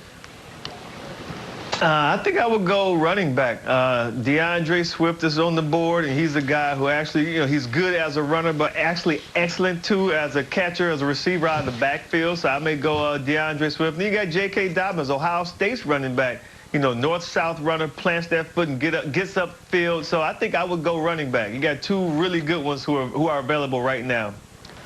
Running backs didn't go until deep in the first round of the draft when Josh Jacobs went to the Raiders last year in the first round. But there's a guy still sitting out there that his name has not been mentioned tonight. In college football, they give a trophy to the best running back of the season. It's the Doak Walker Award. There's a guy who's won it twice from Wisconsin, and Jonathan Taylor. He's a charismatic guy, and I admit to a little bias because I'm so fond of him, but he ran a great 40 time. He's a big guy. I know he doesn't have a lot of catches in his career. I would think Jonathan Taylor, for whoever might want a running back, would be a great pick here in the first round as well. Now, Taylor's big time, and as Des said, you got Dobbins, you got a lot of different running backs that are out there. So You almost wonder if the NFL, they're just kind of waiting to see if they can get these running backs in the second round, and then maybe you start to see that, a string of backs go together once one of them goes. But, these positions that have a little bit of depth, I think it affords these franchises to hold off from pulling the trigger on some of these bigger names that you'd expect to already be taken. Well, it's crazy too, because you mentioned J.K. Dobbins, you mentioned Jonathan Taylor, we mentioned DeAndre Swift. The difference between those guys, man, how big is it? It's not huge. They're all great players, and all of them still on the board. So you can get one of those running backs later on in the draft. So I don't think they get a running back because of that. What about Xavier McKinney? Replace Minkah Fitzpatrick, you traded away too. The Dolphins about to make the pick, and the pick is in. Let's hear from the commissioner. With the 30th pick in the 2020 NFL Draft, the Miami Dolphins select Noah Igbenogany, defensive back, Auburn.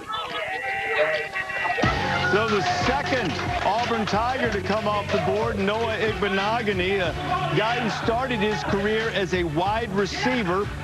He is an elite athlete. His family, parents, very strict family from outside the Birmingham area, but they are going nuts right now. They both have a track background, and Kirk, the Igbenogany house is up for grabs right now as they are celebrating Noah going in the first round.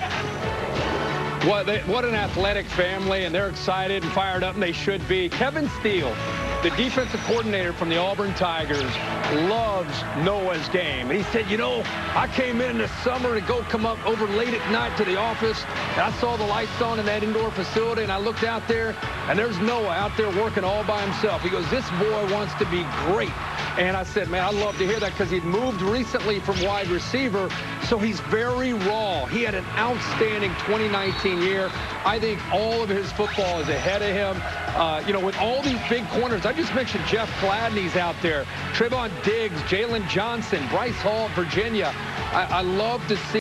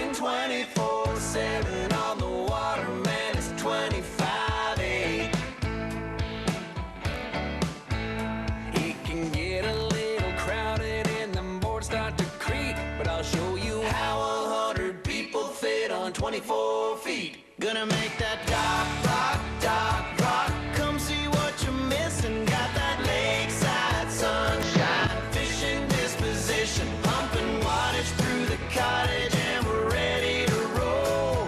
Ain't no sign to get there, you just follow the slope to where the dock rocks. Yeah, we make that dock rock.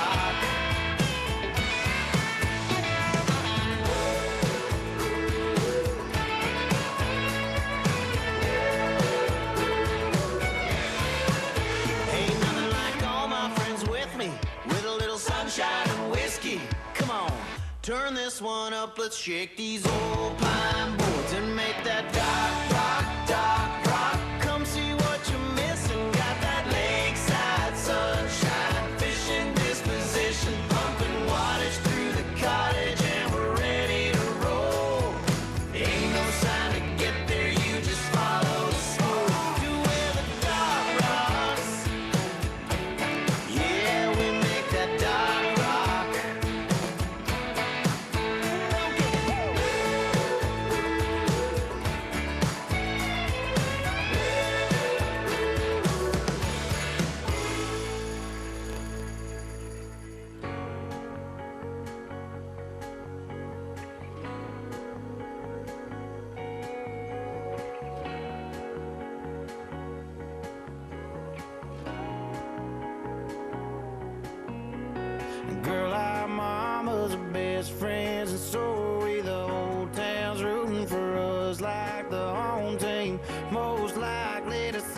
down, plant a few rows real deep and let them grow.